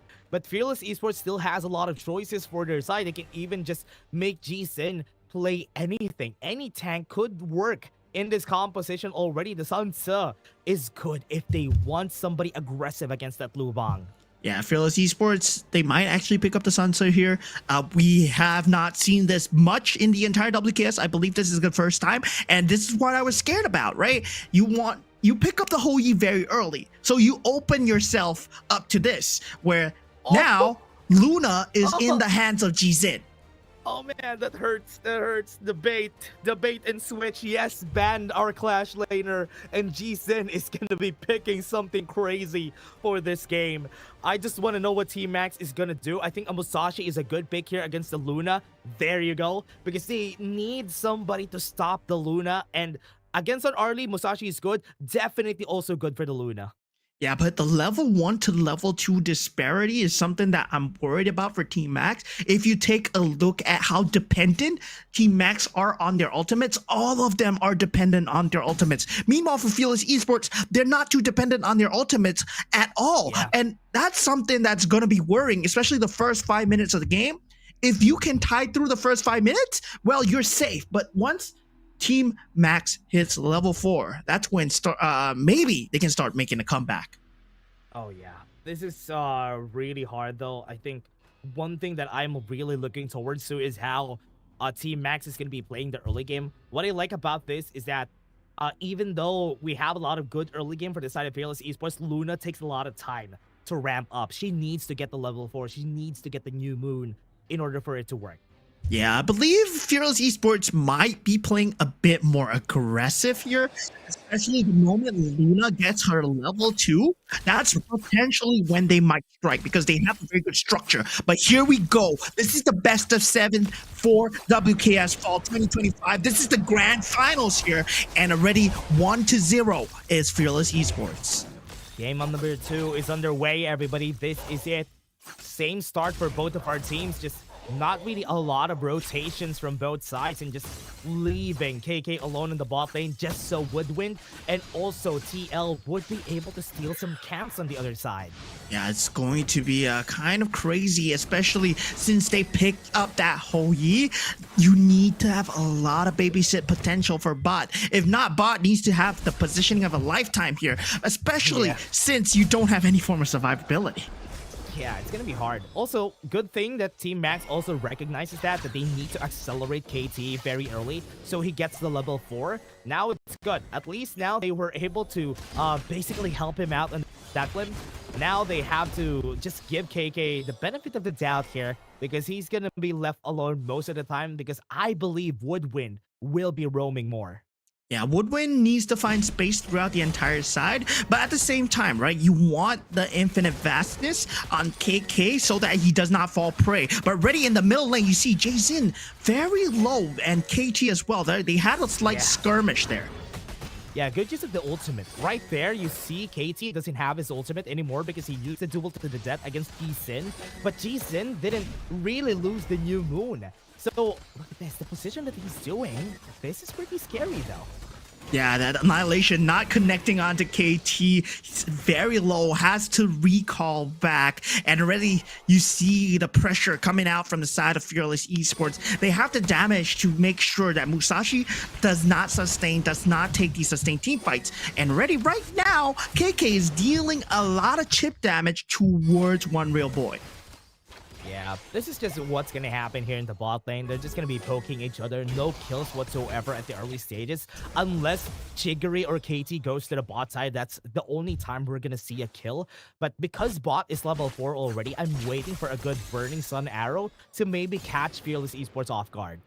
Yeah, I mean, Fearless Esports right now, they look like they're completely in their flow state, and they look like their rotations are completely on point, right? If you look at the accelerated farm that Jizin has, he's slightly ahead of KT, but T-Max aren't far behind either. But macro is starting to build up, right? 1,000 gold advantage for Fearless Esports already. Ooh, nice dodge. Nice dodge on that Burning Sun arrow. Now they can go for a fight. Set sail has been used already. Mournful Temple not connecting as KT will be the first target once again. That first blood has been found. Fearless Esports, they know their win condition. That was just one mistake that they've seen. When they dodged the Burning Sun arrow, they knew what they had to do. They had to take the fight. Snow was there really close too to get the stun in. Yeah, bot is going to be that main factor in the later stage of the game, but 1v1 versus KK right now, KK slightly ahead, and already you see Woodwind just being a menace in the enemy jungle. Yeah, Woodwind is just taking the river space so that nobody from the side of Team Max will be allowed to go freely onto the mid lane, which is the smart way to play. Burning Sun arrow. Not connecting once again. Mournful Temple not able to find anything as of late, but it doesn't matter, right? They know that the Burning Sun arrow has a long cooldown, so KK at this point, he might want to just converge with his team. Yeah, that's it. Because they saw the Burning Sun arrow, wasn't able to hit, wasn't able to get a pick off. That was a free Tyrant for Fearless Esports because they knew they didn't have a very big stun, very big ultimate. This is in connection to what you said a while ago, Mo, man. Their ults are important, so they need to make sure that those ults hit. Yeah, they're very dependent on their ultimates. If it's gone, it's gone. And now Woodwind, he's trying to bait out everything again. Does have the Unending Sorrow to run away, especially if he's in trouble. Does get knocked up. But look at this. Kashimo in trouble and gets taken out by Snow and Jizin. Great combination of skills coming in there. TL was there to supplement damage as well. Good awareness from TL, even using the emergence just to make sure that Kashimo doesn't go anywhere. And now, this is going to be the case. Burning Sun arrow, again, on the mid lane. They saw that from a mile away. They know that they need to dodge. Yeah, not catching anything so far. 3 for 3 has been missed, and already Woodwind, he's proving to be a menace here. Emergence will be coming through on the bottom side. Can they catch bot though? Oh, Unbridled Outburst not landing there, but now on the back away, Hoi does get the kill onto TL. Bot is doing a great job, but Jizin is on the scene. He's able to clean things up with Snow in the back line. 2-for-1 trade. Great jump from Snow onto the back line. Just saw Chigiri flash forward. That was his opportunity to go in. Oh, Burning Sun arrow. It connects indeed, but is it enough? There's no skills coming in from KT at the moment. That Duel to Death was on cooldown. Yeah, no damage at this point in the game. Yeah, and that's why... Oh! Invading. Once again, I mean, Woodwind at this point does have the Unending Sorrow, uses already, and Emergence does come through. It is going to be a 4v4 skirmish. Set Sail connects onto 2. This is huge. One Real Boy, he's getting chonked down. Does not have that Unbridled Outburst form to save him, but he survives for now. But this is a lot of space for Fearless Esports. Yeah. Still a great take on that Azure buff for KT. At least he was able to deny it. They need this. Yeah, they really do. Jizin, what a connection there. KT's not finding any semblance of space at all. Man, it's so hard for them to do anything in this game. Red buff getting taken again. Top side has been killed. And man, Fearless Esports is just this game over again. Yeah, Fearless Esports, once again, they are living in the enemy's jungle. 5,000 gold advantage. Woodwind, he's just playing with his life here. Has the Unending Sorrow to get out. I didn't doubt him for a moment. And with that mid lane turret is gone. Fearless Esports, that's all that they were here for. They're setting the sights on bottom lane now. Yeah, I can check everyone. Snow already has his Frigid Charge completed. So once he goes in for those fights later, it will be way easier to start. Ah, man. And the cooldown boots also on bot just so he can spam the ultis, but it's not hitting as expected. Yeah, I mean, it's going to be extremely hard ass, especially from bot, to hit these arrows on these players, experienced players coming in from Fearless Esports. They can see the Burning Sun arrow from a mile away. Even when it hit Jin, there wasn't much to convert because they don't have the space anymore. And look at this, there's a dive coming through from the side of Woodwind, but has the unending sorrow once again. Flaming palms just for the supplementary damage. Okay. One real boy, he's half HP down. I thought the mages would be enough to just stop him from moving forward. Now this is quite a bit of a problem. Fearless Esports, look at Snow. He's just gonna go to the top side. For Kashimo to use this ult probably. Never mind, he's just gonna use the TP circle and top side of the map. Look at where they're going. They're going to the top side to cut him off. Yeah, Jin is on the case here. One real boy falls so low. Set sail, not going to be committed. Just the boat alone. Woodwind once again being a menace, proxying the wave. Unbridled Outburst catches onto him, but there is no supplementary damage. One real boy, he's in no man's land. He will perish. Not able to survive that. Fearless just knows how to play the map, the space that they have topside. And look at that, KT trying to proxy as much as possible, but it is in the wrong lane as they are taking down the top tier turret and already being chased down by Snow as he does get the solo kill onto KT at this point. They get the tier 3. They're going for the finisher. The new moon stacks on Jin. He's just zooming in the back line. It's on a rampage. They have the catapult to work with. Will they be able to finish? They are going for more. Does get the lockup onto bot here. Bot unable to deal damage, has to go back to the fountain. The creeps have been dealt with, but the HP bars are still extremely low. They do not get the finish. Bot and Kashimo still on the scene. Yeah, mid lane gonna get pushed here for the team. And that's it. They were trying to finish the game as fast as they could, but they're trying to render all the waves useless.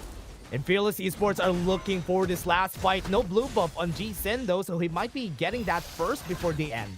Yeah, Burning Sun Arrow once again not able to find any value. And Fearless Esports, you know them, when they cannot commit, when they cannot overextend, they want to go for these objectives once again or set up a gank. With the lanes crashing in, they're going for the minor objectives, which is the tier 3 turrets. They are all poised to strike. Flaming Palm already being used here. Mournful Tempo with the flash in front, and New Wall does get the better. 3 members already down from the side Team Max. Great combo coming through from the side of Fearless Esports. This might be the end. This might be the 2-0 here. What can KT do to defend? Mournful Tempo as Duel to the Death is used. Great timing as Jin gets a double kill, and all they need to do is wait for the creep wave, and they are secured the 2-0. Just look at them, expressionless as they take their second victory of the grand finals. Still not happy with that win. They are really looking at the prize. Fearless Esports on a 2-0, leading the charge here in the Wildcard King series. What a great game to show us right now, and what a domination from this one. Damn, these guys, they are not letting up a inkling of space. Even when they were diving, they know exactly what they were doing, right? Unending Sorrow was permanently available. Jin had New Moon stacks. Snow with the set sail available in the back line. TL, the only one to fall, and that wasn't even a blunder. It was just a slight misplay. And Snow, he got a solo kill onto KT. Yeah, and one thing that to point out here in the composition that Team Max built, when you build a composition like this, you need to have a very strong assassin jungler. Whenever you pick up a Yi, you'll be losing a bit of that damage department unless you go to the late game. And considering that he went Sparkforge Dagger Doomsday, his damage is not gonna come out a lot of times in the fight because Fearless Esports has a lot of dashes. So bot won't be able to stack more of his damage on everybody. Yeah, I mean, they were going for the same cookie cutter build against Nexus Vanguard, right? Musashi, Liu Bang, and instead of having the Princess Frost this time, it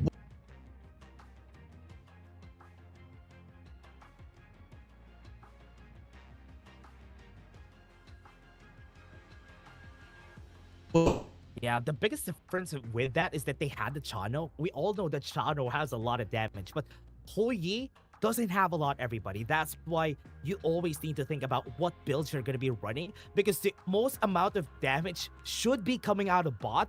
Shigiri, you know, he has damage, but bot should be the one leading the damage on this type of composition.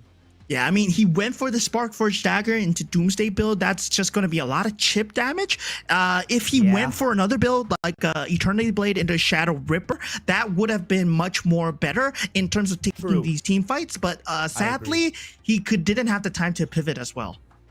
Yeah, that's true. I agree. I do think that is the build that they needed in that specific game, because they had a lot of, not really a lot of high HP targets in where the Spark Forge and Doomsday will be able to capitalize on the percent HP damage. That's why I was thinking the crit could have been better here in this comp. That's why they were losing the damage department there. Yeah, I really agree with you there. But that is game 2. We'll see what they bring for game 3. But before that, we're heading for a short break. So we'll be going, and we'll see you guys after the break. So goodbye, guys.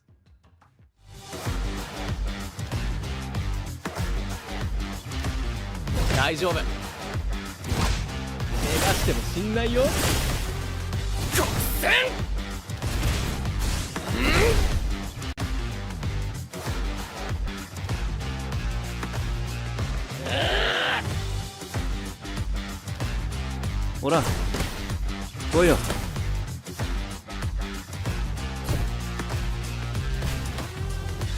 無限だよ。領域展開無料空所。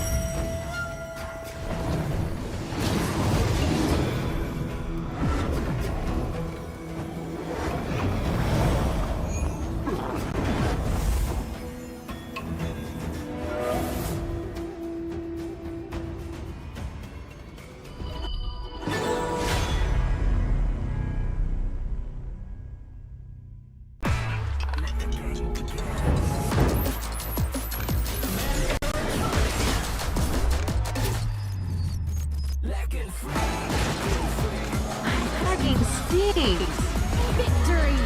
Yeah! Another round. Sure, but how about a smoother phone next time? Realme 14. Performance beyond limits.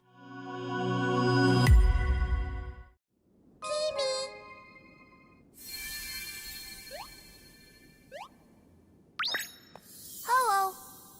I'm a spriteling. This world is so strange. Happy people are colorful. So beautiful.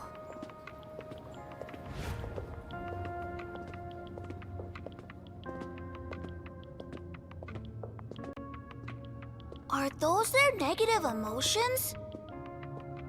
Oh, so scary! Huh? Oh, let me chase away the unhappiness! Sprite lane strike! Ha!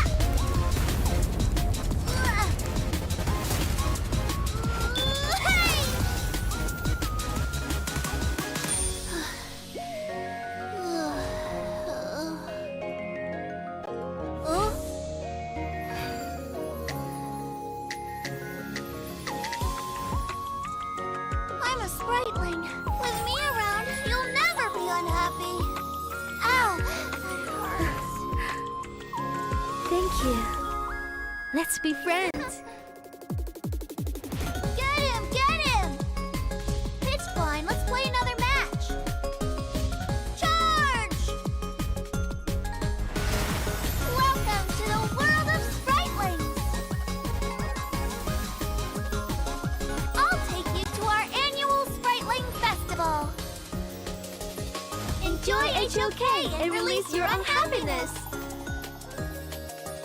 The world can't be without spritelings.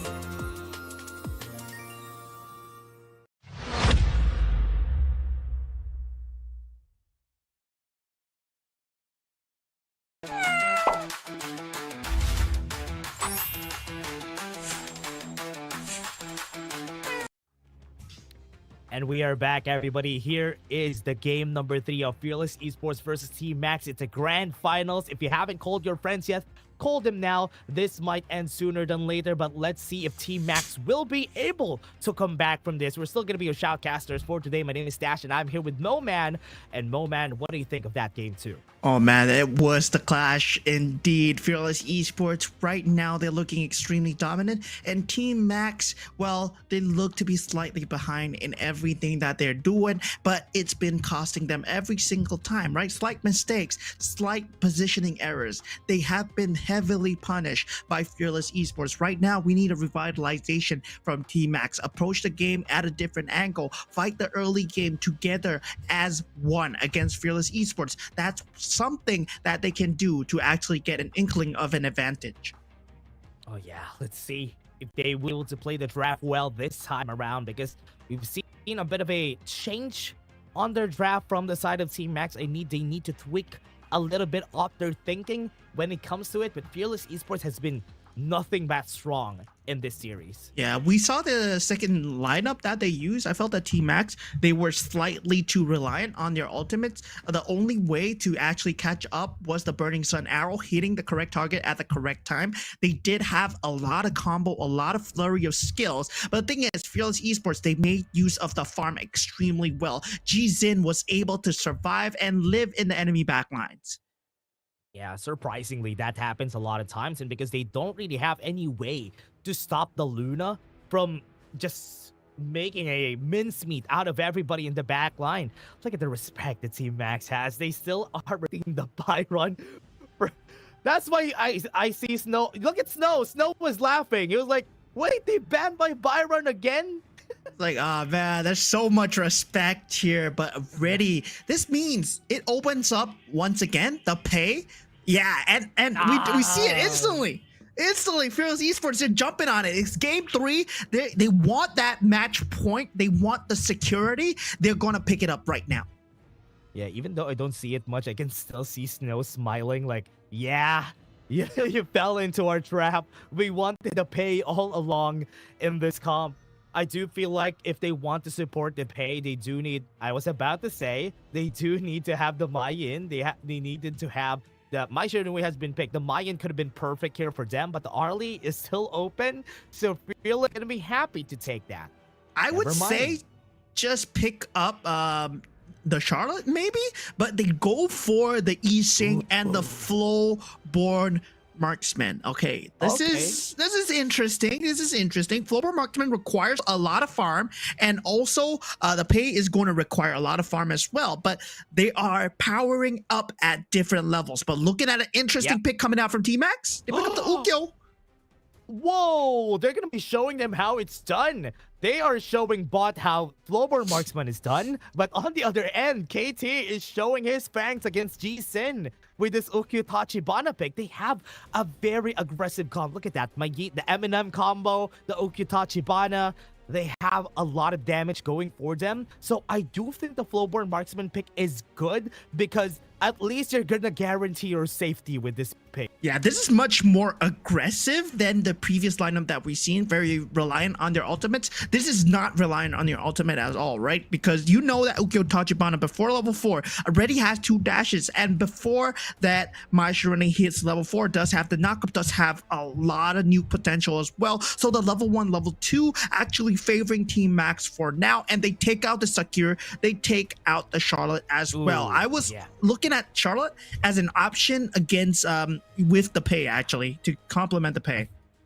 One thing that they could do here is have a Fati, probably, that could help out when it comes to the lane. I think the Fati doesn't lose against the Mayan, but the Mayan is not gonna fight him, so it's basically a neutralizing lane rather than taking the Guanyu, because Guanyu is gonna have a hard time against the Mayan. So I'd rather let them take the Fati for Snow. Yeah, I mean, for Snow right now, I think he can handle almost anything that's being thrown at him. He's been tried and tested again, and he's made it to KWC and back, right? So right now, he might be just going for that Fatih, and well, the Liu Pong is available if they want to take it, but with the Yixing on that board, you want that Zhangfei. That's the premium support. I'm surprised Team Max didn't ban it out. Yeah, I like how defensive this composition is, right? They have the Zhangfei, they have the Yixing, they have some ultimates to protect their carries, the people who are going to be bringing the damage. But the Marco Polo, is this the first time we've seen this? It's the first time we've seen this currently in the playoffs. Yeah, Marco Polo. I don't really like this coming out from Team Max at all. Like, it's very... You probably just don't like Marco Polo. No, it's very aggressive. Like, the entire team is very aggressive, right? To the point where you want to fight. And Phyllis Esports, all they need to do is avoid those fights. If you can avoid every single one of those fights and you can just bide your time to your level 4s, well, suddenly, the game looks extremely different. Phyllis Esports will be in the lead. Yeah, I like how linear the composition of Team Max is. Maybe that's the end. Let's do a linear comp. We have one goal. It's to engage. And that's what they do. That's what they have currently with the Team Max compositions. I'm really looking forward for this. But everybody, this is game number 3. It's a best of 7. So you still have a lot of things to watch. Call your friends because we can still have a lot of games here. Fearless Esports versus Team Max. Things are heating up here at the WKS Fall 2025, and it's going to be only one representing in the last call here. But now, Fearless Esports Max already, I gotta say, early game, Team Max, they're favored for sure. But still, it's about choosing your battles. Once Woodwind gets that unbridled outburst, that's when things start going haywire. Yeah, one thing that I like about the Ukyutachi Bonin pick, it has always been picked as a counter to the pay in the KWC, but usually it fails. But this time, I want to see it work. Because KD is the one that we hold him in utmost respect because of what he was doing during the past few games. Yeah, I mean, if anyone can send Jizin back to retirement, it's gonna be KT, right? So we're gonna have to wait for that, and hopefully that happens. Already tremor smashes? No, I mean just the standard smashes coming in from One Real Boy, finding a lot of damage on the bottom lane. KK is not winning the skirmish versus the resplendent revolvers coming through from the side of bot. Yeah, what I like about the Yixing pick is that even though KT is winning this battle, look at what TL is doing. He's not even taking the resources in the mid lane because Yixing doesn't really need a lot to keep going. But now, KT can go in. Yeah, once again, Chigiri not able to land the knockup. Jizin able to get out with the mobility. That board is there. TL laying down the damage, but not enough as of yet. Does not have the farm. That was a nice try though. Chigiri getting that knock up against him, but not able to get a follow-up, but almost a nice try. Got the stun in, but it was very slippery. But at least they were able to steal out some jungle camps on the other side so that they would be able to at least deny some resources. Gold infusion on G10. Yeah, there was a very nice movement coming in from Kashimo to that mid brush, but sadly, he showed his hand a bit too early and couldn't get the finish onto Jizin and TL, who will be recalling away right now. And with that, that rotation is slightly wasted. Kashimo now has to go back to the top lane, but look at this, Tremor Smash will be available. No, One Real Boy, so level 3 as bot. He's trying to get out with a sliver of HP. Yeah, love the reaction from Woodwind. The sweep was at the best timing that he needed. He was waiting for that because he knew that bot was going to be jumping in. That's why he was not using the sweep anytime soon. Yeah, ready. We do see the Tremor Smashes available, but the first blood has been taken. Jizin and TL, they dive down the middle lane turret and get a double for themselves. Now they push on the advantage here. Kashimo, he might be in trouble here as the Fatih Snow is around Jizin. He takes the second Crimson buff. Yeah, good try. Good try from Kashimo. Almost stole it, but Snow was still able to take it for the team. And now Kashimo might be in grave danger here on the top side. Jizin is that, look at what he's doing. He's just taking all the resources. He's like saying, brother, can I take the gold here? Yes, you can, is what Snow and TL answers. Yeah, this is what the pay is known for, right? Superior mobility. That's not what people are scared about, not his damage output. No, it's just superior mobility, especially if you know the map extremely well. If you put it in the hands of someone like Jizin, that is going to be crazy. And Jizin, right now, he's playing it to a T. Yeah, 8 seconds. Wave in the mid lane has been cleared already on the blue side. Now they have to back off, respect the ults coming in from the side of Fearless Esports here. Look at what they're doing. They're pushing them away. Yeah, right now, Fearless Esports, very good job of zoning with Woodwind in that front line. You saw Woodwind on the U1 just now. Tyrant take them for free. Now with the buff, 1 minute and 30 seconds of enhanced damage. Yeah, that was fast. That was a very fast take here for Fearless Esports. He didn't even hesitate. Now on the top side, I think Snow might be in a bit of a danger. Yeah, I mean, at this point, bottom lane, you see Bot. He's hiding. He does have the ultimate available. Nah. Okay, I thought he's going to pull the trigger there, but no, it's not going to happen. Right on the top side, I think Kashimo could... Oh, wait. Reggie's in. Once again, he finds the hate onto KT. How does this keep happening underneath our noses as KT? He's getting plucked off. He's not having a good game at all. GZ is not going back to retirement.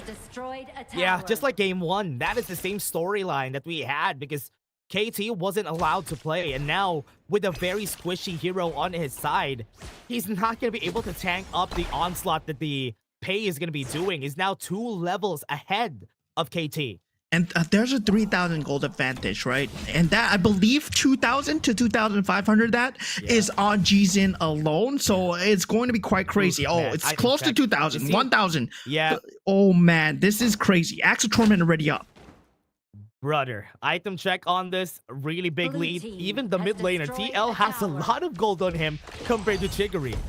Yeah, and the thing is, people don't know, but Ising can actually deal a lot of damage if you give him the farm to do so. But look at this, Jizin, he's showcasing what he's going to do with the farm here. He's getting flanked here, but still, Kashimo unable to find the finish. Very nice movement coming out from Jizin. As the rest of Team Max, they will have to disengage. But Bot, he does find value in the top side of the lane. But looking at this, Unbridled Outburst has been used. One real boy, he's in trouble, has to get out as a Lianpo. Luckily, he's tanky, but the flash is no longer available. And KT, you don't want to jump in here, my friend. You're not able to deal the damage. The damage is too much right now. And already, One Real Boy will be the first victim as the rest of team members get out. TL with the flash. KK eventually falls, paying for his mistakes, but already they secure the enemy resources. Good buy time from KK. He was able to disassemble the formation of Team Max a while ago, almost giving G-Sin again the opportunity to go for the jungle here. He was able to get the red buff because everything was expended on KK during that fight. It was just unfortunate that they weren't able to get the tower in the mid lane, but the battle is happening again. Yeah, G-Sin, I saw that from a mile away. The revenge kill onto Kashimo as he chased him down. Try and flank me, you say? Try and flank me, Kashimo? Now you don't have a life to work with. Yeah, it's just unfortunate here for Team Max, left and right. Can't even have a hold a candle against them because G-Sin is just bullying them.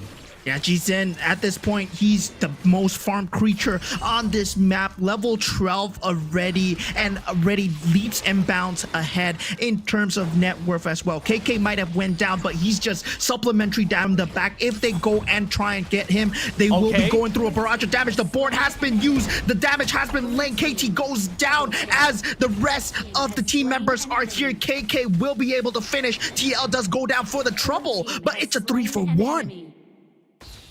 What a win for their side though. FE 3-for-1 and towers on their eyes. Team Max is just having such a hard time. Even if they try to engage, try to fight back, the composition that around engaging is still not working because Fearless Esports has a very good defense tool to fight them with. Yeah, and now 8 minutes into the game, Seki are spawning back up. This Tyrant back up in 3 seconds, but they don't even care. They want all the other turrets first. KK able to dish down with the help of the catapult. They don't have any wave clear. This linear matchup is not working. Unbridled Outburst has been used. One Real Boy has to get out. The rest of the team members coming through. Chigiri not able to deal any form of secondary damage.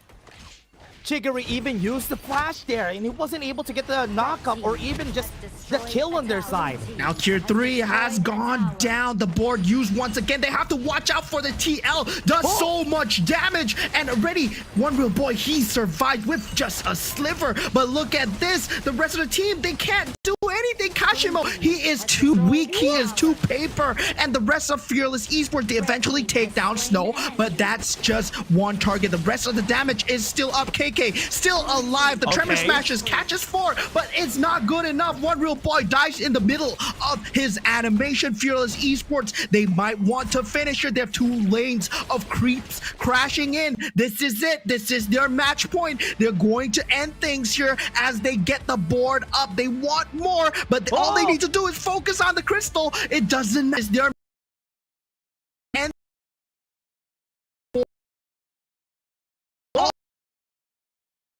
it doesn't matter. They get one more in the end as the creeps will be coming in. The mid side and the top side still not yet.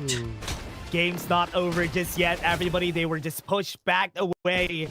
What a great way of showing Team Max is still not over. There's still a fight in their hearts.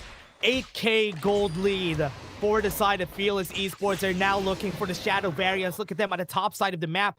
They really need this overload to keep things going. Yeah, but the crystal is exposed. They have to worry about the fluster of creeps that are coming in consistently from the top and middle side. They won't be able to contest these shadow variants at all. And, well, this linear lineup, well, it didn't work out for them in the early game. It's not going to work out for them in the late game either. But Ready just jumping in there. Trap Smashers not enough. Unbridled Outburst just to counter engage. KT out of the fight, and One Real Boy will follow the board just to zone people out. Bot is trying what he can to proxy the waves, but Ready with his friend Kashimo down. That is 3 members of Team Max already out from the gorge. Yeah, very far away though. Bot is looking for a kill here. Will Bot be looking for a kill, or is Bot delivering a kill? Because TL is directly behind him, and right now the creeps are already in the base. For Fearless Esports, they don't care as long as they can clear out the waves. Well, once again, it seems like it's a winning moment, but they are finally going to finish. They're just going to backdoor without the help of the creeps, and Fearless Esports put themselves at match point. They still cleared it in the end, even without the minions on the team. There was a nice try from Team Max. The effort was there. The Fearless Esports was just superior this time around in Game 3 again. Match point for Fearless Esports. And as much as they want to do, Team Max, they try to come back. They're coming into that early game lineup. They are going for this linear lineup to fight that early game. But still, Jizin, triple S on this guy. You give him the pay. You gave it to him. And now this is what you expect. Man, triple S. This boy is going to get 300 points and 3 stars with it just because of this MVP that he played. Man, the last time we see him play pay, it was also a triple S. And that's how strong he was in this game. Is he a top global pay or something? I'm pretty sure he is. Probably. Because he's a KGL champion, retired, and now coming back for the WKS here. And now for Team Max, they have a lot of studying to do in this short period of time that they have before they enter the game number 4 here. Game number 4, well, looking like a 4-0. What do you think, Dash? Yeah, it's like a superhero just got revived. And he's back. He's back in action. It's Jizin just doing this against.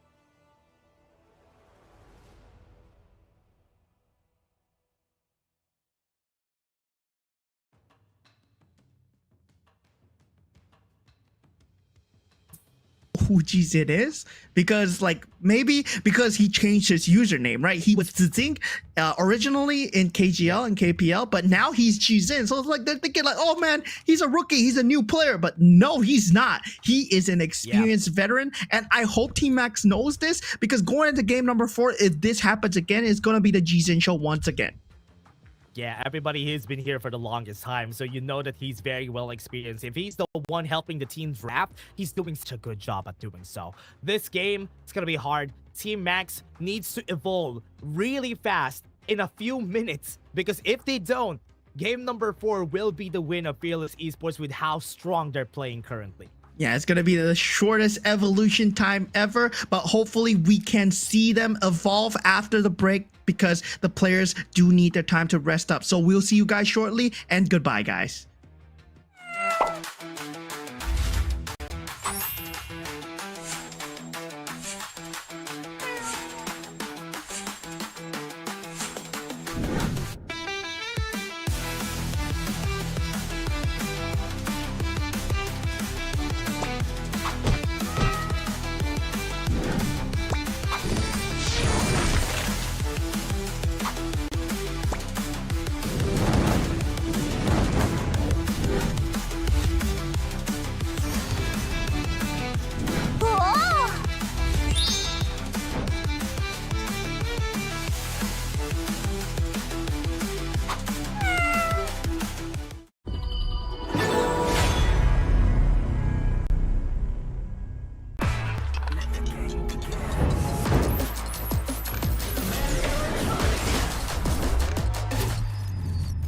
Hugging stings. Victory! Another round? Sure, but how about a smoother phone next time? Realme 14, performance beyond limits.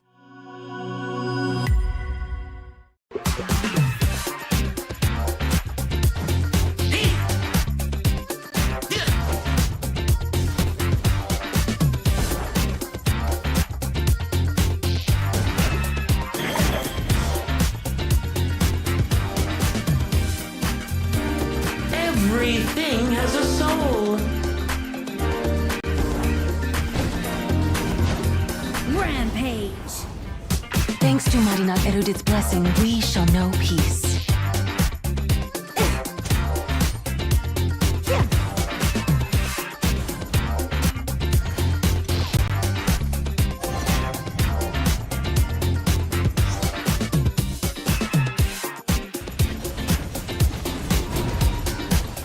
Legendary!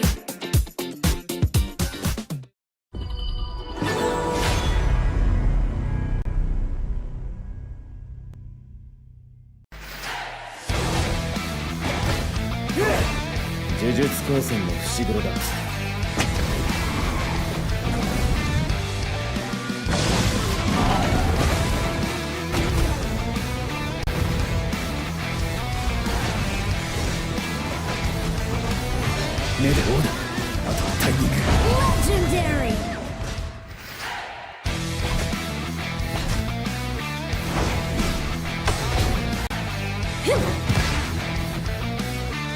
Legendary!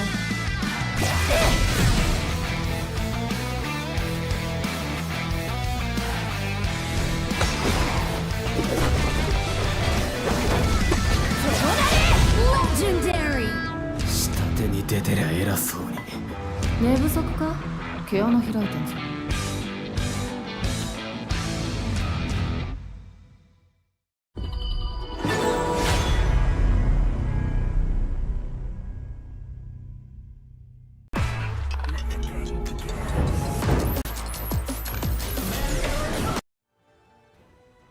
Welcome back, everyone. Match point for Fearless Esports here in the grand finals versus Team Max. Will Team Max be able to come back from this deficit in this whole series? But now we're going to be finding that out later because we're going to be your shoutcasters for today. My name is Dash and I'm here with Moman, and this could be dangerous. Moman, what do you think Team Max should do in this game number 4? Team Max tried every single strategy available. I think they have tried using their bread and butter cut standard through. They choose their Liu Bang and the Musashi. Right now, I mean, it's time to go for something of a cookie cutter. Try to copy other people's strats, right? Right now, we do see that the pay has been picked. They went for a linear lineup. They went for the early game lineup, but they didn't go for the standard, the textbook standard, which is the Liang and the Princess Frost, and it was available as well. And I feel like maybe it's time to look at what are other teams doing to combat the strategies. Team Max needs to find out what is the textbook standard. Yeah, they need to think about what they could pick up next because, as we said a while ago, they need to evolve pretty fast because it's going to be only a few minutes. And in this one, I think they should throw out any restrictions that they have currently and use any strategy that they could use in order for them to get this one win. Yeah, I mean, at this point, it's time to throw everything that they know against a wall. Go for something that's really crazy. Maybe go for the Da Qiao Fu Zi combo. I mean, there's a lot of strategies that we have yet to see from Team Max, and hopefully it sticks, right? Throw everything at Fearless Esports, and hopefully it lands. Yeah, I hope they would be able to stick the landing here if ever they try something interesting. They should try the Xiao Qiao that a lot of the other global teams have been doing. They should try the Flowborn Da Qiao, the Futsu Da Qiao that we see before. Anything, just anything that they could do in order to maybe make Fearless Esports shake in their boots, because that's the only thing that they can do right now. Yeah, I mean, at this point, Fearless Esports, they're sitting very pretty. They have used a lot of the hero pool, but still, at the same time, they are extremely versatile when it comes to these heroes. Now, going into the banning and drafting stage, we do see them take out the Diadea, they do take out the Ukiyo Tachibana as well, but Fearless Esports, they pick off the Dharma. This time, Team Max will be first pick. Yeah, Ukiyo Tachibana getting banned. That is a sign for me that they want to pick up the pay for Team Max. So that, there you go. Good ban. Good ban from Fearless. Good deny. Yeah, I mean, at this point, well, Fearless Esports, they are masters of drafting. They know this game very well. At this point, they can go for the Luna if they wish on KT as well. He did very well, but they picked up the Byron, denying it from Snow. And Snow, I guess you're not going to be able to play the Byron all game. Oh, no Byron, the whole series, bro. That is just sad for Snow. Is he laughing? No, he's not even smiling. He's probably just mad at this point because he can't even play. Yeah, I mean, at this point right now, Fearless Esports, they can pick anything that they want, but they pick up the Liang and also the Ogren, right? This will be forcing Team Max to either pick up the Princess Frost right now. If not, we're going to pick it up for yourself. And if you pick up the Princess Frost, I bet you they have a strategy against that. Yeah, I think that is should be a good counter here. Oh, pick up the Angela. I think that's a good idea too. If ever you need somebody to burst down the Princess Frost early on. Now they are going to go with the Nuwa. They're going to play the range with the Lung. Is this true? Okay. I think the Liang together with the anything else, honestly, Goodness Frost would be good, but they're gonna go with the same strat. They want the amount of single target crowd control, very much so. Yeah, there's a lot of single target crowd control coming in, as you said, right? One target CC, Burning Sun Arrow, then also you got that suppression available from Snow as well. So there's going to be a lot of single target CC, but there's something that I'm worried about for Fearless Esports, which is they don't have the damage. So for Team Max, they need to start identifying that and ban out the damage characters that are still in the pool. Like Princess Frost, definitely going to be banned, but what else is that? Maybe the Lady Sun as well? Yeah, I think the Charlotte should be banned. They should ban the Charlotte here because that is the only thing that could damage on the top lane now, or the Clash lane now, because they already pick up the Fatih during the last game. So Charlotte would be their best bet for Snow here. And also, oh, they're respecting the mid lane, TL.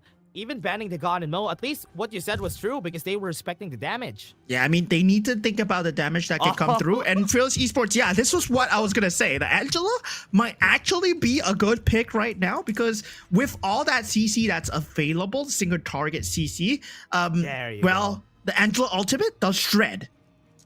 Yeah, shred, probably going to take down 2 if it's the right targets. And especially if you have the Burning Sun Arrow.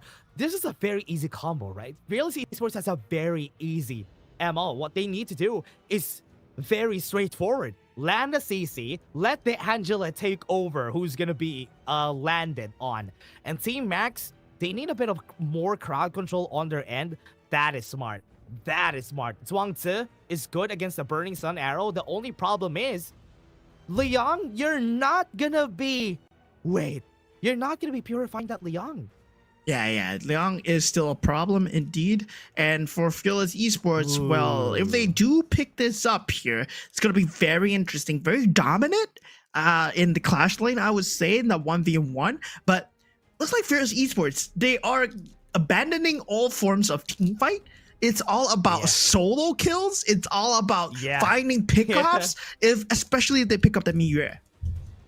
I think the Miyue is good for against Byron because Miyue is the type of Clash laner that doesn't lose the lane. She's just gonna be neutralizing the lane. But okay, this makes much more sense. Snow pick. Yeah, this makes much more sense. He wants to have fun. That's why he needs to pick the Guanyu because he hasn't been playing the playmaker since a while ago. He needs to play one. Yeah, finally, we do see Jizin on a much more of a stable role. He's the anchor for the team right now, the Vanguard for the team. He's going to be on the Ogren. But of course, the early game, a lot of the pressure falls onto him. Before Liang hits the level 4, without the suppression, it is pretty weak of a hero, especially just having the barriers alone. well, he does need to use the path of passing to a T. And of course, with the Angela not hitting level 4 yet, it's all about the skill shots. Yeah, I like the Zhuangzi pick for their side. At least it cleanses out the Burning Sun arrow if ever it hits anybody. So that is a way to save somebody. But the problem normally when you pick up the Zhuangzi is you lose a bit of the crowd control on your team comp. Yeah, it's really going for that defensive measure, but luckily for them, they did pick up Luna on KT, right? So this is something that I'm going to be excited about, but this is the potential match point of the grand finals here. WKS 3-0 currently. Fearless Esports find themselves in, and Team Max, they need to crawl out of this hole as we head on into game number 4. Could be the end, could be an extension of the match, could be anything here for the team TL. Very early in the game has burned out the Flash. Yeah, ready right now, TL. Burn out the Flash, finds himself extremely low, but able to find things out. Recalling in a very dangerous position, knows and catches himself, and now recalls further away. Now, Bot himself, he needs to watch out, right? Mid is a very exposed lane. Yeah, you have two sides that could actually jump you, but at least everybody's helping him out. Kashimo is also chipping in on helping clear the waves. Look at G-Sid's a bit delayed on that wave clear because nobody's helping him out. I think for the first time, like KT has no hindrance in the lane. I think he's allowed to play the game now, so this might be a different look here. Teleportation circle has been activated. Kashimo, he might be in danger. No Path of passing is there. Conductor of souls, no flash as the first blood is being picked up. Good investment for the side of Fearless. They used the flash. They forced the flash away when Woodwind was on the top side of the map so that they could go for this fight. That's why they even gave the first blood to G-Sin. Yeah, the new moon stacks are building up, but G-Sin is not the target that you want to go for. KT very low, unable to find the finish. Snow nearly threatening the life of KT there, but still, Fearless Esports, I was saying, this early game, super important, right? G-Sin needs to anchor the early game, and he's doing a great job. Pretty scary, though. I was afraid that he's gonna get killed by that heroic charge from Snow. But this time, Team Max, this is good. At least this early game, I'm liking it. KT's given the space, and G-Sin is a bit more reserved because he's playing the Ogrin. Because at this point, I do think the Luna has a lot more battle stats, battle power in the early fights because he has the new moon. And G-Sin needs to get to level 7 or 8 before he becomes relevant. Yeah, at this point, it's about getting G-Sin as much farm as possible so that he does not fall prey to KT as well. But the Burning Sun arrow, once again, coming in from KK, unable to find a target, gives the vision, but unable to find anything so far.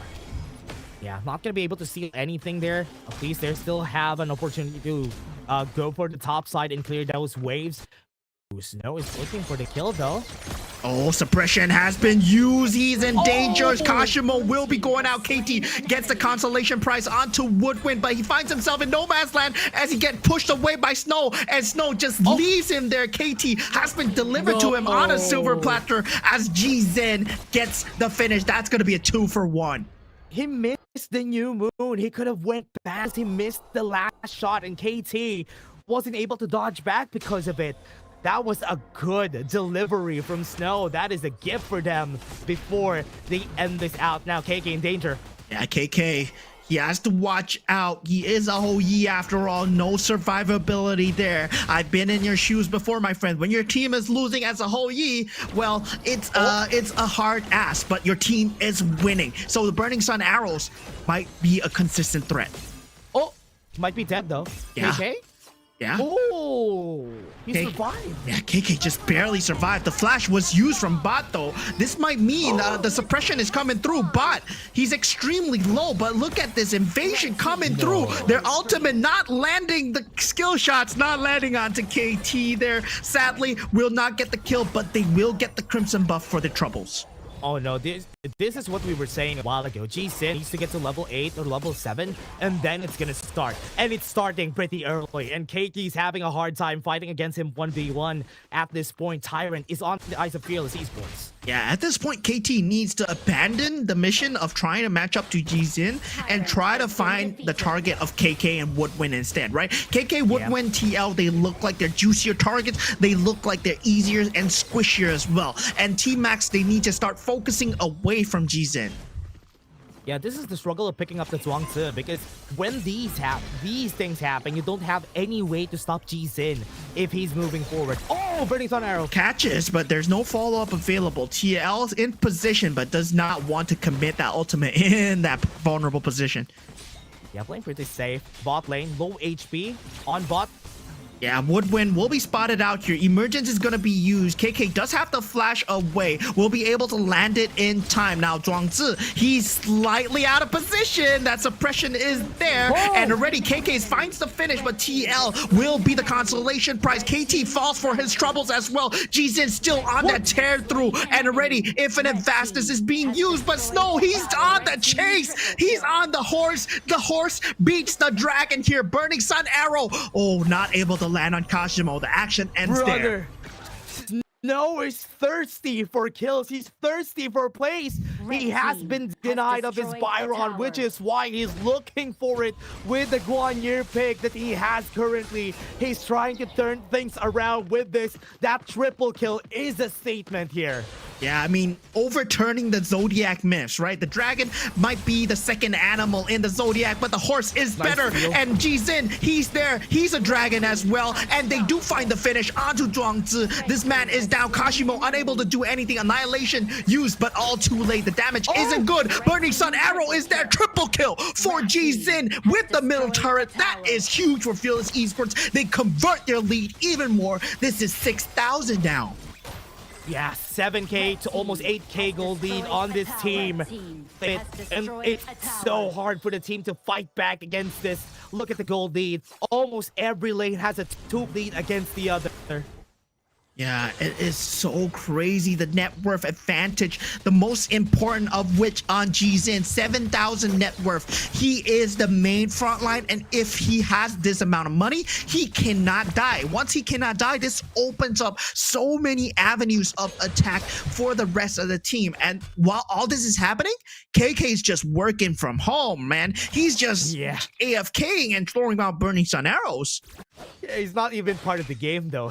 This game is basically a 4v5 because KK is not tuning in. He's just throwing out things, then it hits. If it doesn't, then it doesn't hit. So with this, he's just going for pushes, playing defensively, and now on the top side, there's a lot of pressure. All turrets down already. That's 7 minutes into the game. Once again, Fearless Esports are doing this in record time. They get a hold of the enemy jungle. Team Max, they are rotated. They are clustered in their own base. Not even going to be able to get the blue buff for KT. That's a big loss for Aluna. Now they're looking for the finish here. And once again, the path of passing, very good at this high ground poking damage. G-Zin is doing the dance. Annihilation does not land on anyone, and KK, with the help of the suppression, finds the damage. The new moon goes in, but Snow, he's dealing too much damage. He's able to get out, but not able to find a finish. If it was a flaming palm, though, Snow might have died. Still good survivability for Fearless Esports. At least now we're seeing Team Max doing a good job at denying the push from happening. They have a good amount of wave clear and also some crowd control, so they are gonna be staying here for a while. Yeah, late game Luna is very scary as well, so that might be a comeback avenue. They do have that factor that scales away. TL, I believe, is not a very late game scaling, but now with the suppression, once again, one real boy, he finds himself in no man's land, but the new moon is finding it, and the annihilation, the shutdown on to bot. KK is down, G-Zin is down, and this is huge for Team Max. This might be the beginning of something new. Good turnaround from their side. 7K gold lead. They lessen it by 1K. That's good. Right now, what they need to do is find those openings. If KK is a bit too forward, try to find the fight there. KT was able to get close and was able to execute too.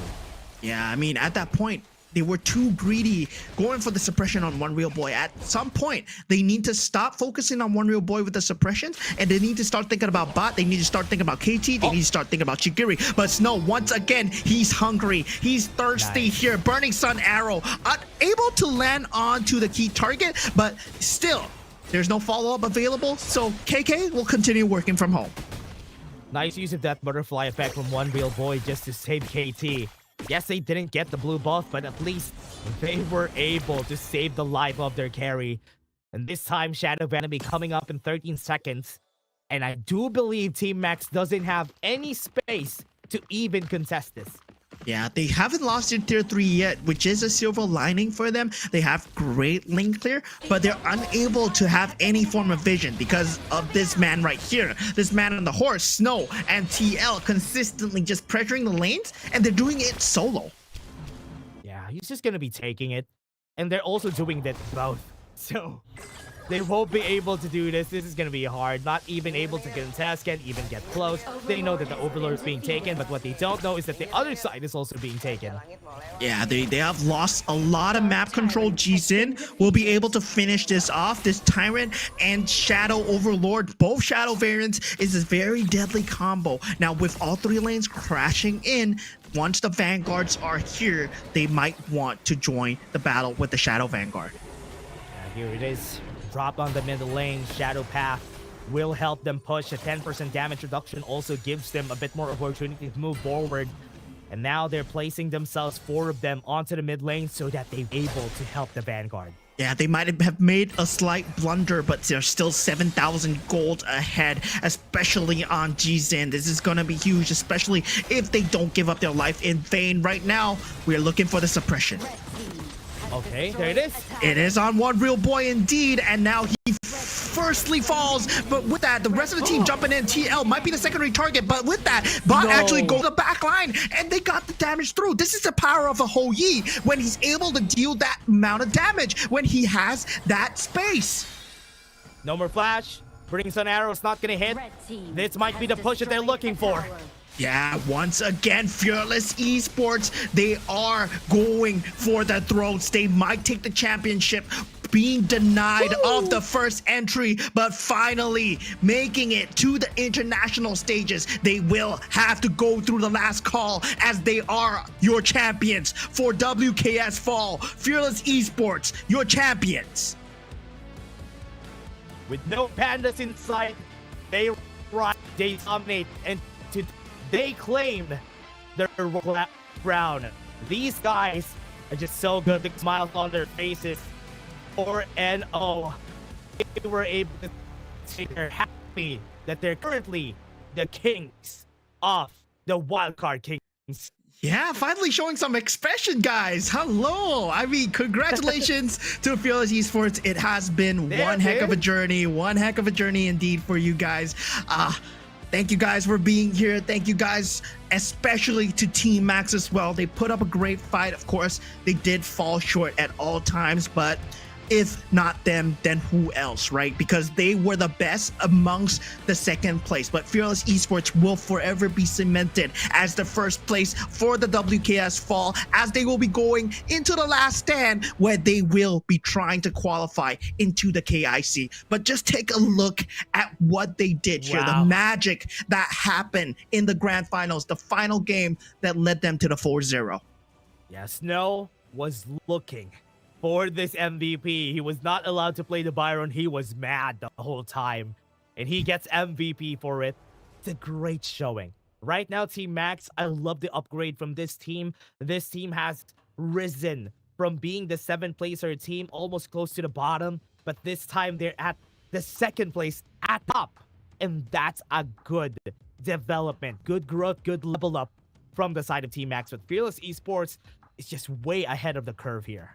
Yeah, I mean, Fearless Esports right now, they show that they are beasts in the competitive scene, and who better a team to represent the Wildcard King series than this team going into the last call for KIC, as they will be fighting against KAME and KMW runner-ups. So it is no easy challenge either. We only want the best to represent us.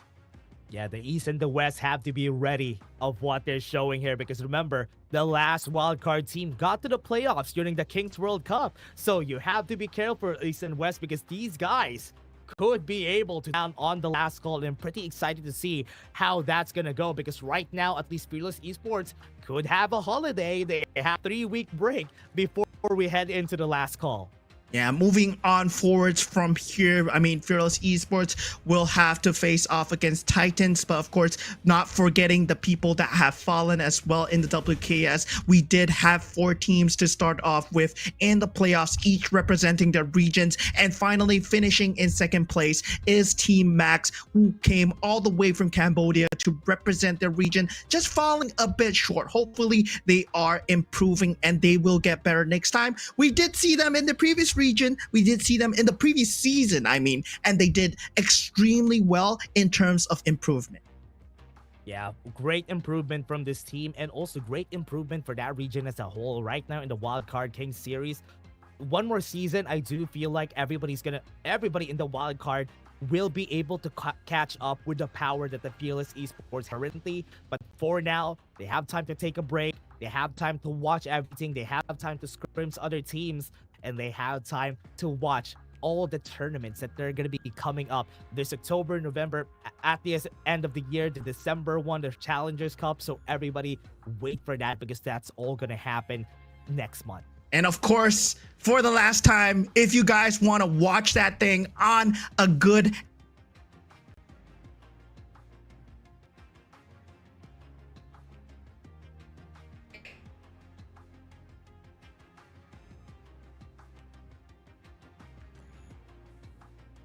P69 proven, it is weather resistant, it is sand resistant, it is rain resistant, and you will not regret getting this monstrosity of a phone.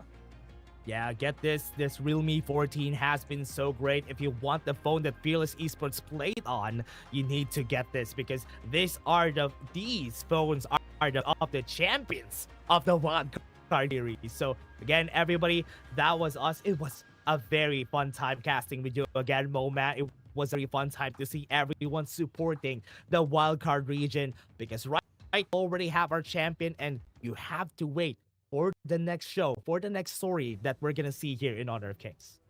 Yeah, that's gonna be us. See you guys in the next one. Never mind, can we go? It ain't a river turning back. Storm is coming, tired of your call. It's my kingdom, fire blowing up. We the kings, it's our honor showtime.